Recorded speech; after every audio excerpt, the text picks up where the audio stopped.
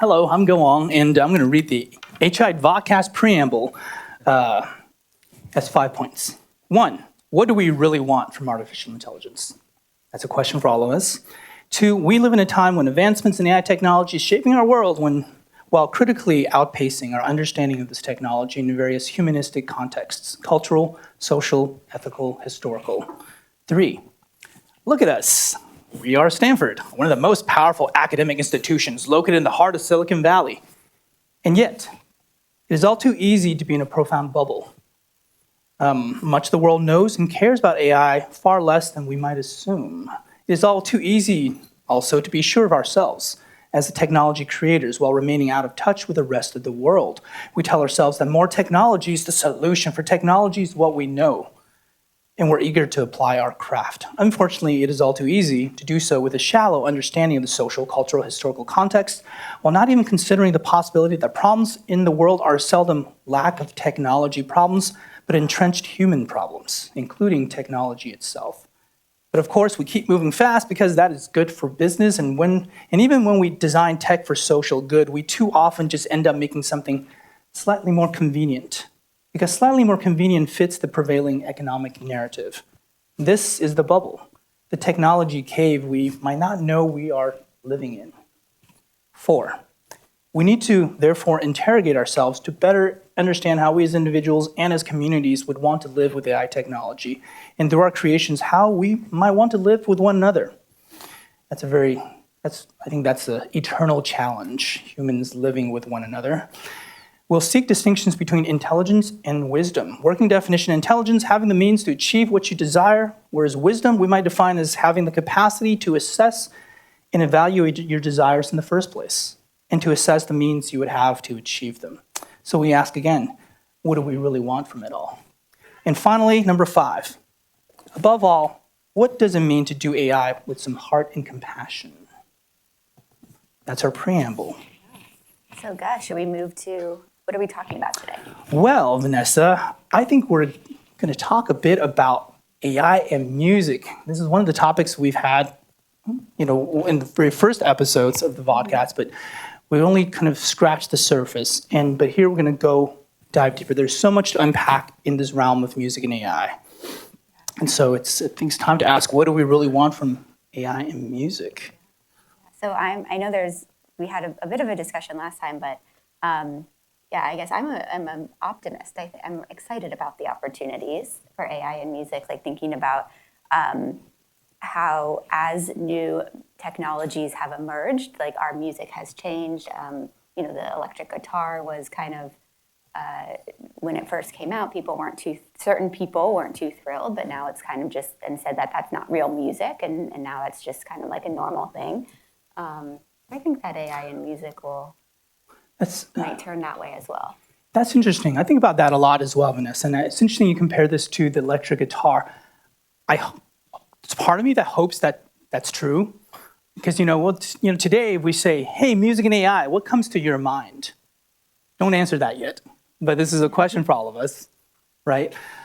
I guess there's another part of me that kind of fears that what if the guitar is not the analogy, or maybe not the right analogy for AI, not so much because it's AI, but so much as how humans actually use AI. What if AI is more like email?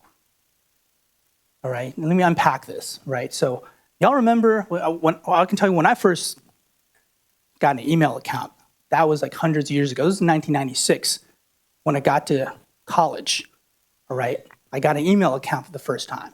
And I wrote my dad, I'm like, Dad, I have nothing to say, but here's an email. Did he have an email? He had an email. He was teaching he was teaching, so he had email. I never had it until that point. So I excitedly wrote my dad an email, and I said, I have nothing to say, but here's an email. Here you go. And I can still remember like being very excited about email. And fast forward to, today, and I kind of want to ask, like, how many people in the room still feels that childlike joy and wonder about email? Show of hands, how many people in the room love email? Love getting email, love writing email, love deleting email? Show of hands, anyone? There's got to be at least one person who's like, email, yes. Nobody. Another question. How many people, someone in these rooms also are allowed to They're participate? participating, yeah. Yeah. What about, do you feel like well, since no one loves email, it would seem, how many people is like feel like they can just shed email from their lives and their work? Anyone? One person. Lucky. How many people feel like you're doing, because of email, you're now doing less work in your jobs? What was that sneer? Someone was sneering. What does that mean? Anyone feel like, oh man, I email labor saving, save me labor. I can frees me up to do other things, right? So I don't know. I'll just leave those questions up there. And my fear, see this. Yeah. See, I feel like AI and music could be different because music isn't meant to be time saving or productivity increasing. It's more on the creative side. Interesting. So you're So saying more opportunity or more likelihood that that will be different. So you're saying maybe in the realm of music and maybe the arts, Yeah. AI, we should maybe see AI differently. Interesting. Well, if I may, Vanessa, Yes. I recently wrote an article. With your permission, I might read the first part of it. It is provocatively titled "Gen AI Art is the Least Imaginative Use of AI Imaginable."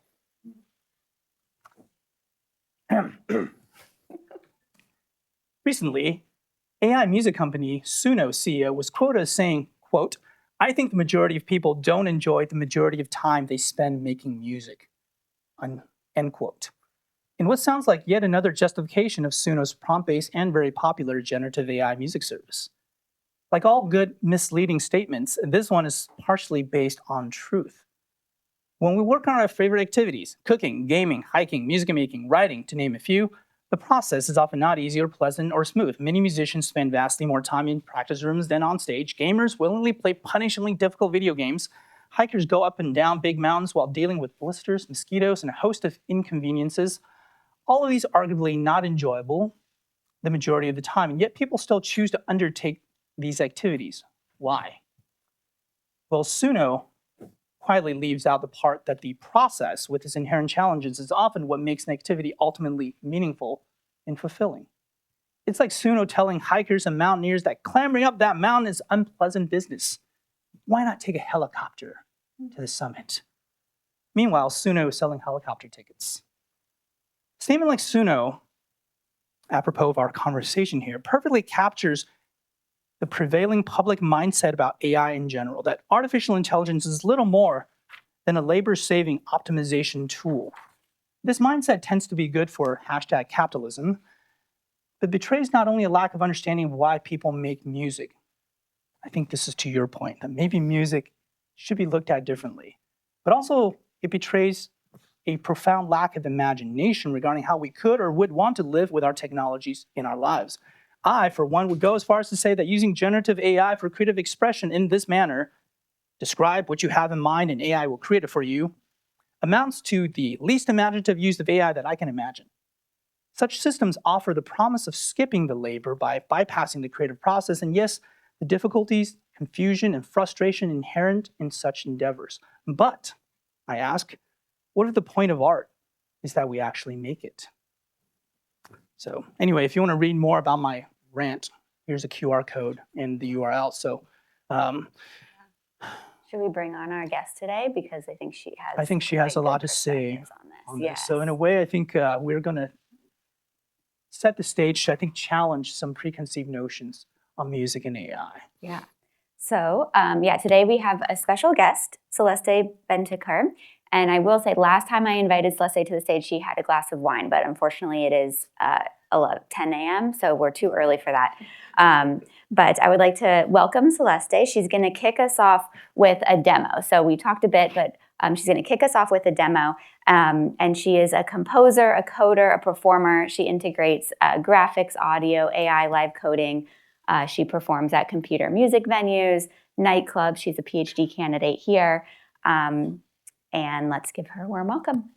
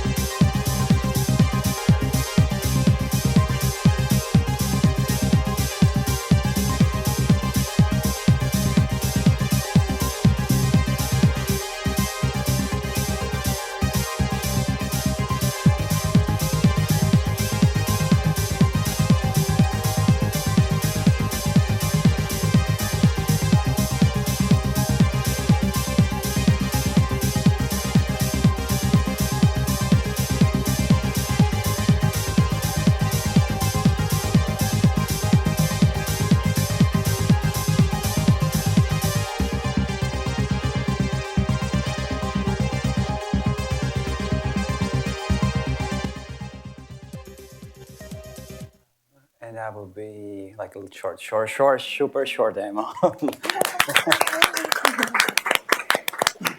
What were you doing? What were you using? Like, how were you making that happen? Okay, so long story short, this is the Chalk programming language, which is a programming language specifically designed at the beginning for audio. Now it's also a game engine and also graphic engine, and we have been adding more stuff like some machine learning tools. It was a part of Gus' dissertation in Princeton. Um, Sorry. and now it's part of the Karma laboratory here in the most beautiful building at campus. So this is mainly, I think you all know this. This is Visual Studio Code, just like for editing the code. But that's the language, and I'm using a couple of different files that are being interpreted on the fly. That's one of the keywords here. So every time the file gets a change, then it gets recompiled. So I have mainly two files. So super short, this is like the score file, and the other file is like a couple of things. One is audio structuring features, and an HMM model that we're going to talk quickly probably later. Very simple, very small model that's triggering the drums and synthesizers and sequences. So I'm live coding. Live coding. So wait, Celeste, let me understand this. Where was the part where you were asking the AI to generate this music for you? Like telling, please do this music? Yeah. I didn't see, I was looking for that. I couldn't find it. What is the AI? Yeah, you weren't doing that? The AI part is just the HMM model, which is a very basic machine learning, old school algorithm, pretty much, I think you all know. And I'm training on the fly that little algorithm in 8 triggers, just 8. So it's just 1 byte. So my data set is 1 byte. And I retrain that every bit, which is like big, big, big. And what I do is just curate the responses the algorithm gives me, and I use those responses in different layers of the audio. So I'm not asking the AI to create the music. I'm asking to accelerate the process of copy-pasting this bit in different positions, in different orders, different rotations, so I can stack all these things as a score very fast. So let me get this right. So you're using HMM, hidden Markov models, which is like state-of-the-art machine learning technique like 20 years ago, maybe even older. And you're using this to train very small amount of data. You're doing this training kind of in real time. Yeah. It happens real time. It's really just an array, like a memory stack of 8, 1, 0, 1, 0, 1, 0, 1, 0. Just 1. Though that's the only thing I'm asking. I can also show that. So it's here. See, the HMM here is being trained here. So this is my data set, which is very small. You see, it's just like, not even, like if you record that. Wait, is this even AI? If you're not like spending like $1 billion on like a GPU farm to train vast amounts of data? Well, so that's been a question we have been discussing a lot. So I found inspiration for this project in the work of a person that I admire a lot, Dr. Rebecca Fubrick.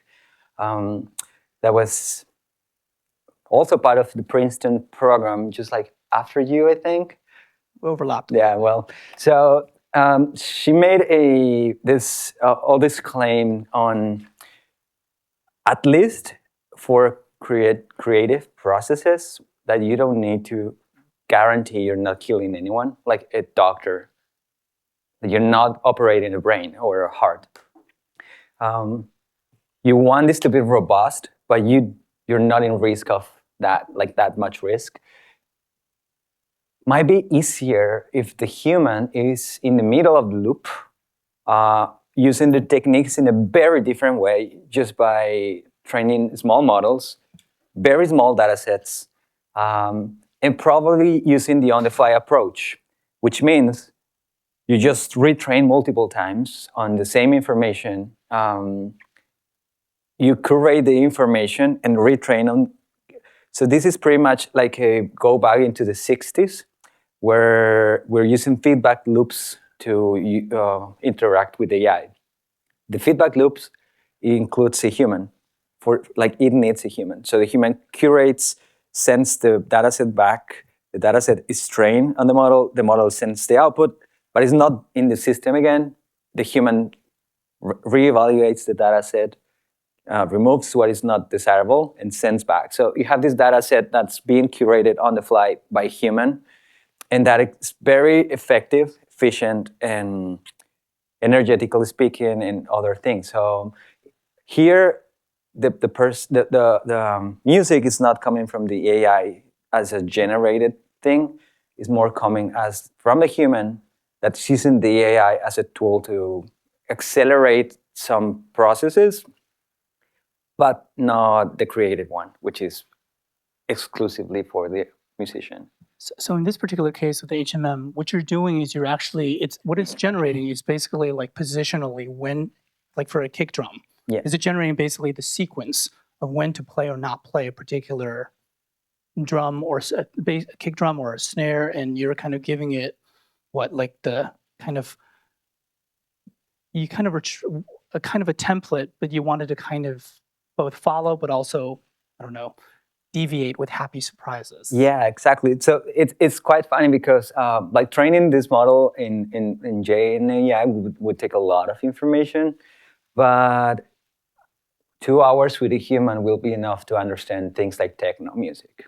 So techno music is a very basic stuff that we just heard. It's a sequence of, let's say, 1010. If we think as humans, not as machines. So thinking as humans will give us a sequence of 1010 is this: boom, silence, boom, silence, boom, silence, boom, silence. Then you have this rhythm: boom, boom, boom, boom. Then in techno music, if you just move that array one position, you have the other one: 0, 1, 0, 1, 0, 1, 0, 1. And techno music, surprise, you got this. Now, with those, just one training data set that's very small, you already have the basic of the techno. But you need a human to be there saying that. Now you have booms, booms, booms, booms, booms, booms, booms. Can you show us that part in the thing? Yeah, so it's, I can, so for example, this section here is the one I'm saying. And if you rotate that,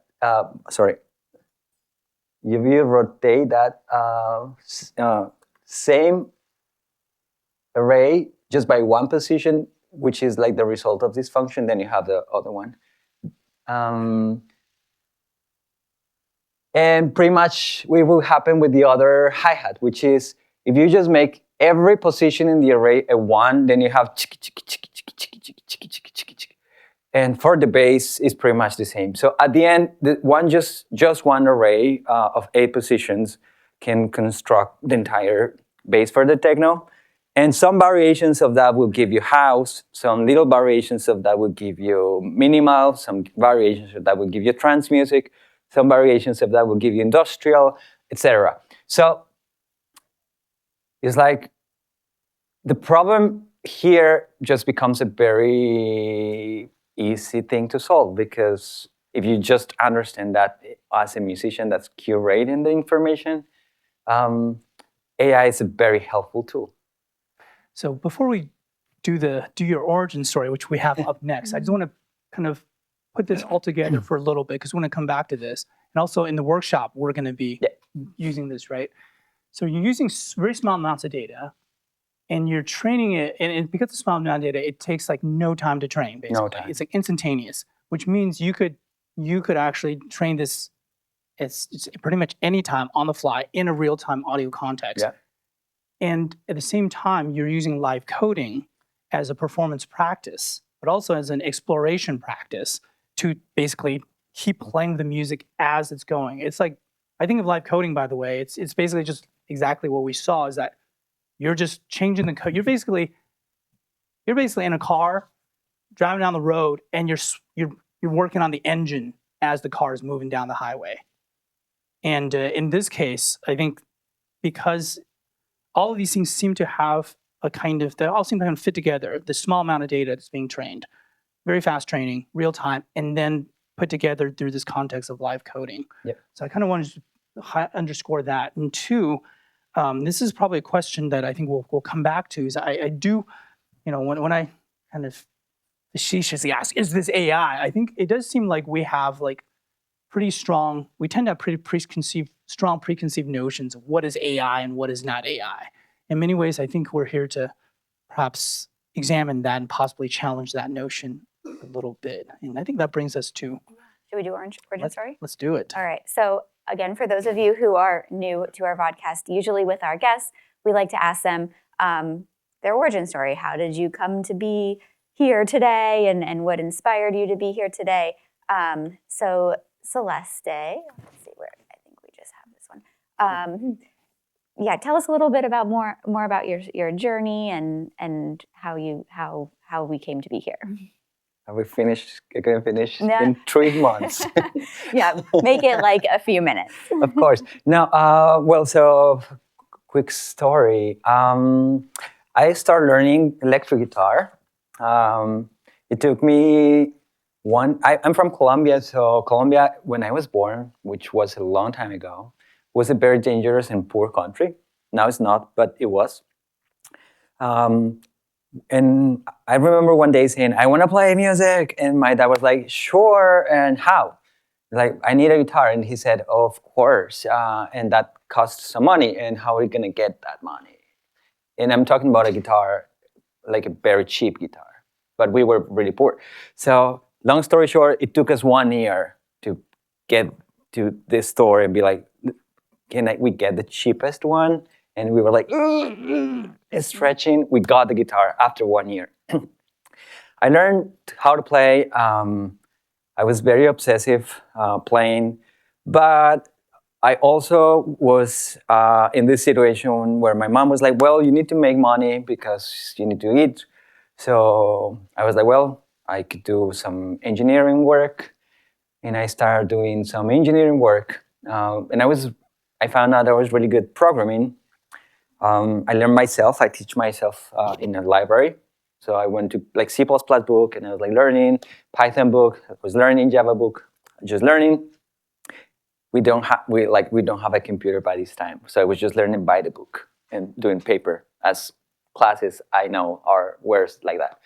So long story short, I met someone in my 20s that says, hey, do you know about this thing called live coding? And I was like, no, what is that? It's like, well, you're an engineer, also you're a musician, and there's this thing in the world that people make music with computers. And I think you should try that because you might be very good for that. Then I just Googled live coding, and the first 4 answers were Miller-Piquet, creator of pure data. Super collider, I don't know what that is. Maximus P, also Miller-Piquet, but blah, blah, blah. Chalk language. So I found the email of the people in those things. And I wrote like, hey, I'm from Colombia. I want to learn to do this. Can you give me some advice? The only person who answered was a person called Spencer Salazar. By that time, a student at Stanford University in our laboratory, being a mentee of its advisor. His advisor. So he was the only person who answered. And that was just by chance because he answered, and I was like, well, so I'm going to learn Chalk. And right now I'm here as part of the Chalk development team, which is an honor and a pleasure. Wait, so you're saying if Spencer didn't email you, you probably wouldn't be here right now. Yeah, we talk, and then we met in Mexico in a conference of live coding, and I took pictures as if he was Mick Jagger. So he was like there, and I was like, "You're Mick Jagger to me." And I went and taking selfies, and probably he was like, "I'm just a PhD student at Stanford. What is going on?" And I was like, "Ah!" I suddenly, at least temporarily, feel a little better about email. Cool. Yeah, see? Maybe it's not so bad. Well, thank you. And well, maybe with that in mind, I think we have more questions for you, as I'm sure others in the room as well. So I think if we were to kind of zoom back out and think about AI in music, how do you think about the role of AI in music and making, and how would you articulate that? And there's so many different ways we can think about this, but I kind of put that out there. And any questions for us also? Yeah, you both pointed a very good thing with this Suno situation, which is very strange. For sure, I read this as a problem of this capital system. This guy is trying to sell tickets for going to the mountain, and he has helicopters. And so he's trying to convince people that doing this is very bad, and we will help you. You will have music. You just prompt, and then there's no need for you to worry about making music. We can sell you some music. So that definitely shows one of the roots of this problem. But I'm not going to start with that. I will say, in my case, has been a very helpful thing. For example, I do hate to spend hours trying to find music in Spotify. It's ridiculous. Like, next, it's bad, I don't like it. At some point, I'm so tired, but AI, in this case, has been very useful for me. I just pass an entire algorithm to this, and I'd be like, if it's 90% similar to the rest, don't even show that to me. Like, if it's the same chords, I don't care. If it's the same timbre, I don't care. If it's just past those things. And then I'm like, well, with the rest, which is a very nice example set of 20 songs that I did not find, but this algorithm did save me some time in that moment, I would be like, I'm going to learn from these people because these people is the one who is being creative in music, who are innovating, who are doing crazy things. So in that case, it was like a saving time for me, not wasting my time going through the same song, 10 million songs that are also generated by AI, which is the problem because this is also a feedback loop. So going back to the thing, Suno creates a song that's posted on Spotify that's pushed by the AI Spotify algorithm to everyone's list. Then everyone likes that, and then that type of music gets pushed back into the algorithm, and then we just have a lot of songs that sound exactly the same, a lot of artists that sound exactly the same, a lot of AI creations that are not innovative at all. So in that case, I will say it's very helpful for me. Other thing is being like doing music. Sometimes creating a lot of material, like for the drums and all the stuff, will take me a lot of typing, which is not complicated, but it's a lot of things that are not. It's just a mechanical process, and copying and pasting then becomes easier. But at the end, I don't want to take my agency out of the composition. It took me 1 year to buy a guitar. So I'm not going to say to an algorithm, do my music, because I already spent 1 year begging for one guitar. So you see what I mean? It's like, I'm not giving me agency up. It's like my agency for doing this is what I dedicate my life to this. And I want that pain. I want the pain of writing my music, fighting with the chord, even knowing that the next chord should be this one. But you want to be there. I want to be listening to the thing and being like, no, E minor now, then try 10 more and going back to E minor. It's fine. You want the pain. Yeah, you want at least the option, the agency of things. Yeah. I want to I'm going up this mountain myself. Yeah. And maybe a helicopter might be good in some cases, but also there should be an option for you to actually choose to clamber up that mountain. Absolutely. Right. This is what I'm here. So within all of this, I want to point out there's, in this conversation of AI music, there's a lot of different dimensions, and all of those I think you've already touched on. I kind of want to just list out some of these things for our thinking, right? I mean, certainly if we think about generative AI, there's a lot of legal dimension. There are, within that, are ethical dimensions. For example, do you have ethically sourced training data, for example, right? But then I think we don't really talk about a lot or nearly as much compared to, say, the legal and the ethical dimensions of AI is something I might call the aesthetic dimension, right? And this is kind of where I think what you've been kind of not only talking about, but you've been showing us, this has to do with how you actually choose to work within this, but also how did that make you feel? And how does it make us feel as, say, audiences who participate in live coding performance, or if we code ourselves, right? And to top all of this off, you mentioned Dr. Rebecca Fiebring, who I think had this notion of a small data mindset. Yeah.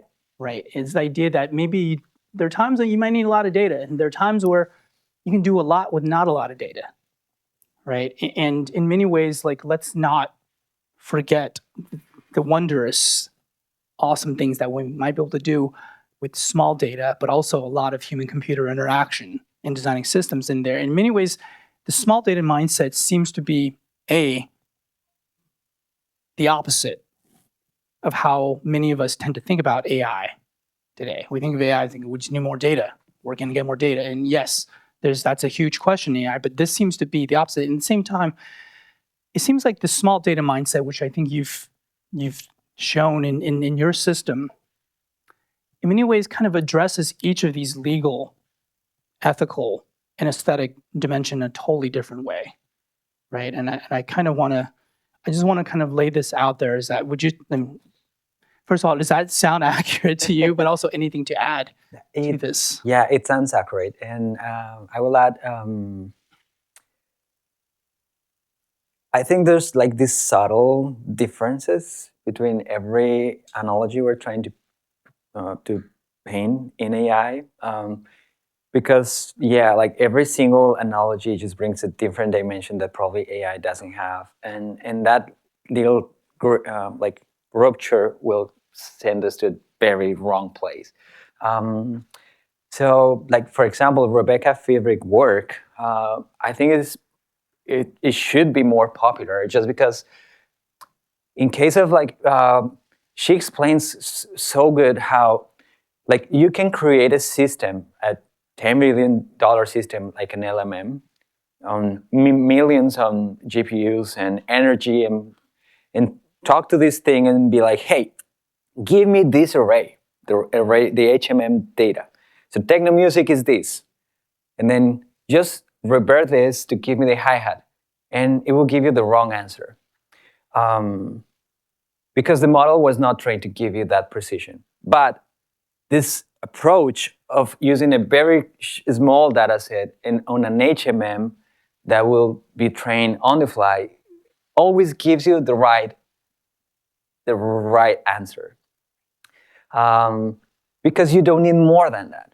So it's like building, I think it's like building a huge tool to remove a little thing from the floor that someone could just be like, what do you want to do, like this, and then you grab it. So you're spending all the military infrastructure of the world to do this. You can do it by hand. So I think that's pretty much what Rebecca was trying to say. Sometimes you just need a couple of examples. So for the workshop today, I was training last night with my kids this model, and it's a little model that uses 5,000 examples to understand 5 different gestures. 1,000 examples per gesture. So whistling, being quiet, doing white noise, talking, and singing. the model can understand that with just 5,000 examples. There's no need to have a GPU. This computer I'm using doesn't even have a GPU. It's not an NVIDIA power computer. It's just a normal old computer. 5,000 examples, and it can recognize 5 different gestures from any user that's doing different things and trigger those things, different things in the computer. So for my kids, we're like, oh, can I do that with ChatGPT? It's like, no, you can't. But this is cooler. It's like, well, it's just simpler and smarter way to approach the whole thing. But again, it needs a human to take this and do the work around. It seems, I mean, at the very least, it seems different, right? I mean, to see the code in front of you, to be able to kind of go in there and change it, I guess it seems like the difference between, and also, by the way, I'm also an electric guitar player. That's, my first instrument is not the electric guitar, it was an accordion.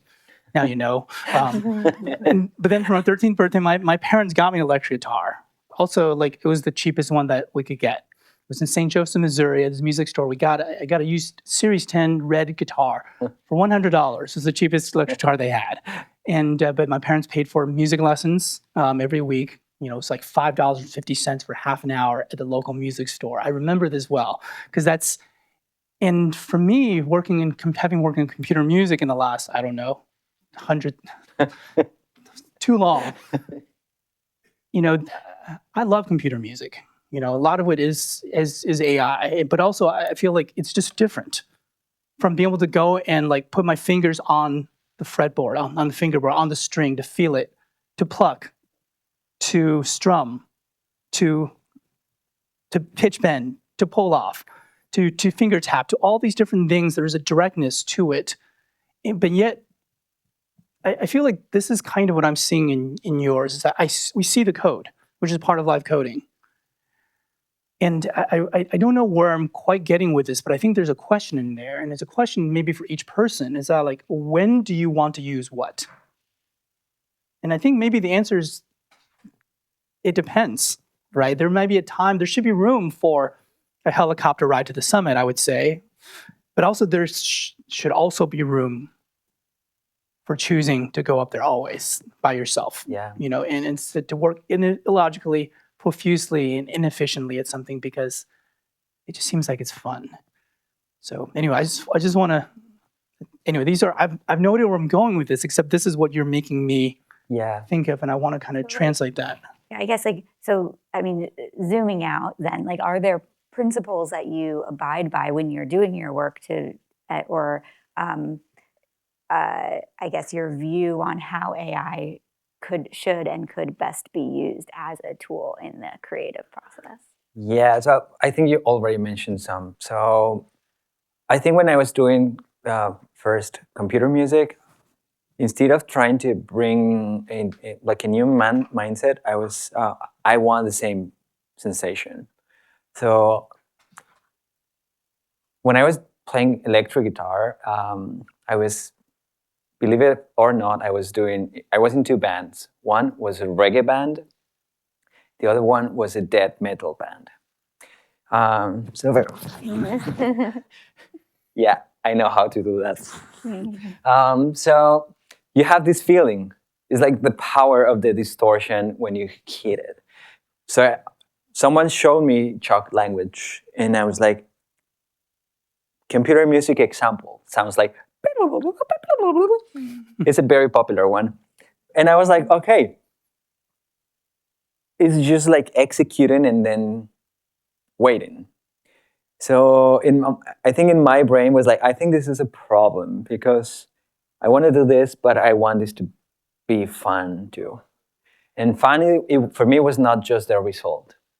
So it was like, I need a way to solve this problem.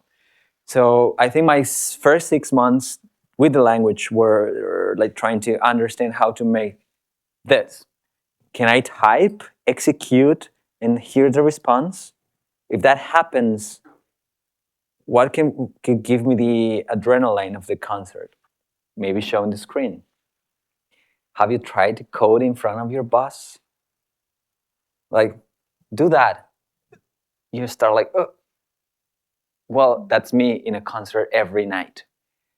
in venues, in being concert hall, I just project my code and it's like the full theater, and I'm like, you're gonna see my screen, and I'm gonna start from scratch, and I'm shaking too.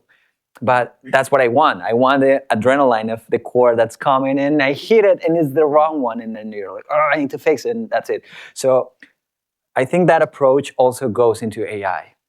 When I found AI at some point in my life, it was like, well, yeah, so you do this, and then you have some results, and what's the point here? At least creatively speaking. And this takes me to the other question. For some things, probably it's very useful. Some things we don't really want to do. AI will be very powerful. So it'll be like, okay, I just want to prompt this system to the things I don't want to do, and the system will give me the answer, which is the only thing I need. Because I don't want the process. I hate the process. Collecting trash, it will be a nice, very beautiful thing for this kind of system. But for other things, I want the process.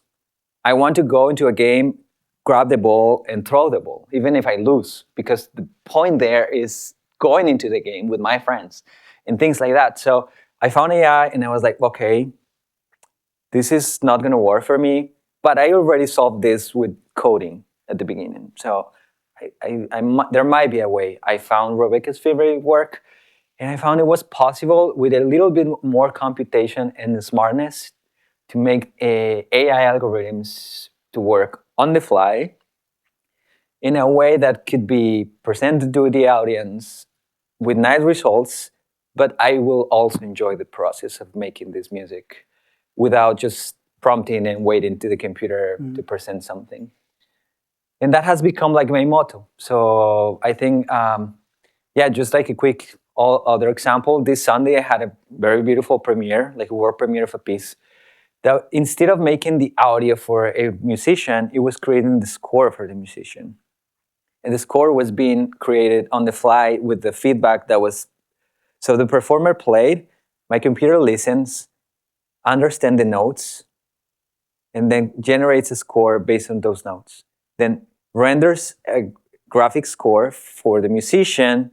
Again, you see the loop, and then there's a human to play. Then this person plays, the computer listens, and the feedback loop is completed. Then the piece is beautiful.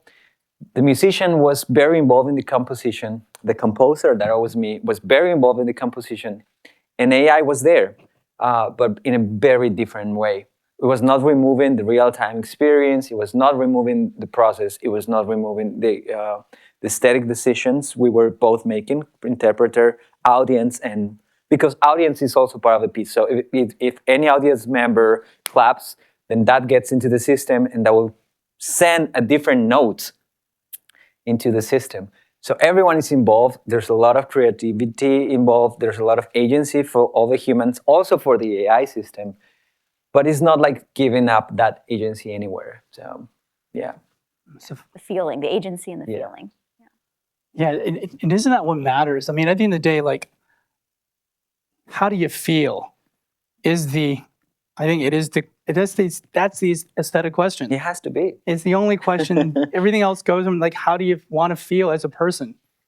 Isn't that like the most, perhaps the question, aesthetic question? Yeah. Because I think everything else you can derive from, do I feel like I belong here? Do I feel safe? Do I feel free to be myself? These are all, I think, aesthetic questions. And I think, how we do things matter because it changes how we feel. And I want to underscore this. And maybe before we wrap up, I kind of want to take what you said and kind of, if I may, try to distill it down, right? Because I'm hearing all these things that I just taking notes. So you mentioned, it seems like you're setting up this, I think you're advocating for us to think about process versus results, like critically, right? And it's not like a one-size-fits-all solution of I just want results or I just want process, but those are two things that are both, I think, valuable. Of course. Right, and it's easy, I think, in this age of so much like wanting to go towards automation, that we only want the results, but what's at stake is that we might lose all the benefits and the joy and the sublimity that might be possible in the process. Secondly, I'm hearing you say something about visibility. I think it shows us in the live coding is that there is a certain transparency to this. And even though no, it's a hidden Markov model, so there are aspects of it still, like there are some parts I'm never going to see. But I'm seeing a different level of granularity. And so it's not just visibility, but maybe granularity matters. Like how much you are able to actually work with and how much you're seeing it. And in a way, like this is the kind of granularity, this kind of edge I personally wouldn't want to lose as a musician, or I wouldn't want the world to lose, including for people who don't think of themselves as musicians. Because I think you don't have to know how to play an instrument to actually feel all the different textures and the edges, all the different parts and the aspects of sound of a piece of music, right? I think you just have to be willing to listen and listen deep, right? And the third thing seems to be, I guess, an advocation for really thinking about where the human is in the loop. And I'm using this because I remember Rebecca Fiebrink would say, there's usually always a human in the loop when it comes to AI systems. If you're doing fully automated big red button style AI, the human is actually still in the loop. Like basically the human in the loop in terms of training data, how the people who choose this training data. But I think the question seems to be not whether there is a human in the loop, but where that human is in the loop and how tight that human is in the interaction loop. Because in your case, you're putting yourself in the interaction loop as a curator of code, but also in your recent premiere, the Sunday, the acoustic musicians on stage, they were part of the loop with the AI. So again, Vanessa, I have no idea where I'm going with this, but I think I just want to regurgitate at least the thoughts that I think Celeste is. You're making me think thoughts, darn it. And so, Should we? Yeah. Maybe I'll end by saying, I feel like doing AI as you are, Celeste, and I want to underscore this for everyone. I guess my thought is doing AI as you do in its many different ways. And it's not a single way you're doing this, right? In an age of generative everything, including code, music, video, text, everything. It seems like doing AI as you do in the age of generative everything seems like nothing less than an act of rebellion, right? And perhaps that's not unlike you yourself as an artist and as a person. And I think that is something to be noted, right? In this age, I think like there are things that needs to be acts of rebellion. And I'm talking about this in so many different contexts. But for now, just stick to music, right? In an age where everything is trying to be optimized away, to actually write code for yourself, to make music for yourself seems like an act of rebellion. And I feel that's so important, and so before we go into the workshop, I was wondering if you had any parting words of wisdom for this part of the podcast and workshop. Any questions you want us to maybe think about? Well, no, I think we already discussed pretty much everything. I do think as humans, again, there's things we need to solve as community. Things we need to put on the table, food for everyone and things like that.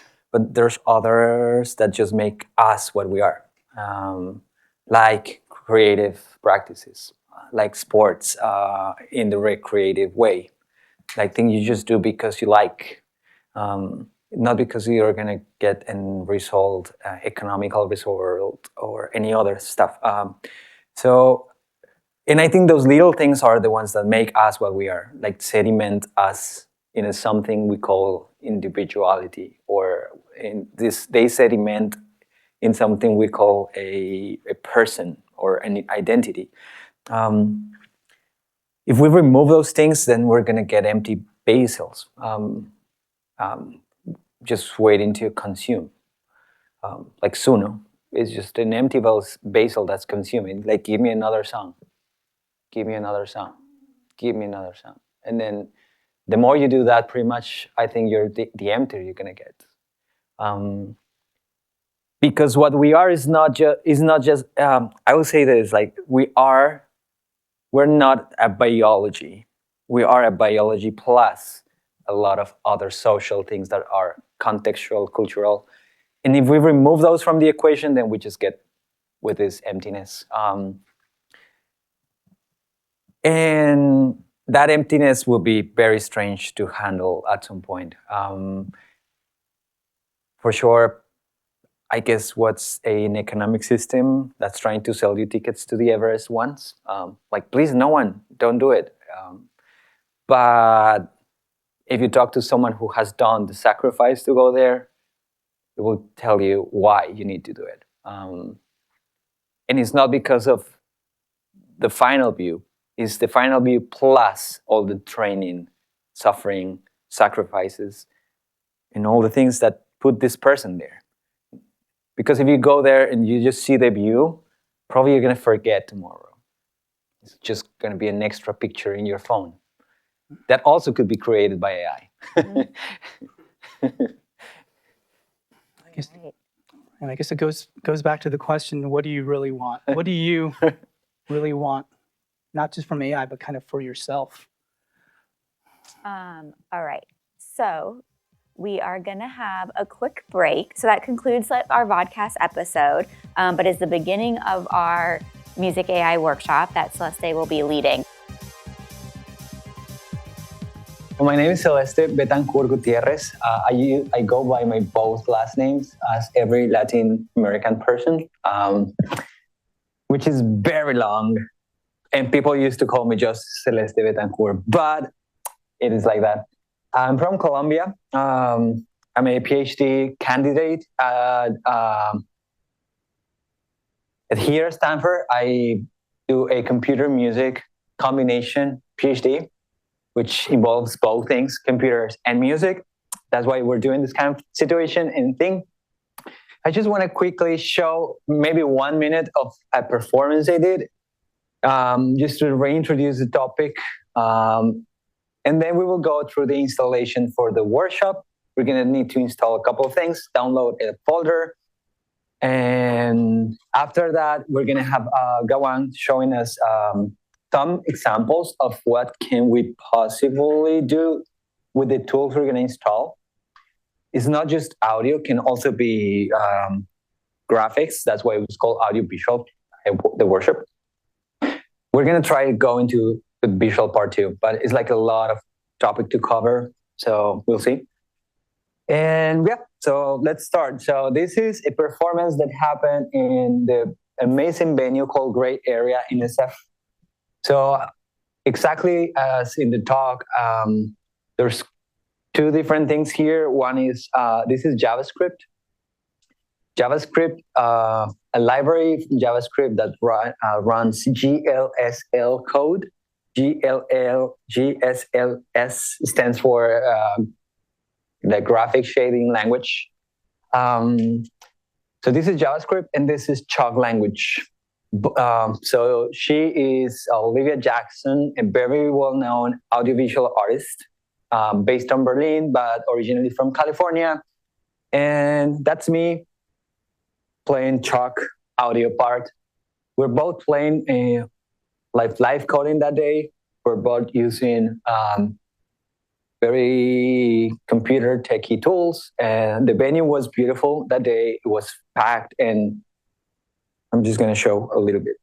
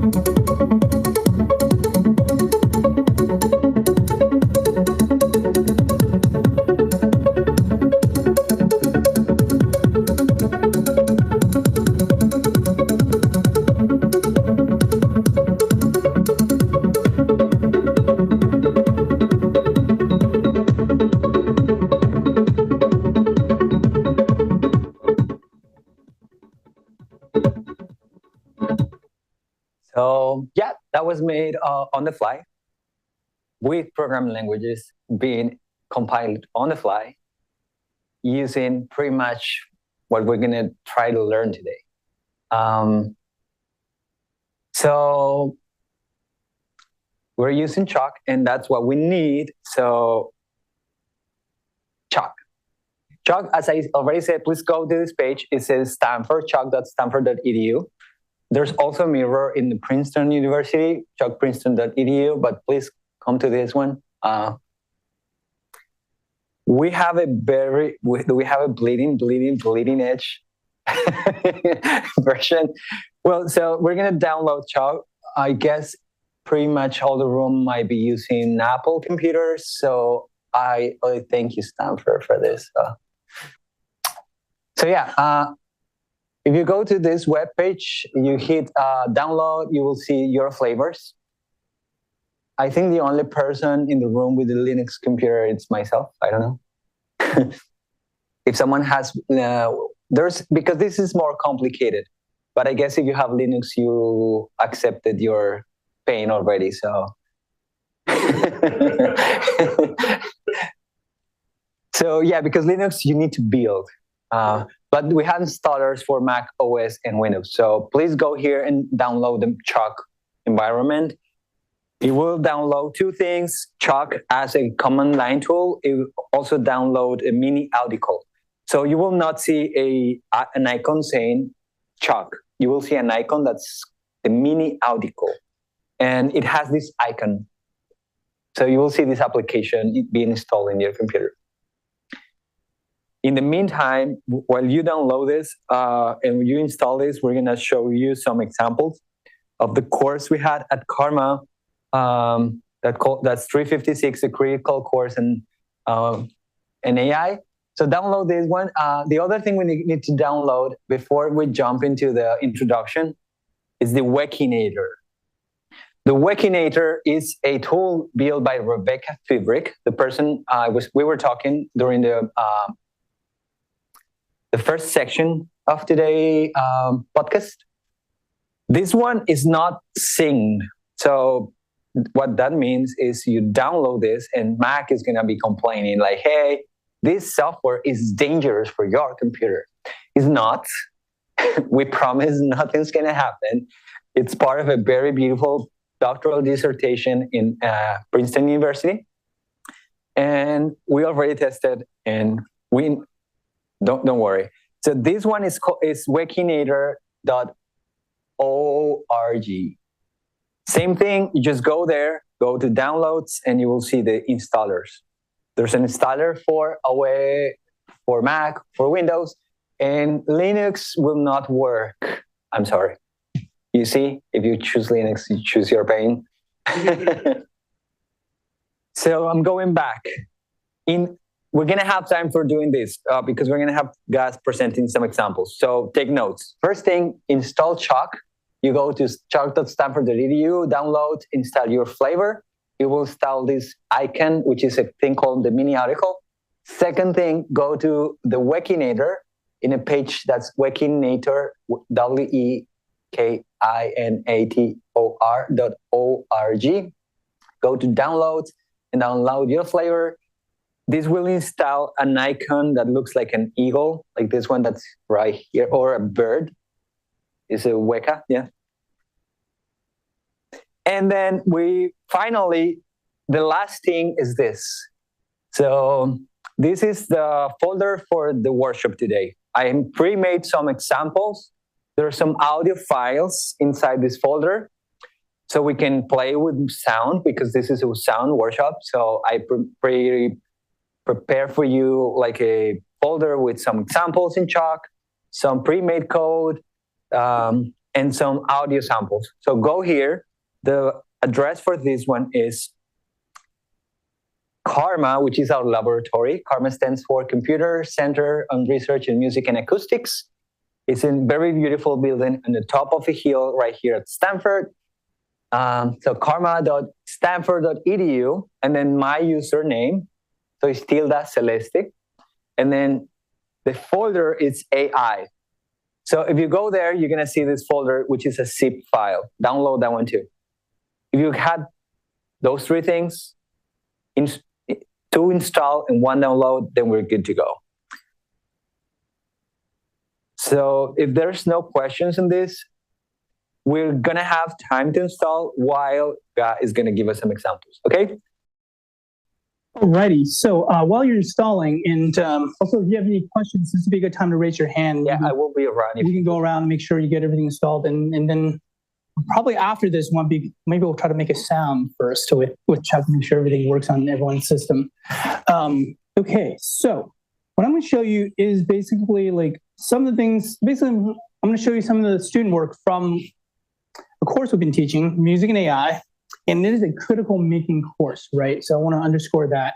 It's a cross-disciplinary music and CS here at Stanford. And the critical making part of it means that we're actually building things a lot. We actually learn through building. But the critical making means we're actually thinking a lot about the implications as broadly as possible of why we're building these things, for whom are we building these things, and really attending to all these different dimensions, whether they're technological, interactive, aesthetic, social, right? All of these things I think we're attending to. So I'm not going to go into too much detail about the course itself, but rather just to show you some of the stuff people have built with this and using some of the small data mindset we've been talking about. Basically, the assignments we show come from one of these three homeworks, and I'll show you one from each of these in turn. All right. First one is actually using Word2Vec. Which is vectorized words. This one is basically vectorized words is basically a form of unsupervised learning, where you basically train on a large corpus of text. This is kind of the great grand aunt of LLMs, right? Vectorized words, and what you're doing is that you might train on the last 50 years of articles from the New York Times. What you get is basically a high dimensional space in which each unique word has a unique location in this high dimensional space. Dimensions can vary between typically 50 to like 500. And what you get from that is basically semantic distance, as it were. So the idea of the Word2Vec is something like vectorized word, of which Word2Vec is one of them, is for example, cat and the word kitten will be found closer together compared to, say, cat and airplane. Right, and this just falls out. This is unsupervised learning. It typically just falls out if you train it up on enough text. All right, so there's a lot more I could say about that. But in this assignment, people were asked to make basically kind of a tool using this. These are words. I'm division. I'm division. I'm division. I'm division. I'm division. I'm division. I'm division.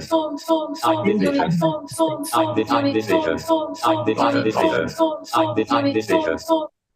And you can see, like, this is not just like generating me a poem, but this is a interactive way to like kind of perform a poetry reading with AI. And here, this is a work by Andrew, who is actually kind of navigating this high dimensional space. So you can kind of influence what kind of words show up next. But all the words are from this database. I'm division. You actually I'm division. I'm division. Option.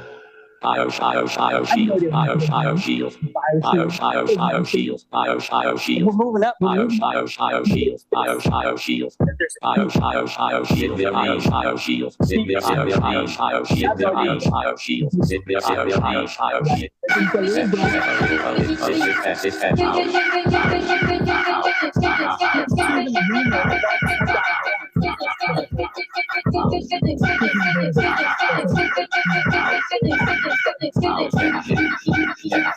Want to see teleport in here. This is like he's actually moving to a random location within this high dimensional space.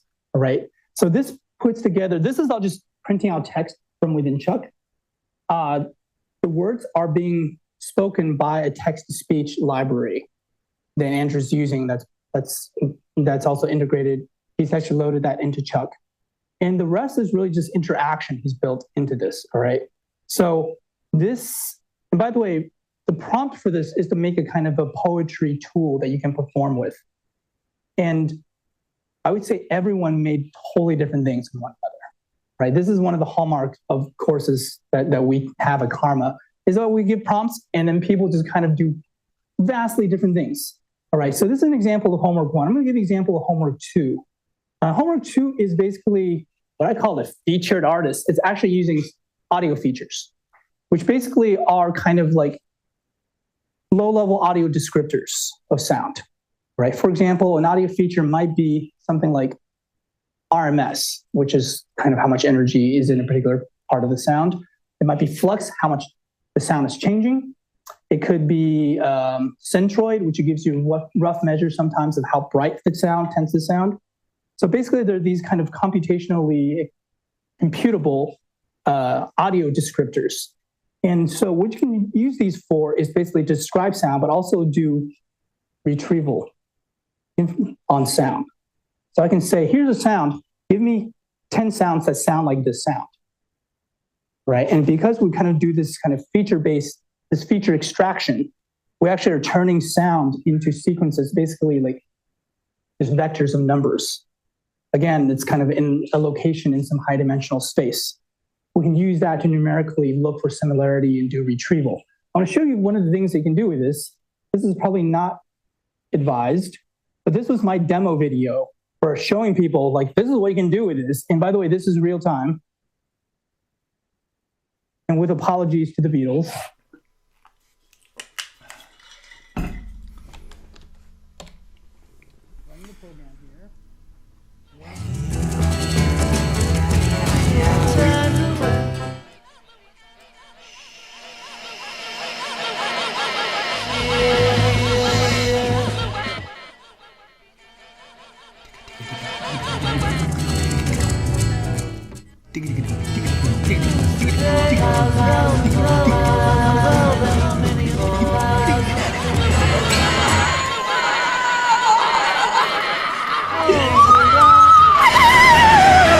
What in the world's happening here? First of all, I'm afraid to ask this, what do you guys think of this? So what is happening here is that I'm in real time actually making sounds into the microphone. That sound in real time is actually getting its audio features extracted, basically turning each, like, let's say, 10th of a second of sound. Each of those becomes a vector of numbers. Those numbers represent the audio features that I'm basically extracting from that little segment of sound. And I do this in real time, like 10 times a second. All right. And each of those vectors basically is a location in the high dimensional space that's a kind of some representation of what that sound, some kind of qualities of that sound. And we can look for similar neighbors in that high dimensional space of like other sounds that are currently in the database. So I pre-trained this on like just the Beatles, A Day in the Life, apologies to the Beatles, where I've gone through this process and actually turned the Beatles into basically a giant matrix of just vectors of numbers. But at any given moment, I can basically say, oh, this half second of sound could sound like this other thing. So here I'm providing a live input, doing feature extraction on it, looking for similarity, and finding like maybe the 10 nearest neighbors to what the sound I'm currently making. And then I'm using audio synthesis to kind of stitch those sound fragments together. And the other thing to know that this is real time. And because it's real time, again, speaking to this like small data mindset, it can be performed. And I'm not sure I would call this performance. It's more like, hey students, this is what you can do with this.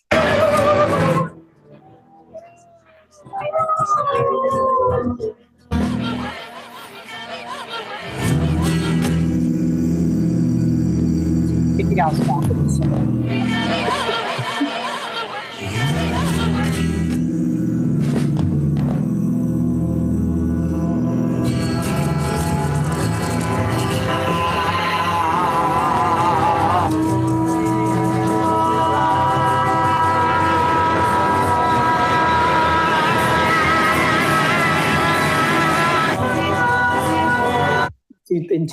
Intensity of like I've actually played with this for 2 hours before making this video, so I can kind of get at all the different nooks and crannies of like varieties from just that one, just fragments from that single song.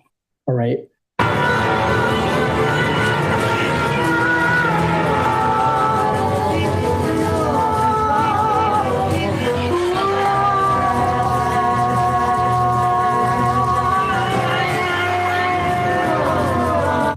And if I go to the end here, you'll kind of.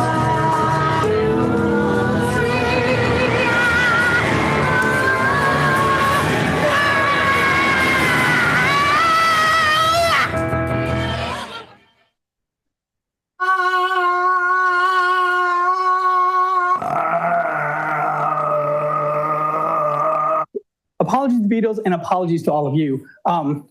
So this dry mic audio is actually what Chuck is hearing. It's not what's coming out of Chuck, it's what's going into Chuck. What's coming out is the stitched together version using only fragments from a particular, in this case, it was the Beatles song. So using this kind of feature-based kind of way to think about, kind of working with audio, let me show you something else people have done, which is entirely different, from this. Now, Celeste, for example, I'm not going to show this right now, maybe we'll show it later, but you basically trained it on, you were using Beethoven to drive techno music, I think. Yeah. Yeah, it was drum and bass. Yeah. So let me see. Let me go to materials, 356 video. And this is using Tunity, which is Chuck in the Unity game engine. Peace up, A-Town down. Peace up, A-Town down. Peace What Andrew has done here A-Town down. A-Town down. is to basically take 3 artists, 3 music videos. All right, it's Usher, Nicki Minaj, and Philip Glass from the film Coy and Escazzi. And what you're seeing here, right now we're just seeing Usher, right? And each one of these is like a piece of, the song in high dimensional space, but this has been dimensionally reduced down to just 3 dimensions, so we can actually see this visualization. The green lines actually represent the sequence of these fragments. So if you were to follow this green line you see here, it actually goes through the song from beginning to end. The green line shows something in the sequence, but the distance of these things to each other represent some measure of distance in this high dimensional space. All right? So things that are closer together should sound by some metric, depending on the features that were extracted, to be similar. As we fly through in real time, you're actually hearing the end nearest fragments at any given time. And they're also being stitched together, all right?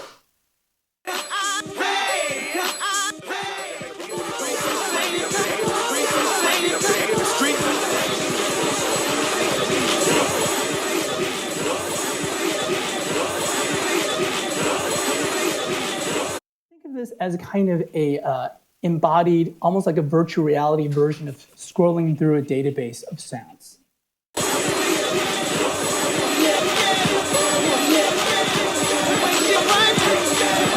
I'm going to fast forward here. Now you see a second set is.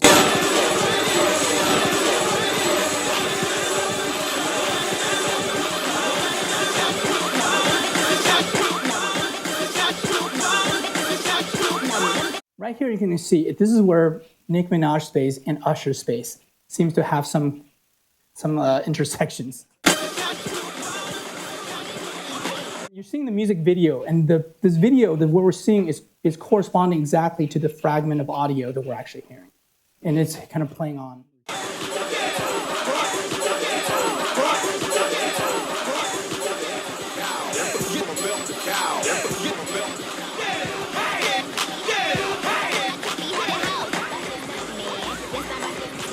In the club.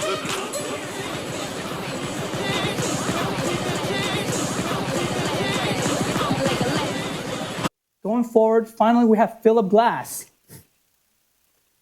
Some say Philip Glass is a minimalist composer. Some say Philip Glass was never a minimalist composer. I have no idea what Philip Glass thinks Philip Glass is. Go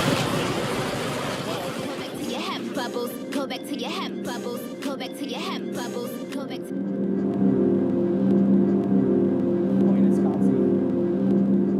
Most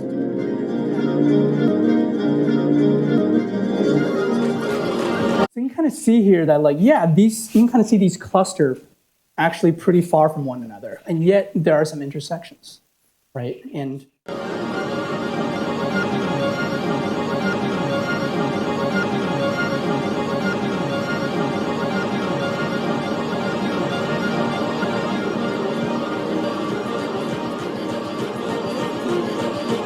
right there, you hear this?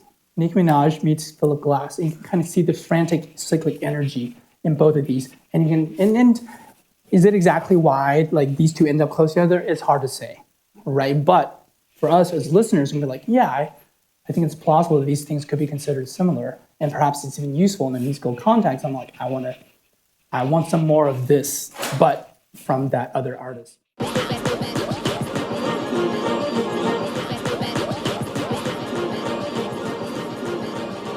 What is this thing? Is this a visualization tool, or is it a new kind of artistic instrument? I have no idea, but it was an assignment in class that had to be done. So this would be, you can kind of see even within my like really frightening example of using kind of using that as an instrument of sorts to this, it's the same kind of principles that we're exploring in these, but the results of what people are building are vastly different. Now I want to show you Wekinator. This is the third assignment. And what Wekinator is Celeste will go into, is Dr. Rebecca Fiebring's one of her magical software frameworks. And what Wekinator is an interactive machine learning framework. And with it, and I say interactive because you can train it in a very short amount of time. Let me show you an example of Wekinator in general, right? So here's Dr. Rebecca Fiebring, and that's Wekinator. I spelled out for you. So you can use Wekinator to quickly train things like this. This is Wavebot.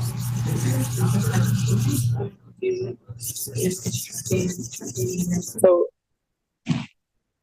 this is a leap motion down here. What it does is it actually detects skeletal information. So you can put a hand in front of it, it kind of knows it's your hand, right? That gets turned into basically another vector of numbers that represents your joints and the location in space, right? And Wekinator is using this information and iteratively training a machine learning model. In this case, it's just doing classification. It's saying, hey, is someone waving at the robot wonders? If the answer is yes, then it waves back. If there's no, then it doesn't wave. So this is a simple classification task that's using gesture, but it's been trained on, basically on different gestures by example. And the magic of Wekinator is the following, is that you can basically, and we'll see this in action. The idea behind Wekinator is not like a train it and done. It's like you give it some starting training data and you see how the system behaves. Does it classify things the way you want, for example? And if not, you don't start over, you give it more examples, right? You give it more examples and then that's integrated into the overall model. And you can kind of keep doing this iteratively, so you can give it continually refined examples of training data. And you can do this very quickly. In this case, it's actually not needed. I suspect you just need to show it enough examples of waving for it to be like, well, that's waving, and maybe things that are not waving, you can kind of give it and say that's not waving. So this is basically supervised learning, and we are just training the system to recognize the wave. But this is done in like, if you know what you're doing, once you've figured out what you're doing, actually, the actual training takes like a minute, maybe less, to do this. It certainly took far longer to actually build this robot with servos out of cardboard and to actually have it like wave at you. All that probably took far longer than this. But also, this is all it does, all right? So what have people done with this in class? Well, if you've seen this presentation before, you'll remember this kind of was an instant classic when this was unveiled in class. And this is how we do things. We basically have people build things and we show them to one another. Maybe not unlike how we're going to do in this workshop. Just go and build stuff. Let's see what you end up with. And you'll see, because we are not asking people to solve problems, but rather, by the way, the prompt is this. In this programming A2, you are to use Wekinator to create 3 interactive AI utilities or toys in your everyday life. These don't have to be useful. In fact, whimsical is good. Absurd is good. Playful is wonderful, right? What we found is that if you don't ask people to solve like a well-defined problem, it's actually an invitation for people to get really creative. If you ask people to build useless things as engineers that actually are interesting to them, you'll find that's when you see how creative people actually are. And the answer is really creative. You just need to get people in the right mindset. So it's kind of weird for me as an engineer, like all my degrees in computer science, and yet all my classes, I'm explicitly asking people to build useless things that are interesting to them. And the reason I do this is actually because I think that if you really want to understand a technology, you don't go right out of the gate and try to solve a problem. You play with it, you explore it. And that's how you probe a thing for both its limitations and its capability. And so this kind of useless, as it were, play is how I teach. And I think and that's when you see how creative people actually are. And so here's a truly useless thing. Back to this. This is AutoRis. And for those of you who have not seen, if you haven't seen this, I hope you don't mind seeing it again. If you have not seen this, have fun.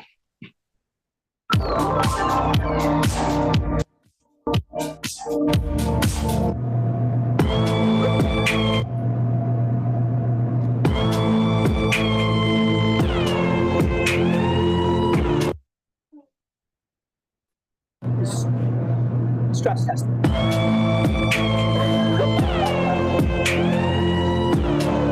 Let me just pause on this screen. I don't do this in my talks because this is the workshop. I'm going to just give you kind of, okay, he's using another software, Face OSC. All right. That's a standalone software that's basically going to take camera data and detect faces, but not only detect faces, but actually show where all the different kind of like points are. So it actually knows about like things like where your eyes are, whether they're open or not, how wide, like basically it's all a continuous data about your mouth. It even knows kind of your nostril. Like if you're flaring your nostril, this actually can have a chance of detecting it. It's called Face OSC because it's sending OSC, which is a standard for sending control data. It's called Open Sound Control. It just sends it's like MIDI. It sends streams of data. And that data is really good to go into Wekinator, which is trained on Face OSC output. And in this case, it's doing another simple classification task. And the task is rather simple for humans. Like, is the person giving a seductive glance? If yes, play some cheesy saxophone music. That's it. That's it. That's all it does. So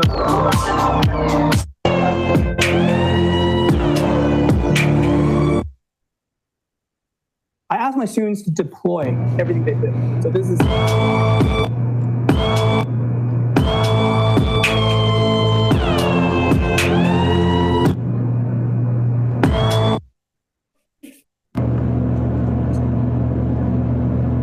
different user.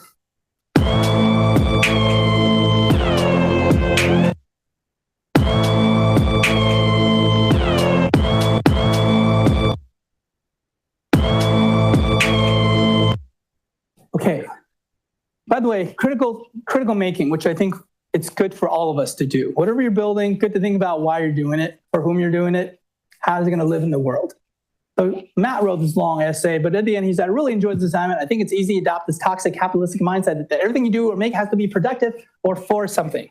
But when we follow that dogma, we forget to make beautiful things just because they're beautiful, do funny things just because they're funny, or make stupid projects just because they're stupid. There's so much beauty in doing things just because it was nice to take a pause on life and make something just for the sake of making it and for a grade. But that was more of an afterthought. When you're a teacher, you feel like you win when you read this. All right, just saying.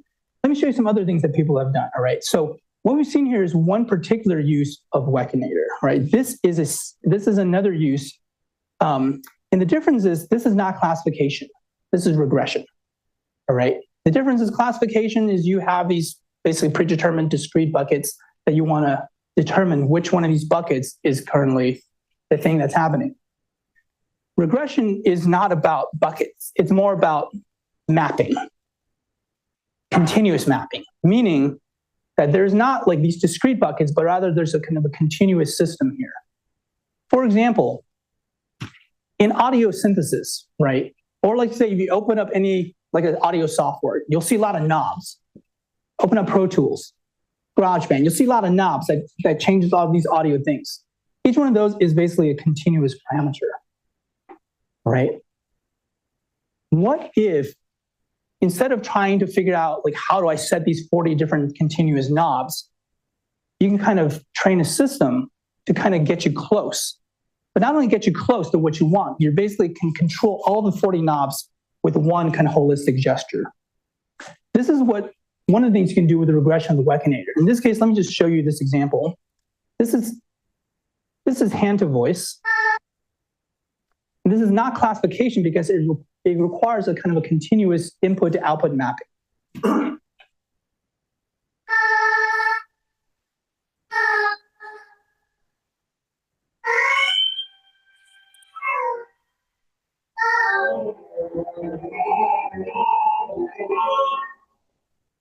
So what's happening here? All right, let's quickly unpack this. So this is regression. It's not using face OSC. This is using another tool, I think it's called hand OSC. And this basically turns, using computer vision, it kind of looks at this and basically gives you a skeletal kind of tracking of your hand. Unlike the leap motion, which has a lot more kind of nuanced 3D data, this is purely looking at like a 2D image coming in from your, like say your webcam. That data is then trained for Wekinator to control this voice synthesis singing model, which may have anywhere between 1 to like 40 parameters. But in this case, really what Andrew is doing is he's using just opening and closing to control how loud.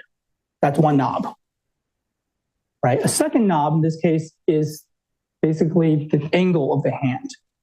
And that in this case is controlling what?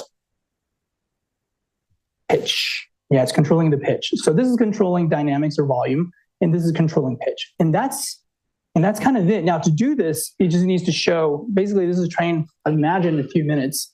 You just need to show it enough examples. And to know that this is kind of somewhat of linear mapping.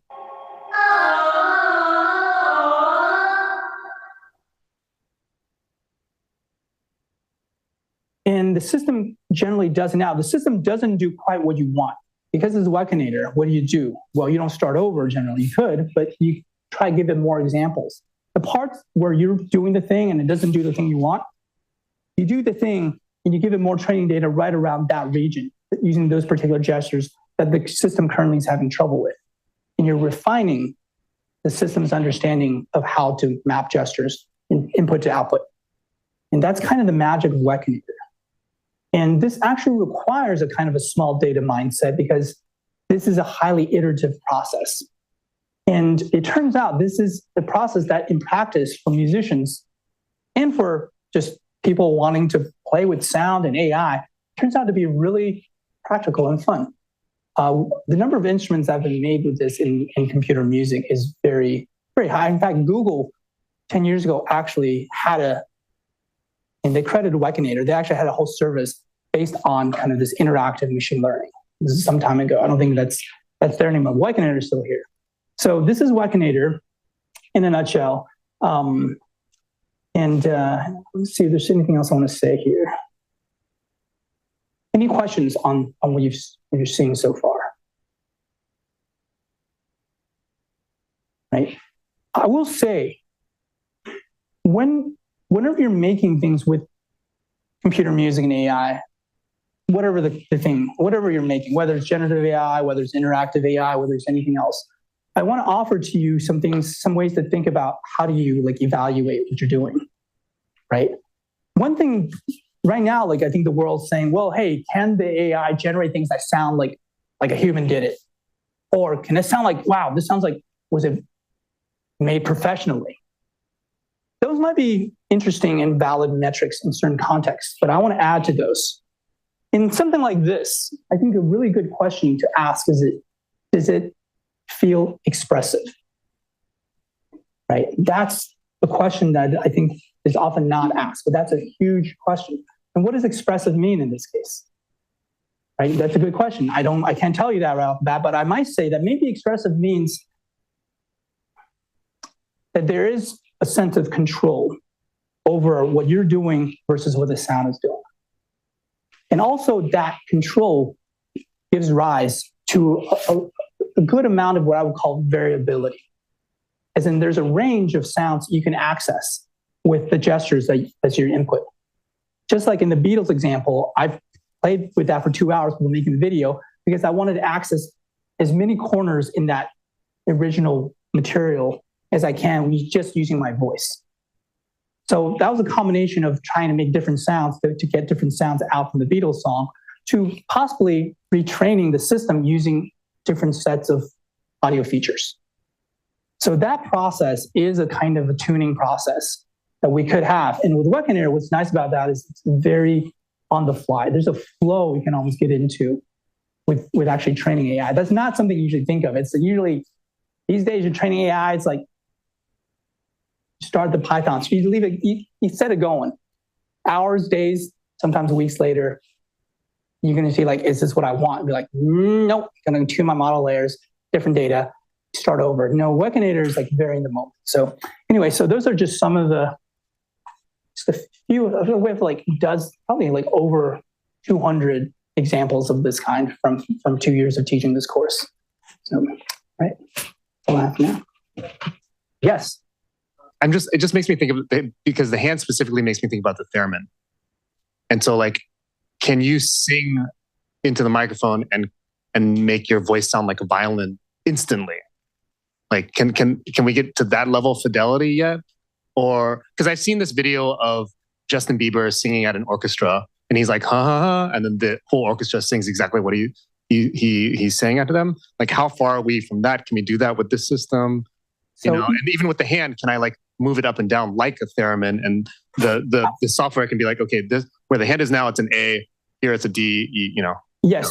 So the answer to the second question, which is easier to answer, is that yes, absolutely. Like here, and it's the mapping is purely from how Andrew trained the system. But if you trained it to be like height, as you would a theremin, basically there's two hands, and then one is like, it's both about kind of distance, either to the rod or to the ring, right? That's in a theremin. One controls pitch, one controls volume, much like the hand here. In that case, you would just train the gesture differently. You give it different examples of what height is. So you would say down here, you would set the actual parameters, set the knobs, say this is low frequency. Move my hand up here, high frequency, right? And then with the other hand, if I do this versus this, I can train it with it's supervised learning. So with each gesture you're giving it, you're also giving it what the ground truth should be in terms of what the parameter value should be. So you keep giving it examples, and what that does is that Wekinator kind of fills out the whole space with this. It's not just these particular examples, but everything in between has some kind of a mapping. Now, that mapping may not be exactly what you want. Sometimes you get happy surprises and it becomes a feature rather than a bug. Other times, if the intermediate mapping isn't what you want, what you do is you give it more training data right in those intermediate zones. So you can continue to refine kind of the model that you're building.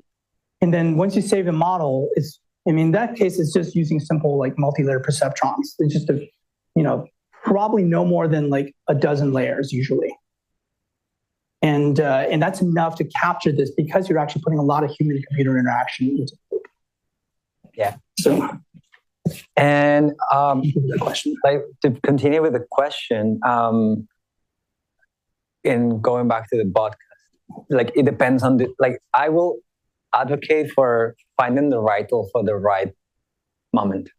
So don't take a chainsaw to kill a mosquito, but like if you need to do other thing, like I guess what I'm trying to say is sometimes like the gesture recognition in that part takes a very small model, very small data set. Don't go too far with GPUs. It's enough 5,000 samples. Then audio transfer timbre. It's possible, yes. Chuck can do it, yes. We have a new plugin that's called Rave. Is one of the new things we have been adding, also part of the EarCam, which is a lab that's in France and very close to us. You can train the model on a timbre, which is a violin, flute, orchestra, and then you can style transfer using this autoencoder, variational autoencoder. Then you extract the features with a very simple model, and then you transfer the features using another. And then you execute the synthesis using another technique. So all these layers become a thing where you can do what you're saying. So can we do that? Yes. This Sunday in the concert I was talking about, Nick was showing a piece where he was style transferring a Comanche, which is an Iranian Persian instrument, into a voice. That happened on the fly, yes. As we were explaining, everything, the training happens on the fly, and also the transferring happens on the fly. But everything has like different layers and different timings. So Ray, for example, as you were saying, an autoencoder takes a week to be trained. The gesture recognition takes 1 minute to be trained. So you can get the gesture 1 minute, then the autoencoder the transfer, the timbre from one instrument to the other takes 1 week per instrument. So you want an entire orchestra, just multiply. And it goes back to this loop of, it's the one you want, you need to fine tune it again. It's transferring exactly how you want it. But yeah, it's possible and it's being done. I'm going to quickly that the tools totally depend, right? So so let's say like the small data approach might get you one set of things. Variational autoencoders, that will get you other things, but that will take usually up to maybe a week or more to actually train sufficient data so you have this. But what autoencoders give you, variational and just plain good old autoencoders, is that because of the architecture, you actually have very succinct access to a low dimensional latent space in the middle, right? And what that means is that you can actually in real time, the reason we actually love autoencoders is because you can actually change the output in real time. It's the actual decoder part of the autoencoder can be controlled pretty meaningfully by actually doing manipulation within the latent space directly. So if you do latent space interpolation, you can actually hear that and you can actually turn that into an instrument that by whatever the input is, the output can give you high quality resynthesis just because of the nature of what autoencoders are, right? So I guess choose the tool for the job would be the general philosophy here. Absolutely. If there's no more questions, then we're going to go. Yeah, sure. How does expressiveness scale with the dimensionality of a model like this, right? Is it linear? Does it level out at some point? What's your intuition about that? It depends. Most of the answers to most questions in this realm can be, it depends. I don't know, and it depends. But as for the actual dimensionality, Wekinator is a very empirical way to think about this. Is this what you want? But within Wekinator, you have knobs you can get. You can set the complexity of your neural network. You can also change kind of different functions within the neural network. And so you can actually get in there with Wekinator and also with Chuck. And by the way, in Chuck, we haven't talked about this, but there's Chai, which is Chuck for AI. And Chai actually gets you really right into the nuts and bolts of all of this. So you can change activation functions. You can change all the ways that you want to do different things in there. So with expressiveness, it depends on what you want, and the complexity and also the mapping will depend on kind of what you want. But with Wekinator, you can kind of just feel it out. Even if needed, you go back and actually change the parameters and then the mapping functions on what it's actually doing. So that's my kind of rough hand-waving answer. But it just generally comes down to it depends. I don't know if that's, at least it's a start. Okay. What would you say? Well, I would say that in that thing, there has been a lot of experimentation, in designing these interaction tools and see how expressive and what that even means to be expressive. And I think the example of the autoencoder is a good one because it's a very flexible architecture that allows you to tweak very easily things that make very great changes in the outputs just by changing one little number. And I think that is a good measure of the expressiveness of a system. Also, the granularity is very small, so just little tweaks. and you have control on a huge domain of dimensionality just by controlling a couple of parameters. And I will say that's a very open field of research right now. There's many people doing this kind of integration and interactions, but I think the questions are open because many of these instruments end up not being even expressive. Yeah. So we're gonna just do one example, very short example. We're gonna make sound in our computers, then we have a break, and then we can keep doing questions and advancing. Because if not, we need to eat something. You're probably getting hungry. Are you getting hungry? All right, let's sound and food. Yeah. So quickly, example on the language we're gonna use, which is Chalk. Chalk starts with C. And that's a very important thing. If you already know a C language family and language, you're going to be familiar with this syntax. So we're going to create a very basic example. We're going to hit start. And if we have sound, you're allowed to go grab your food. So we're going to create an object. This is a object-oriented language. So I'm going to call this one Celeste. And we're going to use this fancy operator that we call the Chalk operator that's overloaded for everything in Chalk. I don't know if that's good or bad. That's a question again. Probably horrible. So yeah, we created an object that's a sinusoidal oscillator, basic one. That's the name, and this operator is just instantiated and it's creating it and doing the declaration and also sending this to my DAC, which is my digital to analog converter.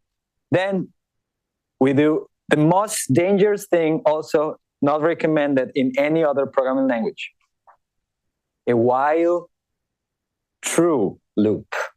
Never do that in another programming language, you know. But Chalk, we love to do this kind of stuff. So we're gonna make this a random function to generate frequencies. And let's say from 200 hertz to 6 hertz. And we're gonna give this thing to the frequency of my object. So my object is called Celeste. I love to be objectified now. It's called frequency. And we're gonna give this a time. Time is very important in music. Music, it's a thing that happens in time. So this programming language is very based on timing mechanisms. So we're gonna make this a 100 milliseconds operation. And we do this by now. The time is now. Time is now. And I think that should be an M in random. Random, yeah, that's true. That's a typo. So this is a very small program. So it's creating this sinusoidal object. Then you connect that signal is going into my DAC. Then I'm creating this while true loop. So this is going to run forever. We're going to assign a random frequency to my object every 100 milliseconds. I think we're clear with that. So I'm going to check my audios going through the HDMI, which is this one. Okay, let's see. So we have three components quickly.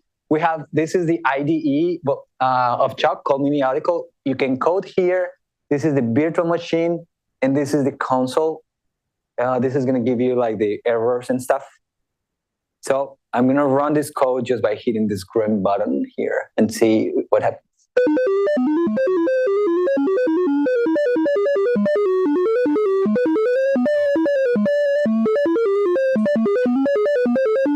So that's one thing.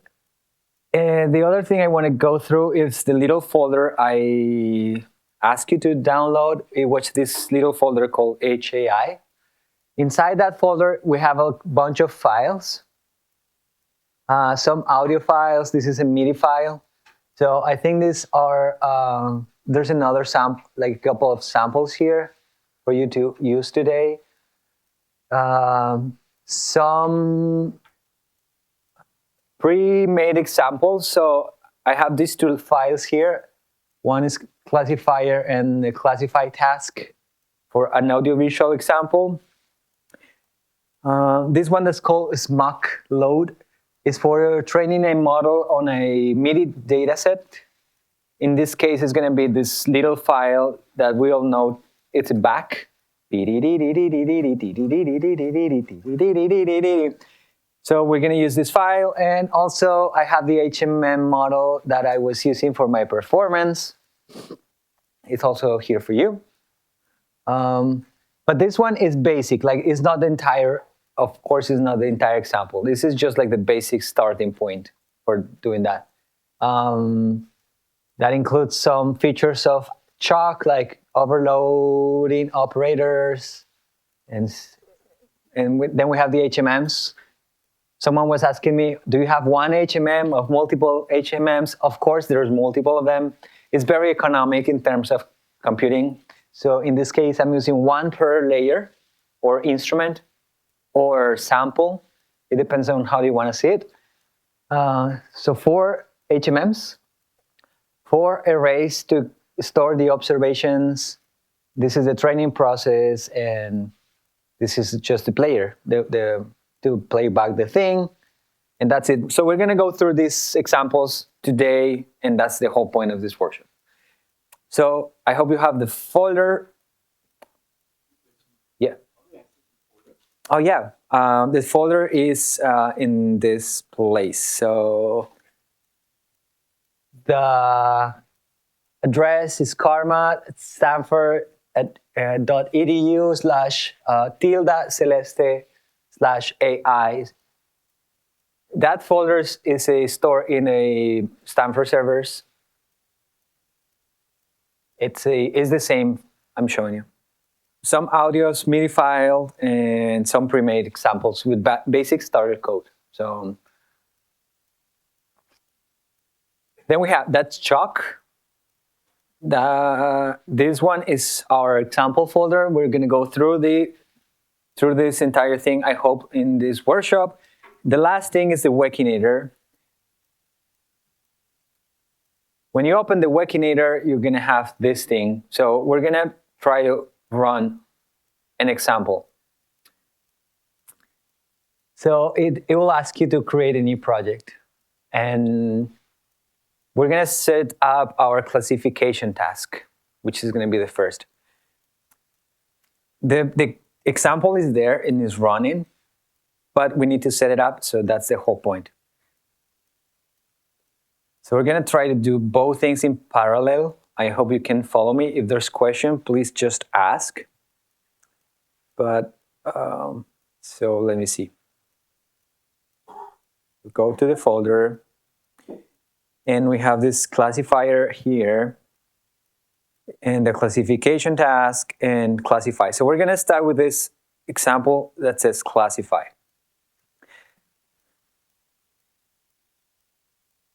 So that one is in the folder. And I'm going to try to go through this example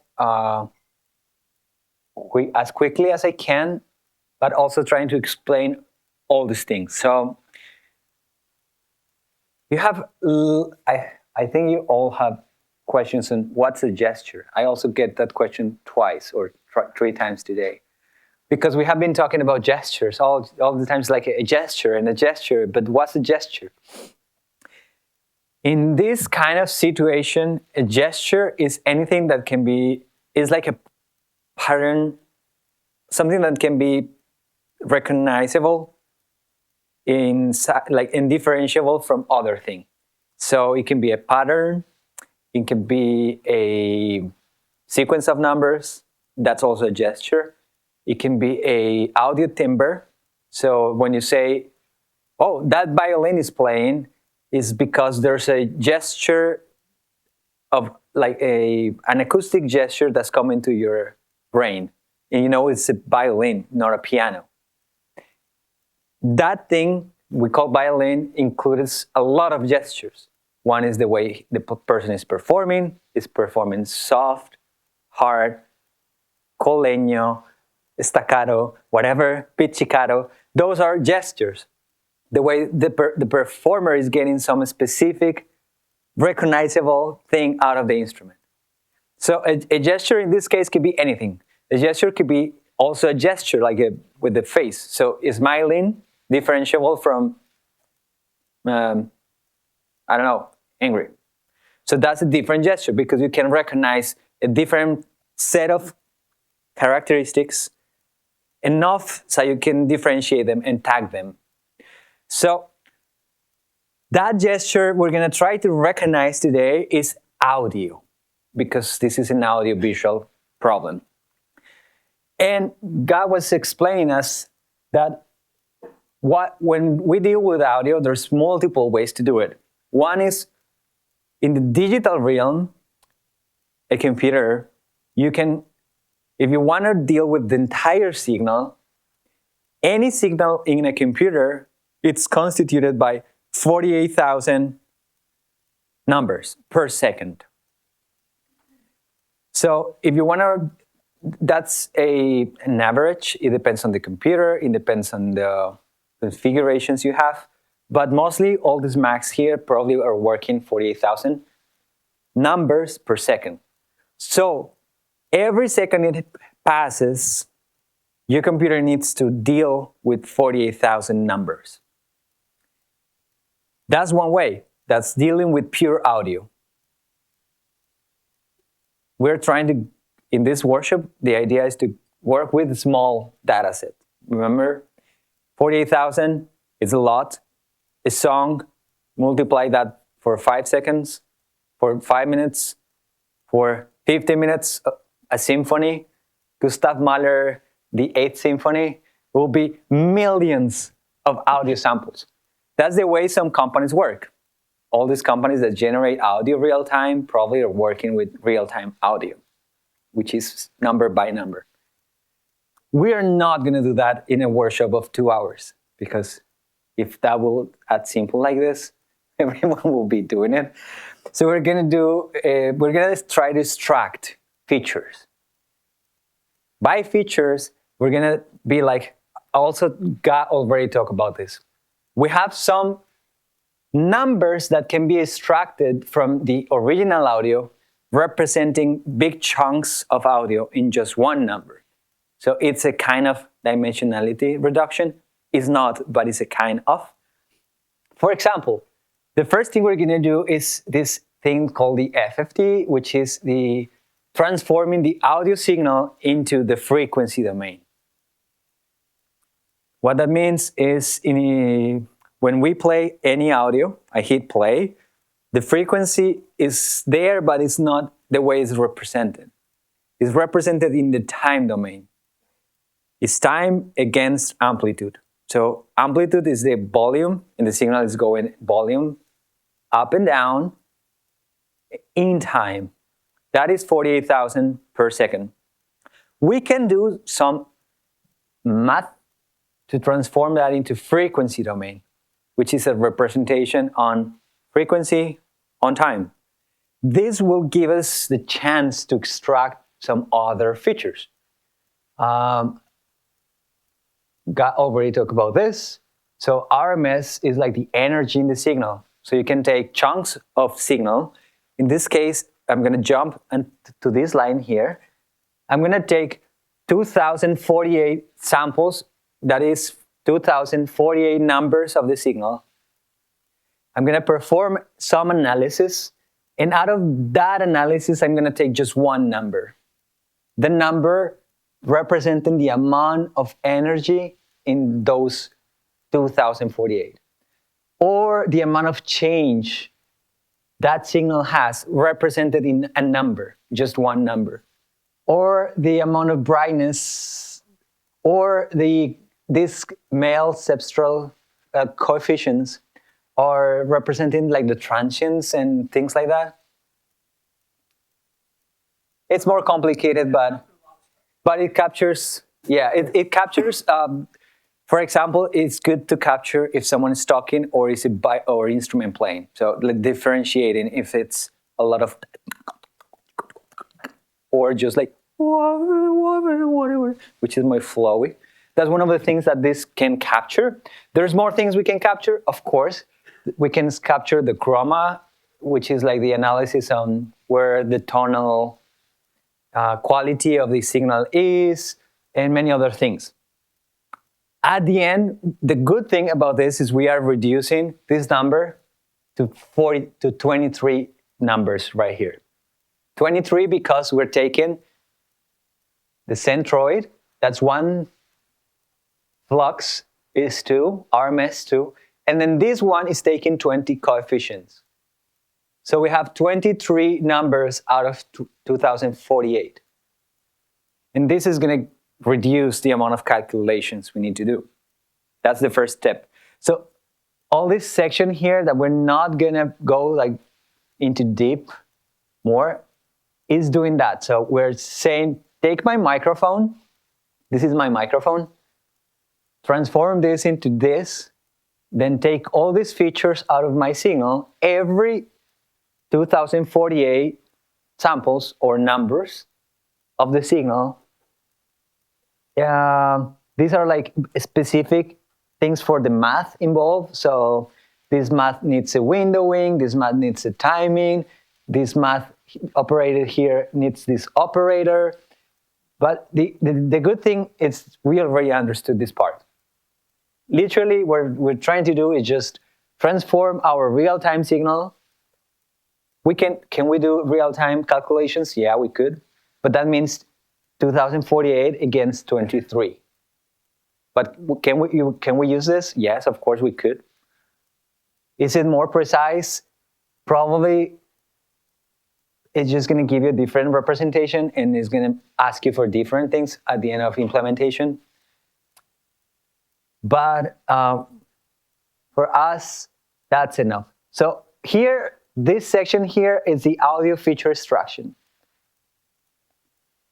Transforming our signal into 23 numbers every 248 chunks, a chunk of 2048 numbers.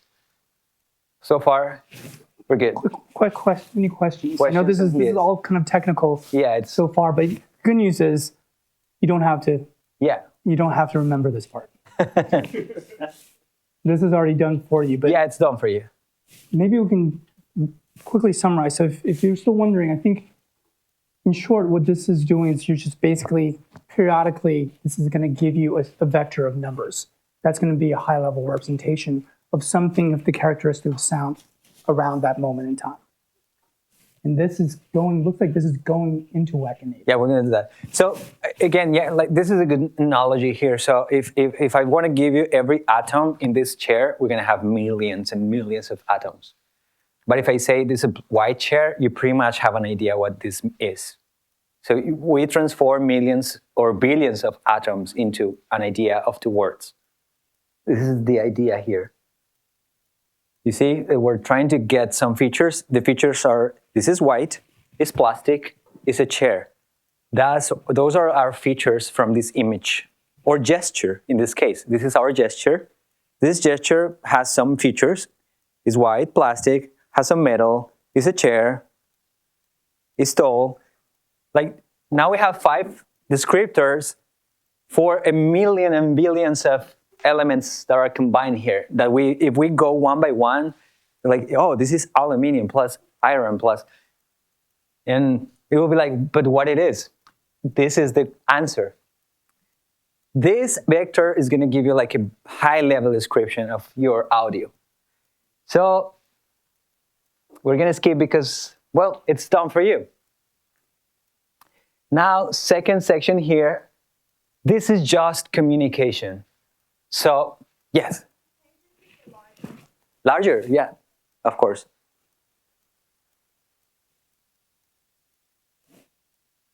Let's see if I can make a quick suggestion. Yep. Can we show the system in action first? Yeah. Do we have and then we can come back and unpack the code. Okay, so kind of where we're going.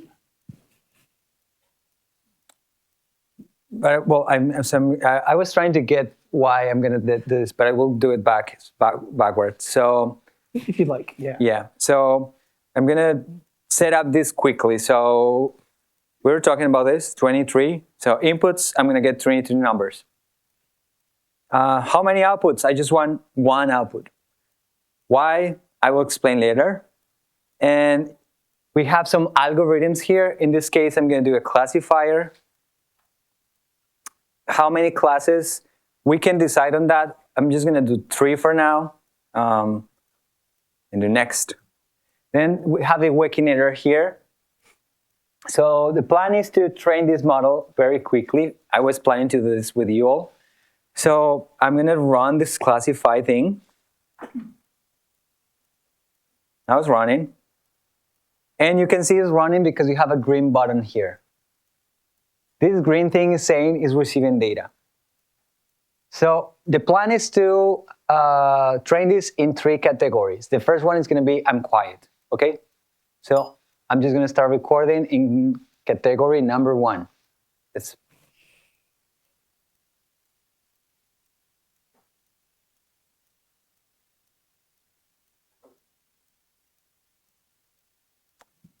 okay, we have some 365 examples of what is quietness in this case.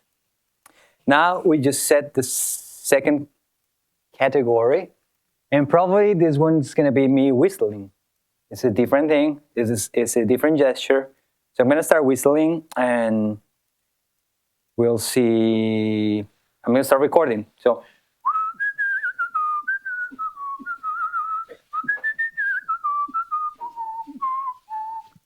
okay.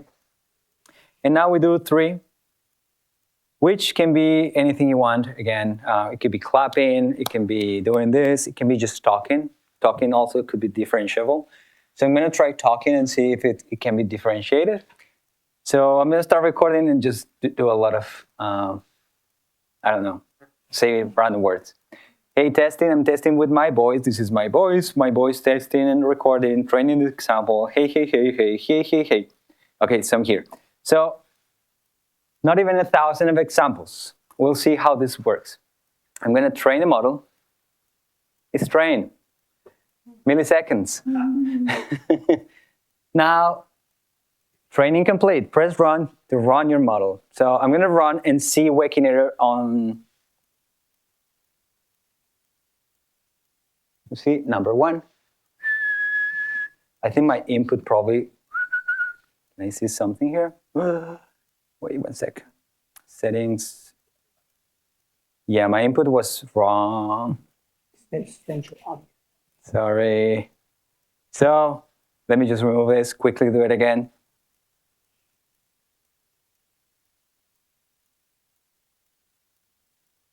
Okay, number 2.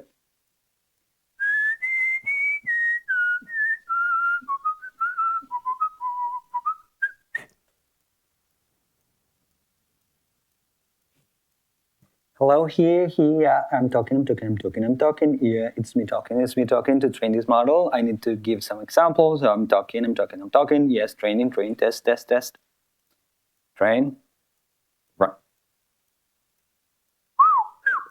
What? What is my... Oh, did you need to restart Chuck? I think Yeah, it's just my input output. After you change the audio setting, we need to restart the virtual machine. Oh, yeah, that's true. It should be working for everyone, of course. I thought we can do this. Let's try restarting. Yeah, I did not do that. This is the benefit of being able to train quickly. Okay. Start again. Yeah, it should be working, so I'm going to start the other way around. Number 3. Hello, I'm talking again. Is it 3rd time? No, I haven't done this. Wait. It's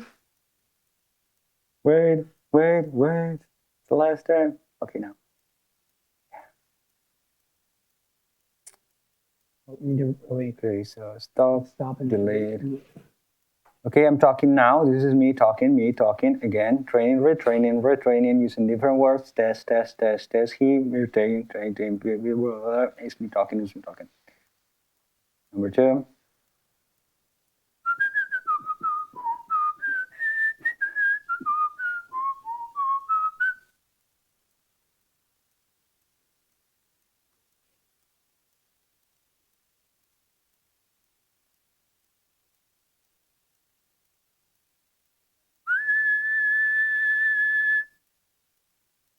hello, it's me talking, yeah, it recognizes my voice. So when I'm talking, it gives number 3. Silence is 1. If I whistle,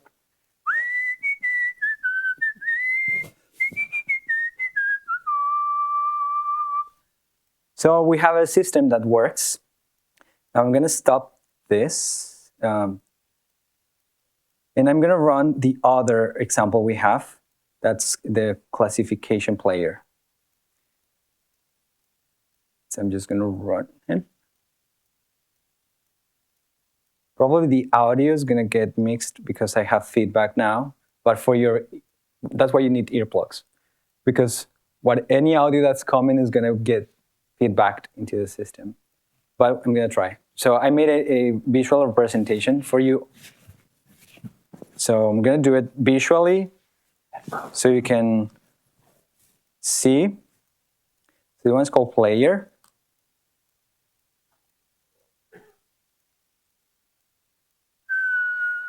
Nice. Wait 1 sec. I'm going to try to run this one. Is it?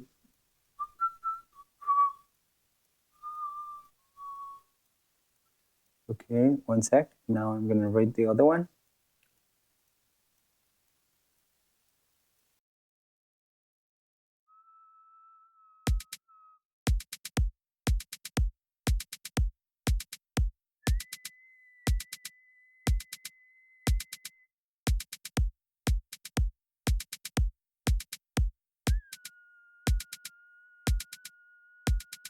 Hey, now I'm talking, and now I'm talking. I'm trying to talk to you. I'm trying to give you this.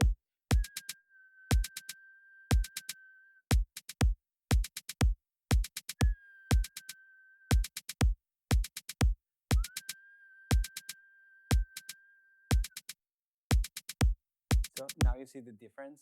Every time I whistle, it changes to a different pattern. I have another example, same without training. So let me just go into a different example. If I do the AV one,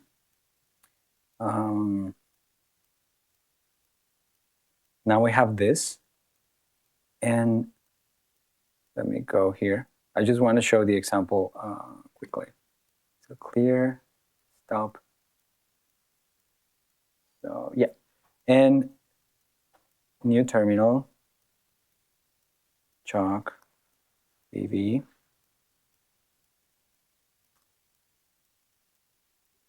Oh no, it's PC. Yeah. So try again.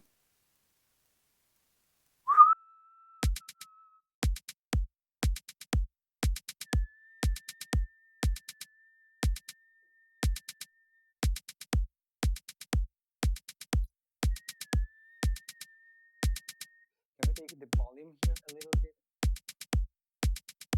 No, take it down a little bit. Yeah, now we have silence.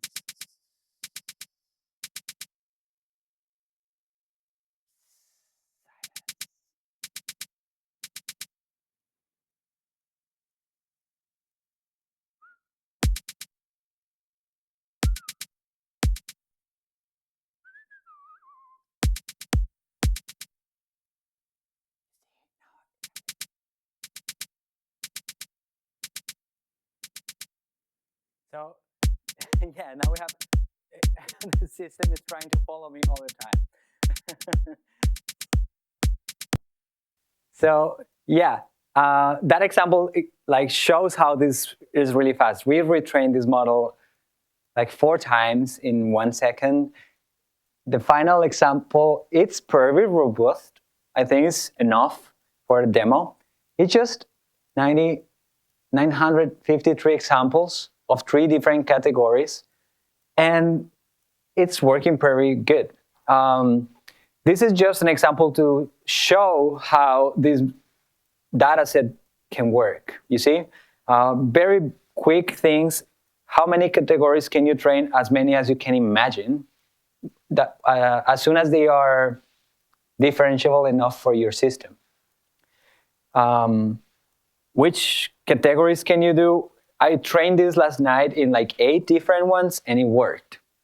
I was playing with my kids.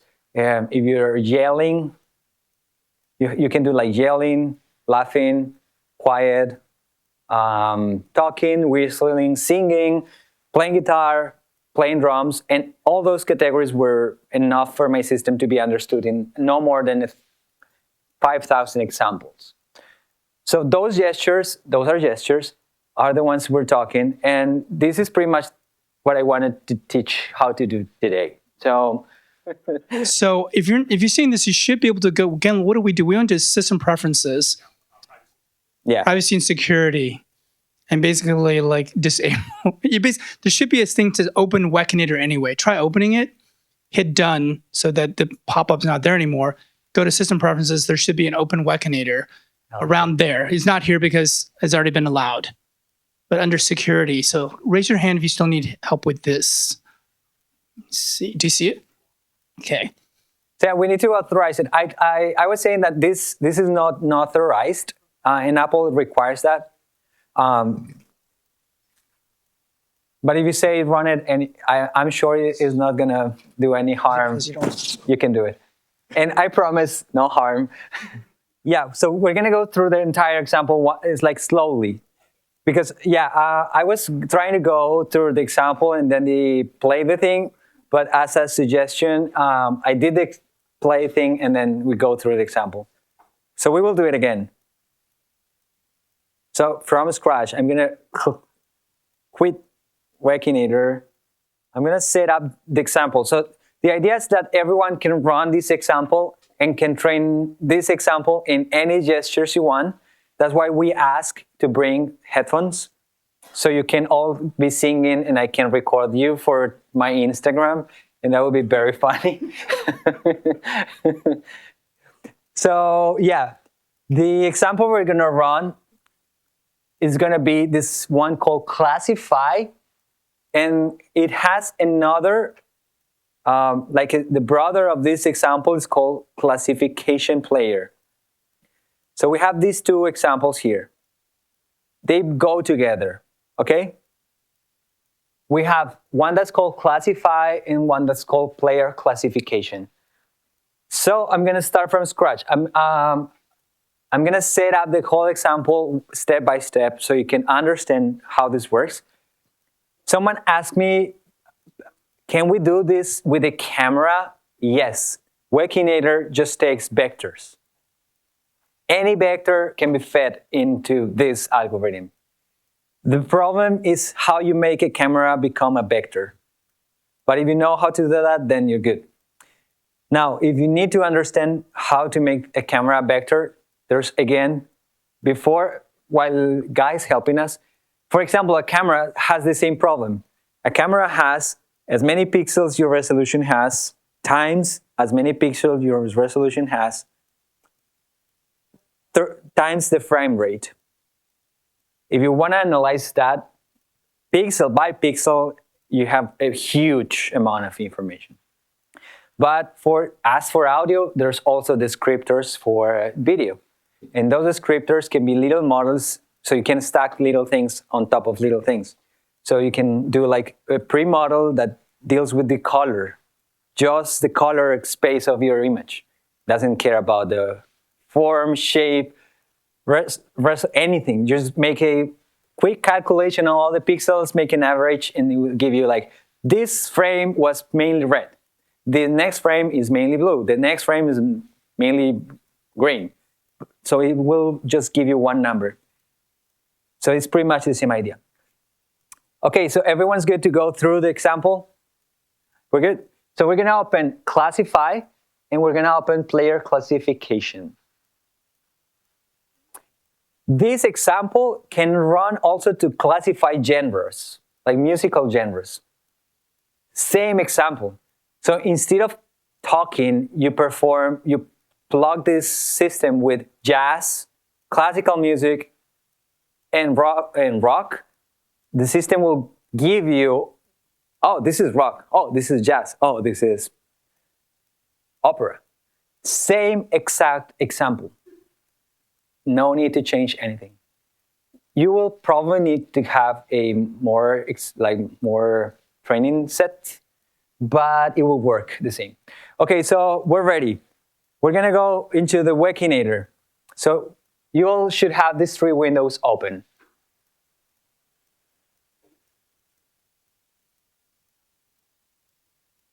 And let's do this. We're gonna set up the Wekinator first using the information I put for you on top of this example here. So instead of using real-time audio, we're gonna set the dimensionality to 23. So here in Wekinator inputs, Wekinator is expecting for your dimensionality. So we're gonna do 23. Right here. You can put names on every variable. You can customize this saying this is the centroid, this is the flux if you want, but we're not gonna do that. Now the port. The port here, it's part of the question you were doing, communication. So this software is independent from this software. So they need to share, there might be a way to communicate information. This is the way we're using, it's called the OSC implementation of UDP. That's a very technical thing to say, you can use networks inside your computer to send information from one software to another software. Can that happen in between any software? Pretty much any software has an OSC package. So if you run something in Python, can communicate with Chalk? Yes. Using the same OSC? Yes. Can you run C++ into Python and Python to Chalk? Yes. And as you can be as creative as you want. You can just the same kind of protocol to everywhere. So the only thing we need to check is the destination port is localhost, which is your own machine, but that means you also can control other computers in the same network. So you can train, you see how this works? You can make a collection of laptops in your house and train a model using 5 or 6 GPUs now. Just use this protocol. The number that's here is the port. That should be the same that you have here. If that's good, we're gonna check the address. The address is the specification for the communication. So this one is /Wekinator/inputs, and we check that here is the same one, /Wekinator inputs. Can that be changed? Yes, you can change this to have multiple addresses, and that's it. We don't care about the rest. This is the logic for sending the numbers extracted here to Wekinator. That's it.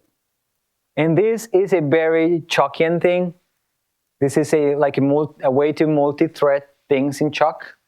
Not really necessary in this case. I could remove some things from this patch. For example, like I could delete this part and delete this function, and this will still work. But I just leave it there for clarity. So for now, the Wekinator, it's set it up. So 23 is the only number we need to change. Check the port, check the address. Now the output. We want just one output. One output that can classify multiple tags, as many as you want. So how do we do that? Here we choose the classifier models. And how many classes do you want?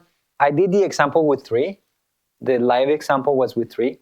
Silence, whistling, talking. But you can choose more. Choose as many as you want. I don't know. The example that's pre-made for you, I think it can run up to 4. The example that goes with this one. So I'm gonna check that and see if that's true. I have values here, 1, 2, 3, and 4. So I'm gonna do it like the example. So I'm gonna set this to 4 classes, and that's it. So are we good with this? If we're good with this, we just do next.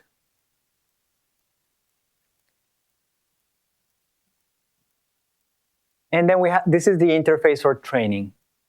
So please learn from my mistakes. Check your input is your input. So you're gonna have a lot of fun, I promise, I promise. And then I can give you examples for using the camera. There's a open source project that can give you camera data. We have the Face OSC, it's open sourced. So you can track your face. There's a hand OSC, you can track your hands. So you can do gestures with your hands. So be like open hand, fist, little thingy, pigeon, and they can track those. Yeah. What we're doing here is the dimensionality of your model. 23 is the amount of dimensions you're sending from your input data. We are reducing our data to 23 dimensions. Officially, it's 2048, remember that? So this is the dimensionality of the audio, real-time audio at 48,000 kilohertz. That's a very technicality. You don't need to remember that.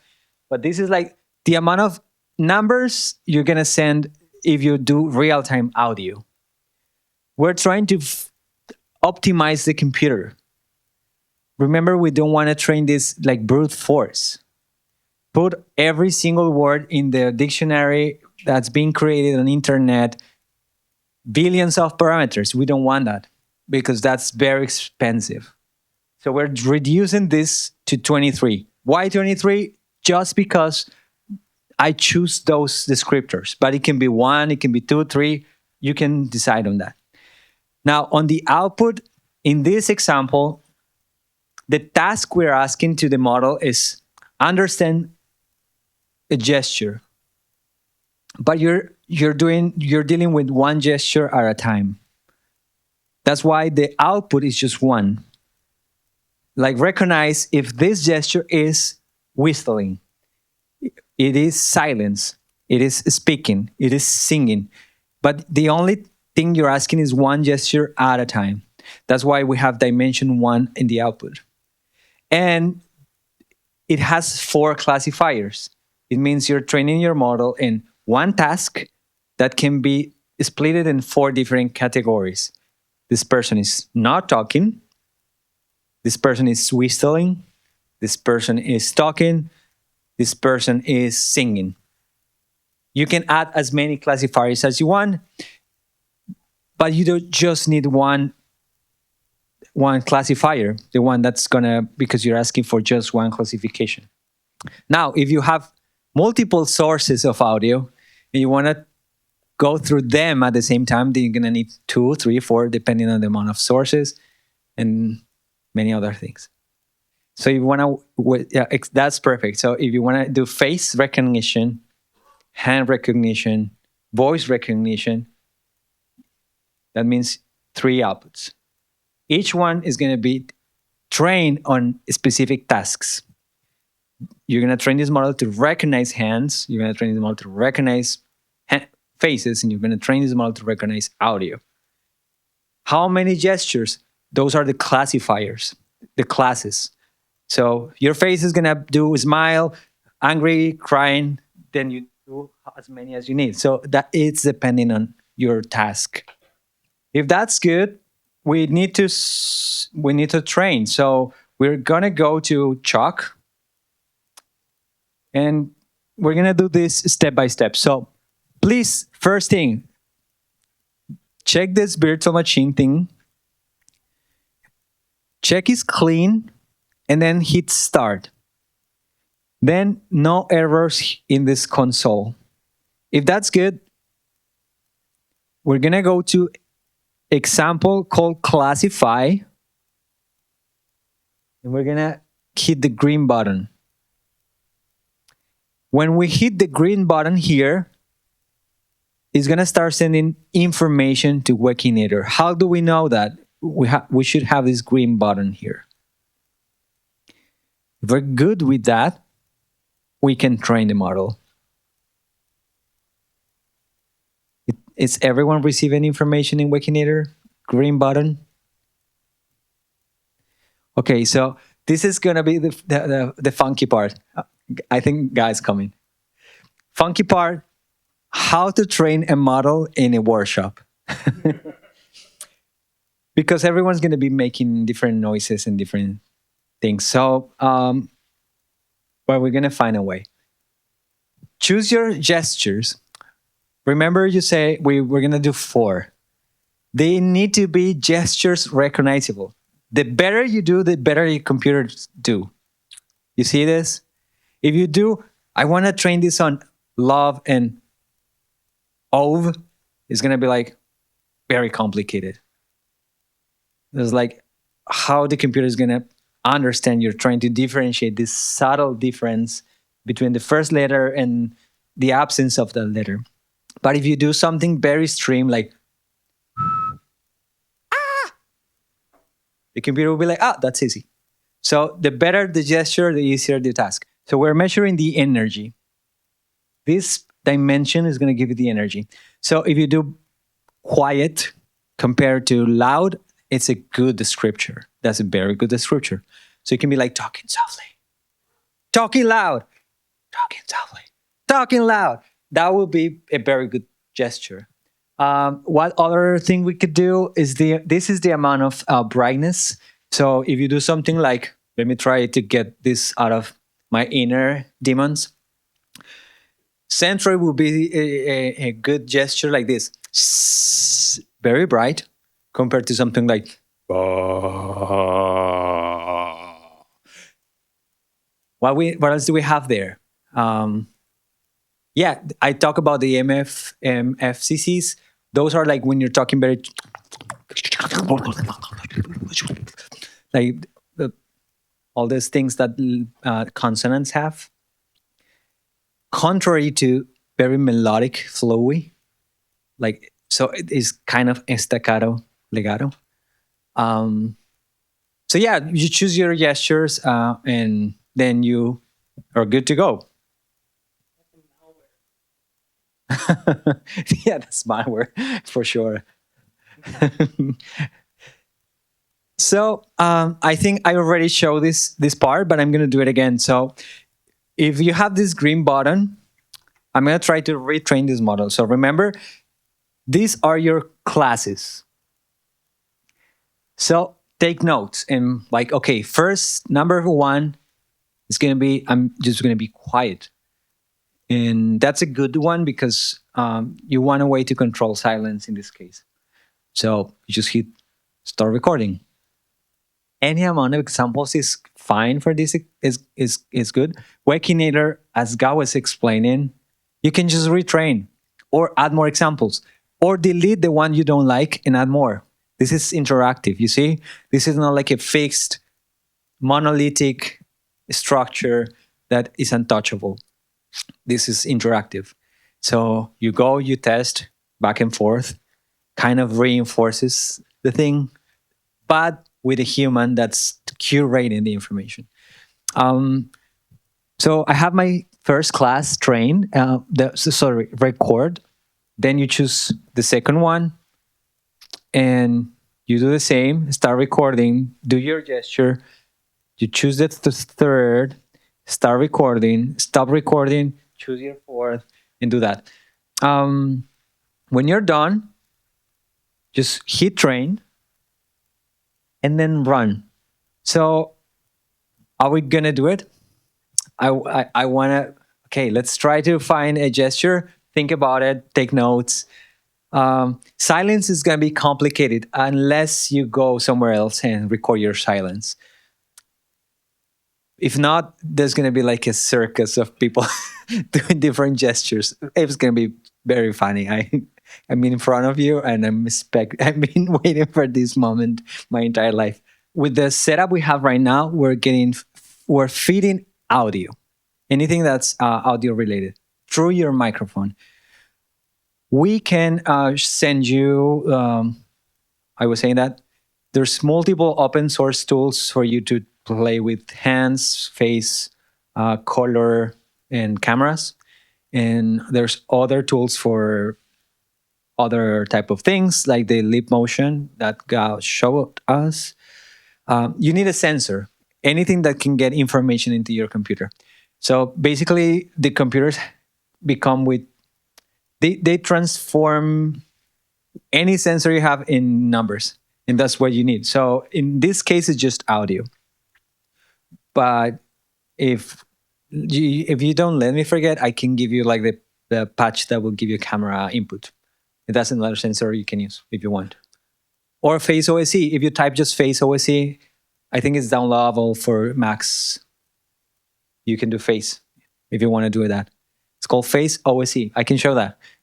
So, yeah, is this Face Tracker OSE thingy? Let me try to find the downloadable.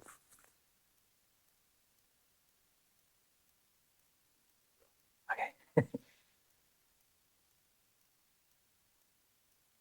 So this is one, and the other one is called Hand OSE, which I think is a Python. Hand Pose OSE is this one. Yeah, so it's this one. And you can send this directly into Wekinator. How? Using the same exact protocol. You see OSE? Same exact. So we have Face OSE, Hands OSE, and let me show everyone also this. If you go to the Wekinator example projects, there's one that has some code for cameras that you can also download if you want. Let me see, I think it's this example bundle.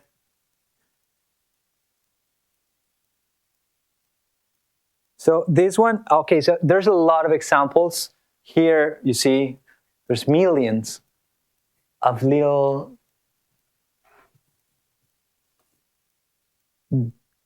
there's Arduino, if you know about that. Any Arduino sensor works also. Any sensor will work. You just need to transform sensor data into OSE.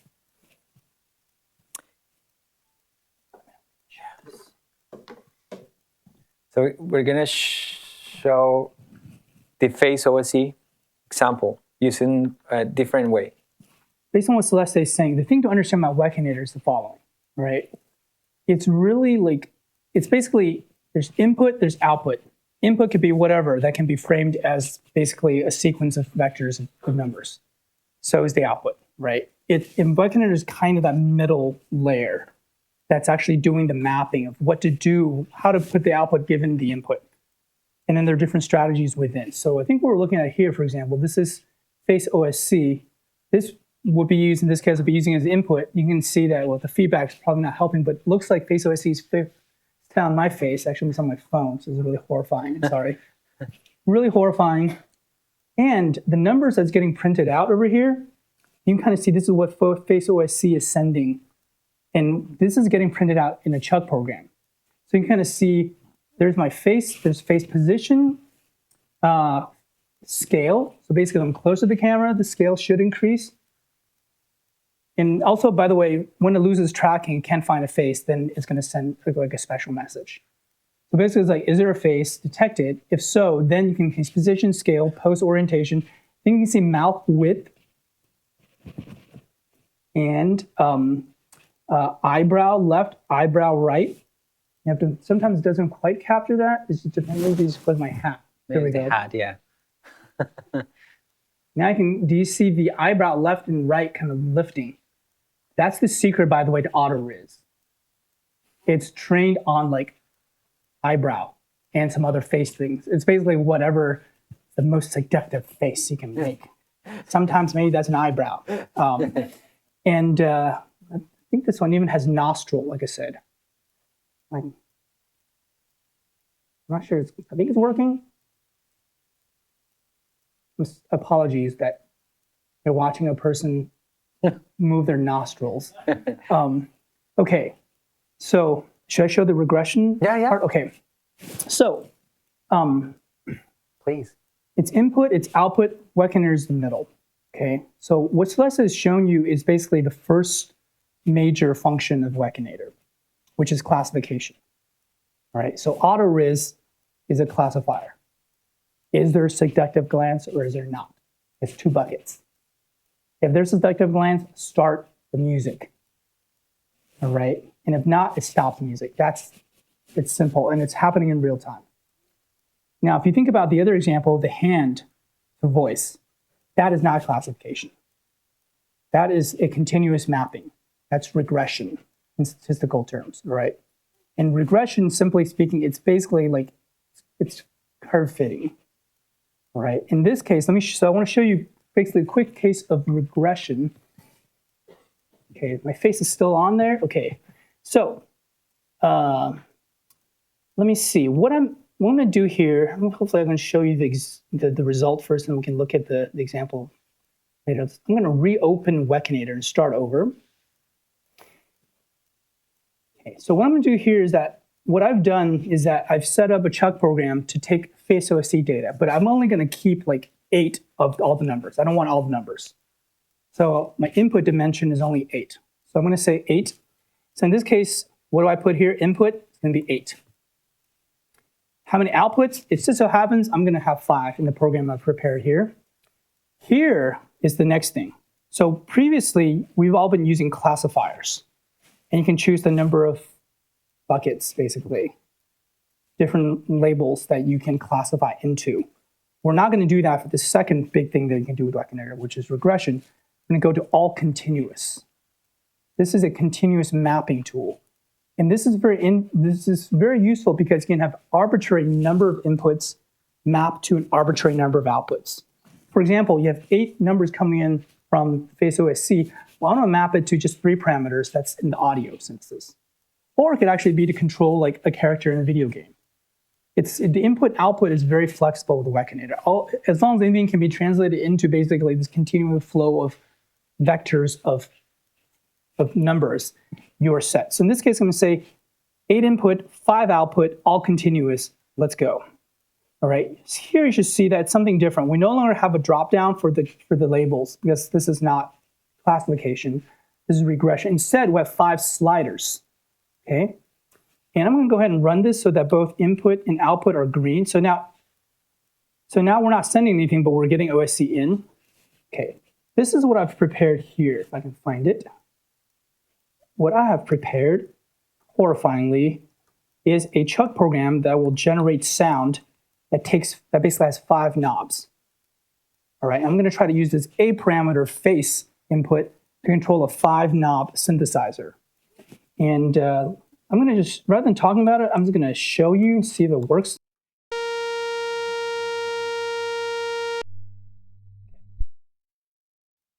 We can begin to see what each of these 5 knobs do with Wekinator. Because I'm sending, the Wekinator is kind of the middle person, getting input from the camera and is sending output, in this case to Chuck, or whoever's listening on that port. And it knows that there are 5 knobs, so it's basically playing the 5 knobs. Really, this sounds like volume button.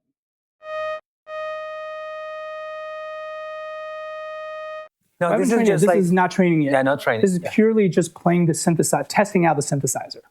See what it's like. I have a synthesizer of 5 knobs. Let's see what these knobs do before we actually put any logic. Right now, the input is not the camera. The input is my hand trying to fiddle with these knobs. And we know that knob 3.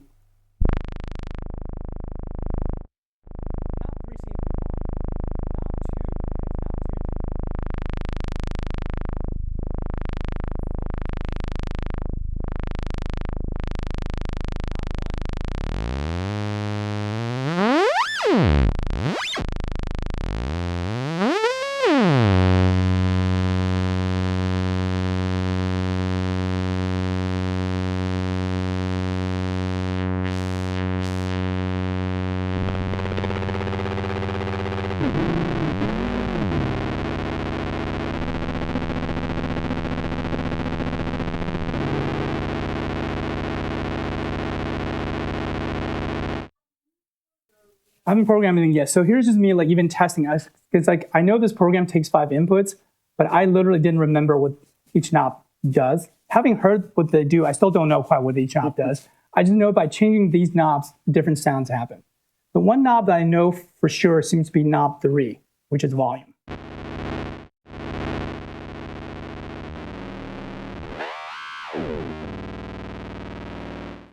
continuous in that this is not a discrete set of values. This is a range of values. Even though, yes, technically sliders are discrete at some level, numbers and computers have precision, but we're going to pretend that this is on a continuous timeline, all right? Not integers, but rather floating. This is like continuous. We're going to have any...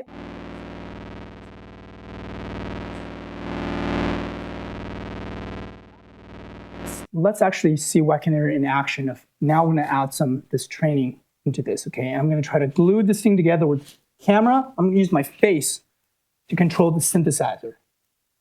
All right, that's what I'm going to try to do here, all right? So what we're going to do here with Wekinator is I'm going to choose two things for each set of observations. So this is what I'll do this together. What kind of face gesture can I make that would be picked up by face OSC, and what sound should that sound like? All right, so knowing that the things we're working with seems to be, actually, let me look at the code to see what we're sending. Are we sending these things? Or, take a quick look at face to Wek, and of course we can change this if we want. What are we sending here?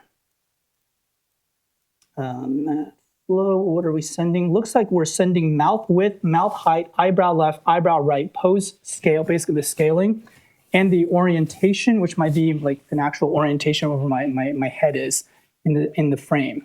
Okay, so those are the 8 things we got to work with. So for example, let's just try something simple. What if I want to say the closer my face is to the camera, the louder things get? Let's not worry about other things yet, all right? So what I can do here is to give it two sets of observations. One, I can say, with my head really close to the screen like this, I need to basically be running this. Let's go ahead and chuck face. Face to wet relay, so the Wekinator is getting this data. And then on the other one, I need to be running the Wekinator. Let me find a horrifying. So I'm going to put my face close to here, and it's going to be kind of loud, everyone. So I'm going to make it loud and then give it a set of observations.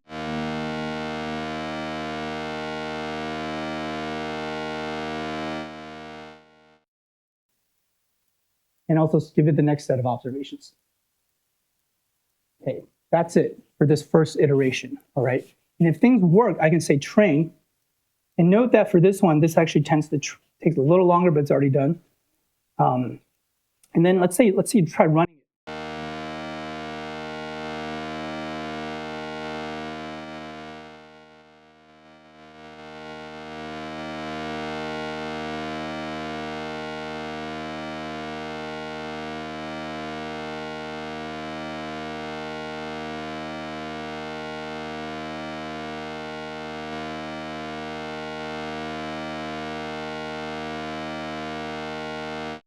This was working for a moment. The first one, yeah.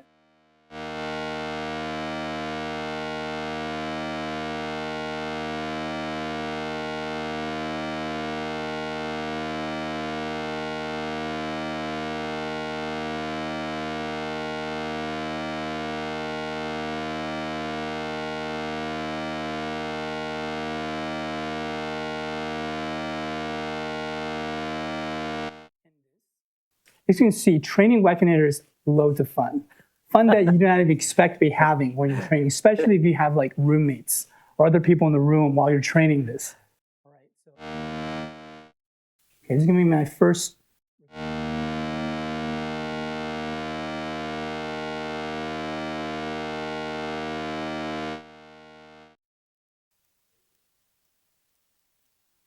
Come on, look at my face.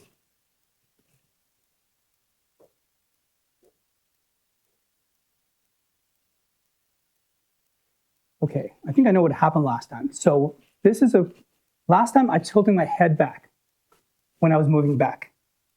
And so it was actually training on picking up on that. Even though I'm intending it just for this front and back, because I'm actually moving other parts of my head, that's actually getting integrated into the model. So the model's learning, oh yeah, well when you tilt your head back, that's also important. So hopefully this time I've tried to keep everything else the same and just front and back be this knob, okay? Let's train that. Run that.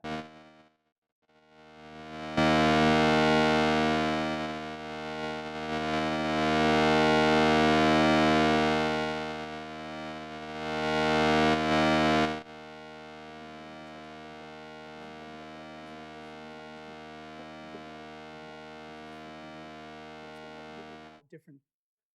Let's start playing some of these other knobs, okay? And this requires exploration. This is also the fun part because these things actually are co-varying. So you want to explore this enough to the point where you understand and can have a plan of how to train this.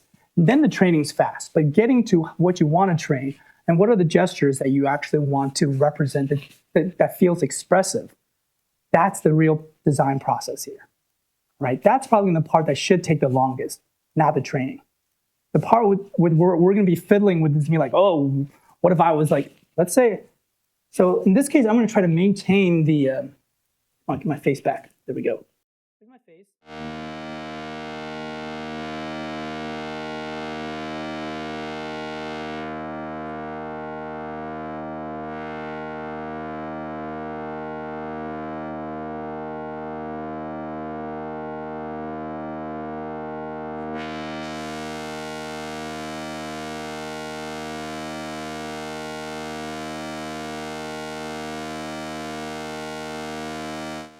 This is going to take a little long because now I'm not replacing the observations I already had. I'm actually adding more. And you could, of course, selectively delete sets of observations and have them not be accounted for in the training. So you can kind of see this way of working with a Wekinator is, kind of like it's very iterative. And you can give it more and more refined examples of how I want to move my face versus the sound it's going to have. And what it does is that, as you can see, with just giving it 2 observations front and back on the volume, it's able to interpolate mostly between my face being close to the camera and my face being away from the camera. But now we've done this, let's see what this does.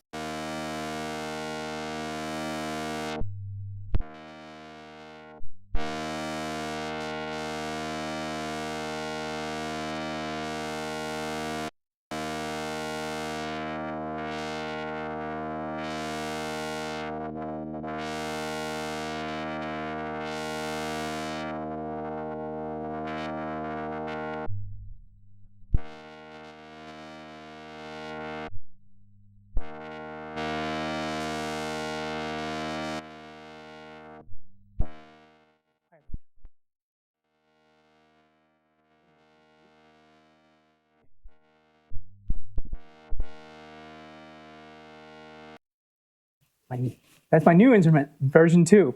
It's only been like 5 minutes, all right? So you can kind of see this process. And artists, people who work with Wekinator, and there have been, at this point, probably like hundreds, thousands artists who have worked with Wekinator. What they do is they actually start playing with this. And there's a lot of knobs, so to speak, to turn.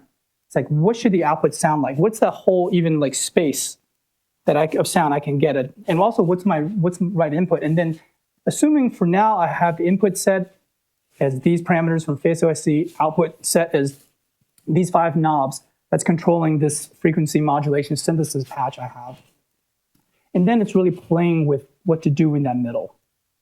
What input should get what output? Let's go ahead and kind of almost like, I can think of them as almost stapling down the 10th in that location, all right, as a rough analogy. And then you're hoping that Wekinator will have a reasonable set of, like a fully interpolated interaction space. That if you move to any other point in this high dimensional interaction space, there should be something hopefully reasonable or something happy surprise that Wekinator gives you in terms of the output, right? Now, I would say this goes back to the point we're making about expressiveness. How do you know you're done? You're done when you think, I can use this in a performance. That's when you're done. There's no clean room laboratory test for this kind of thing. It's art. If you're making music, you're done when you feel like you have enough courage to play this in front of people. I think that's been the litmus test of ultimately of all artists through the ages. I think I have a thing I think it says what I wanted to say, and I'm not afraid to say it in front of my friends and people I don't know. and I'm going to go and perform this or put this up there for the world, or put this out as a tool. So, any questions? Let me pause here. Glenn? When you're fitting it, it's training on a static pose or dynamic? It's right now it's a static pose. There's a third category, which is dynamic time warping. That isn't quite training on movement, but it's actually looking for more nuance. It's still kind of like classification. It's gesture recognition. So you can actually say, if I make kind of like a circle or a figure eight, dynamic time warping can do that in a way that's time invariant, or mostly time. So even if you drew it fast, drew it slow, DTW is the third use case for Wekinator, is good at recognizing those gestures. You can do that not just with drawing, but also with speech and other things. And whatever you can get down to, the whole design space is exactly what we're showing you. It's like, what is my input? What are the salient information in the input? I want to get it down to almost as low, like the fewer things you have to work with, the better for everybody's sake. It's faster to train.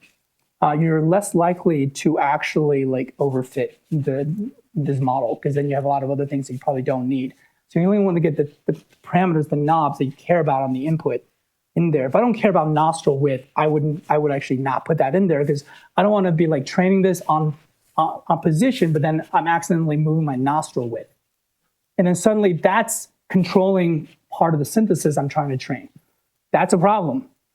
Oh, unless I want to use nostrils, width. So the strategy here is, that's the, that's kind of the design space, is that you figure out like the least number of inputs you want, and then you figure out and then really figure out bit by bit the mapping space. And the nice thing about Wekinator is you can, a lot of times what happens is you get a pretty good mapping for something, but then in certain cases it doesn't work, like it sounds weird. And it's not a linear space we're working with here, actually.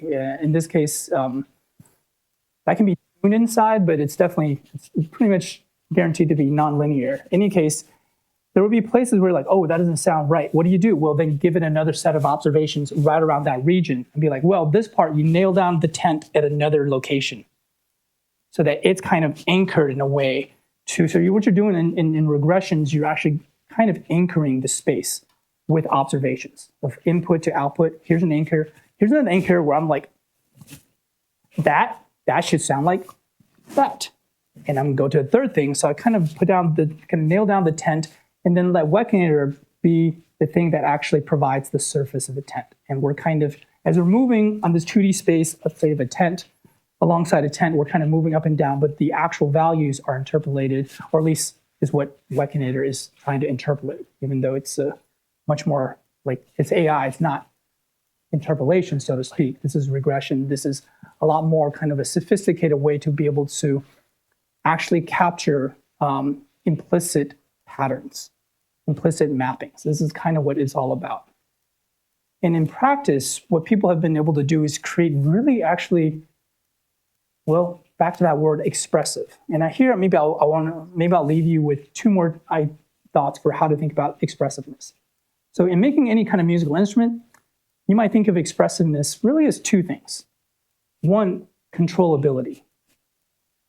When I move my head left, or when I head into the camera versus move it back, does it smoothly give me the volume control that I've just mapped? If so, it's controllable. That's a good thing in expressiveness. Second thing is what I said earlier, is variability. Can you get at a wide range of sounds, or whatever the output is, with the gestures I have with the input? Those two things give you the world in expressiveness, or much of it. Those are your kind of baseline thinking of like, then of course there's a whole ineffable side of expression of like, what do you really want to say as a human being to another human being? That I can't help you with right now. That's up to you. But I can tell you that a good way to think about expressiveness, also subjective to you, is this controllable?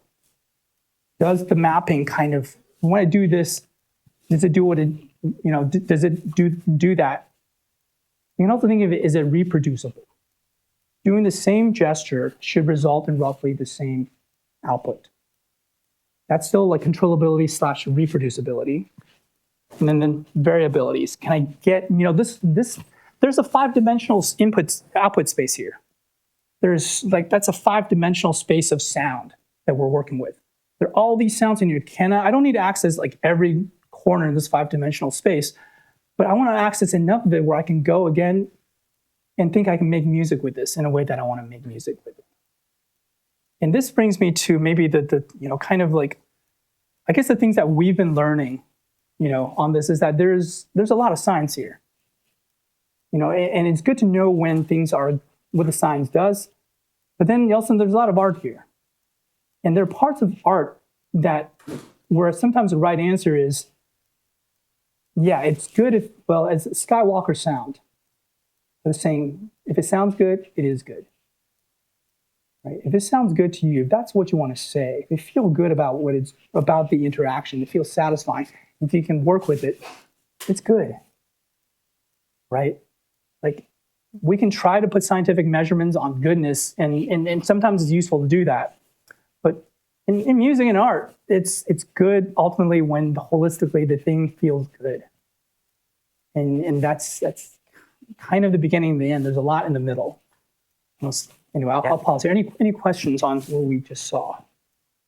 It changes what gets sent out from Face OSC. So you can kind of play with these. I think right now it's, this is just the pose.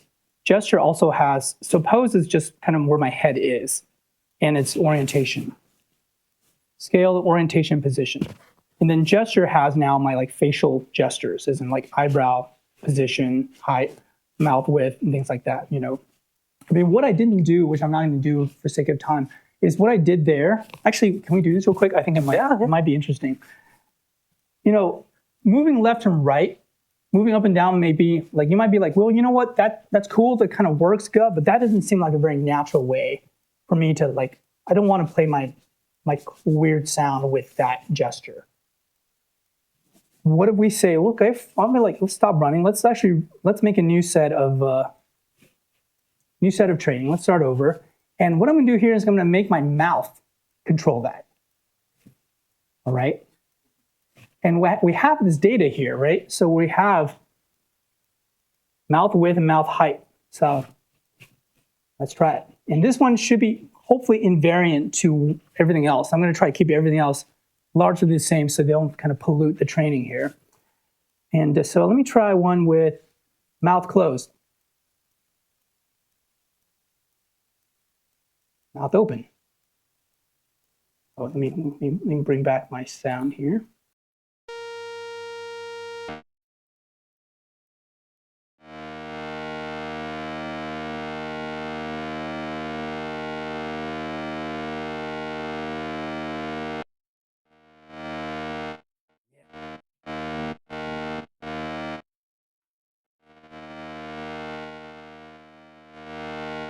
This is where the nuances come in, right? So here you can even begin to be like, maybe there's not one slider.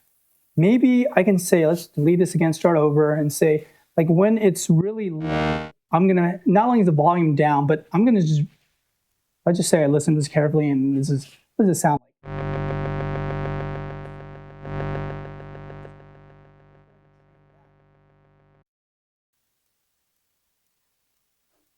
Now I'm gonna go and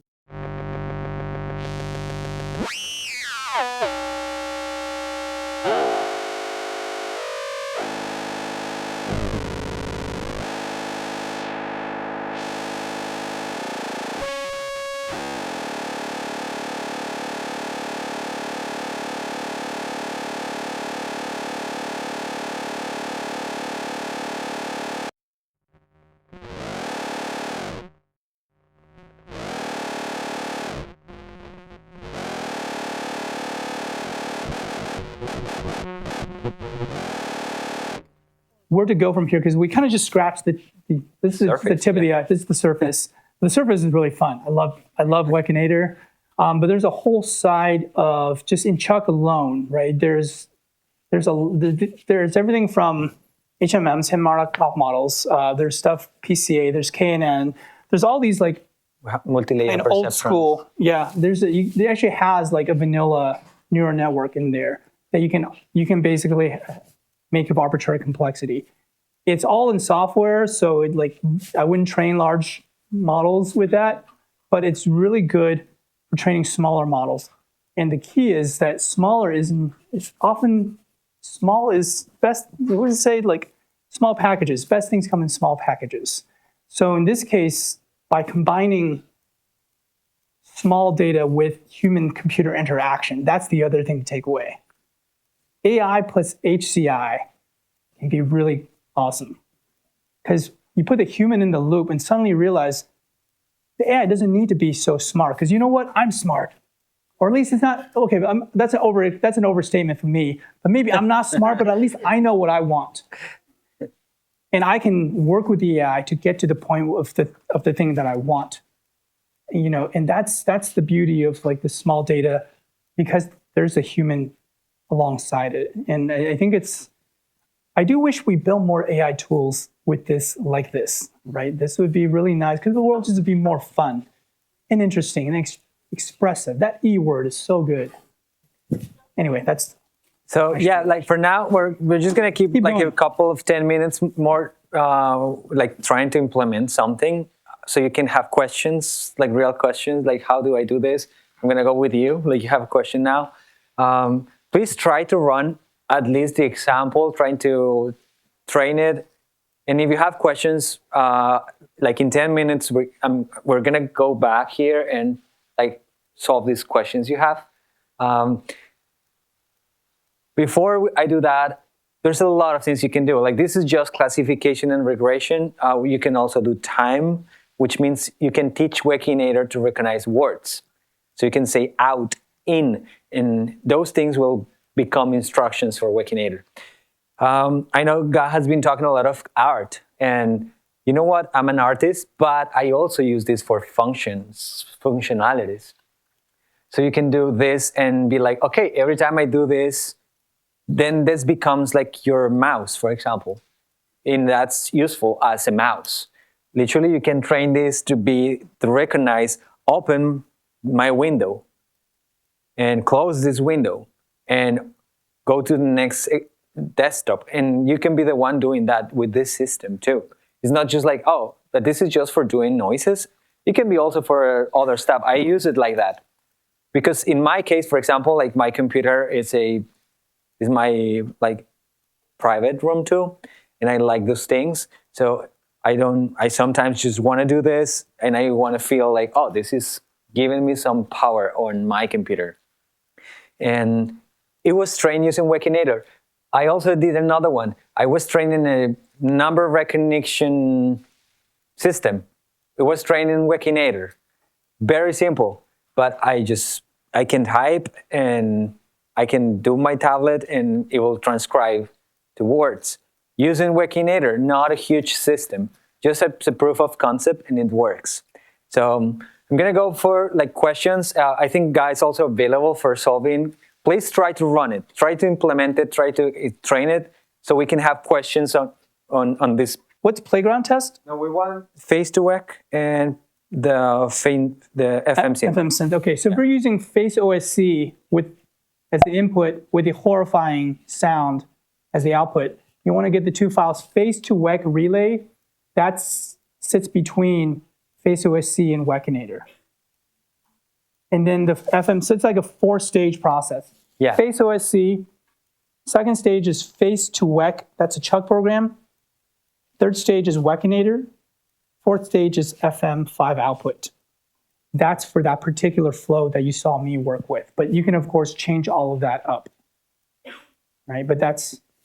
Yeah, so again, if you need to, if you want to use those ones, I just updated and update the permissions. So you're going to need face to Wekinator relay. That's the input one. And then you're going to need FM synth 5 output out as an output. This is for the face camera using face OSC. I already fixed the permission program, so you should be able to see them like this. Yeah, that's the FM, and this is the face to Wek. So this is the one you use for the training. we can go like I see there's a lot of questions on that, so we can go. If someone want to go through this with me, we can do it. So this file is the training file. Remember we did this. So instead of the FM, you do the face to Wek. This is the one you want to use. Let me just for the input, right? Yeah, this is for the inputs. And the Wekinator here. So remember, you just make sure everything is the same. So in this case, the port is different. So let's try to use that port. Wait, that's not true. Is that true? I think No, this is the input. Yeah, that's the input. That's the port. Yeah, that's it's this one. receiving from Face OSC. But I think Oh, got you. Yeah. 6448 is still the Wekinator port. So no, it's not working. Yes, 6448. 6448 on the output is inputs 8. Input 8. I think that's what it's certainly set to do, and the other one is output 5. But we do need a port. What is the other port? So let me look at this. So I think it's 12,000. 12,000. Yeah. Yeah. So this is the setup for Wekinator with the camera. Will be 6448 Wek inputs, 8 inputs, 5 outputs, and on port 12,000. And depending on if you're doing classification, the thing we're doing was continuous. That's regression. If you're doing classification, you want to do all classifiers. This one is all continuous. Yeah, the all continuous. This is the what we're doing.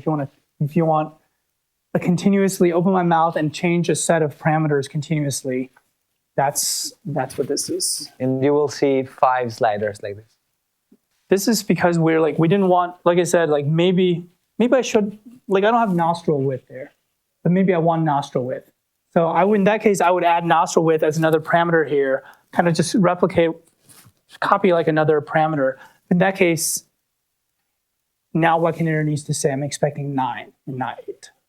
So basically, the way to debug the system is to make sure all the numbers match up. Port numbers need to match, input and output numbers need to match.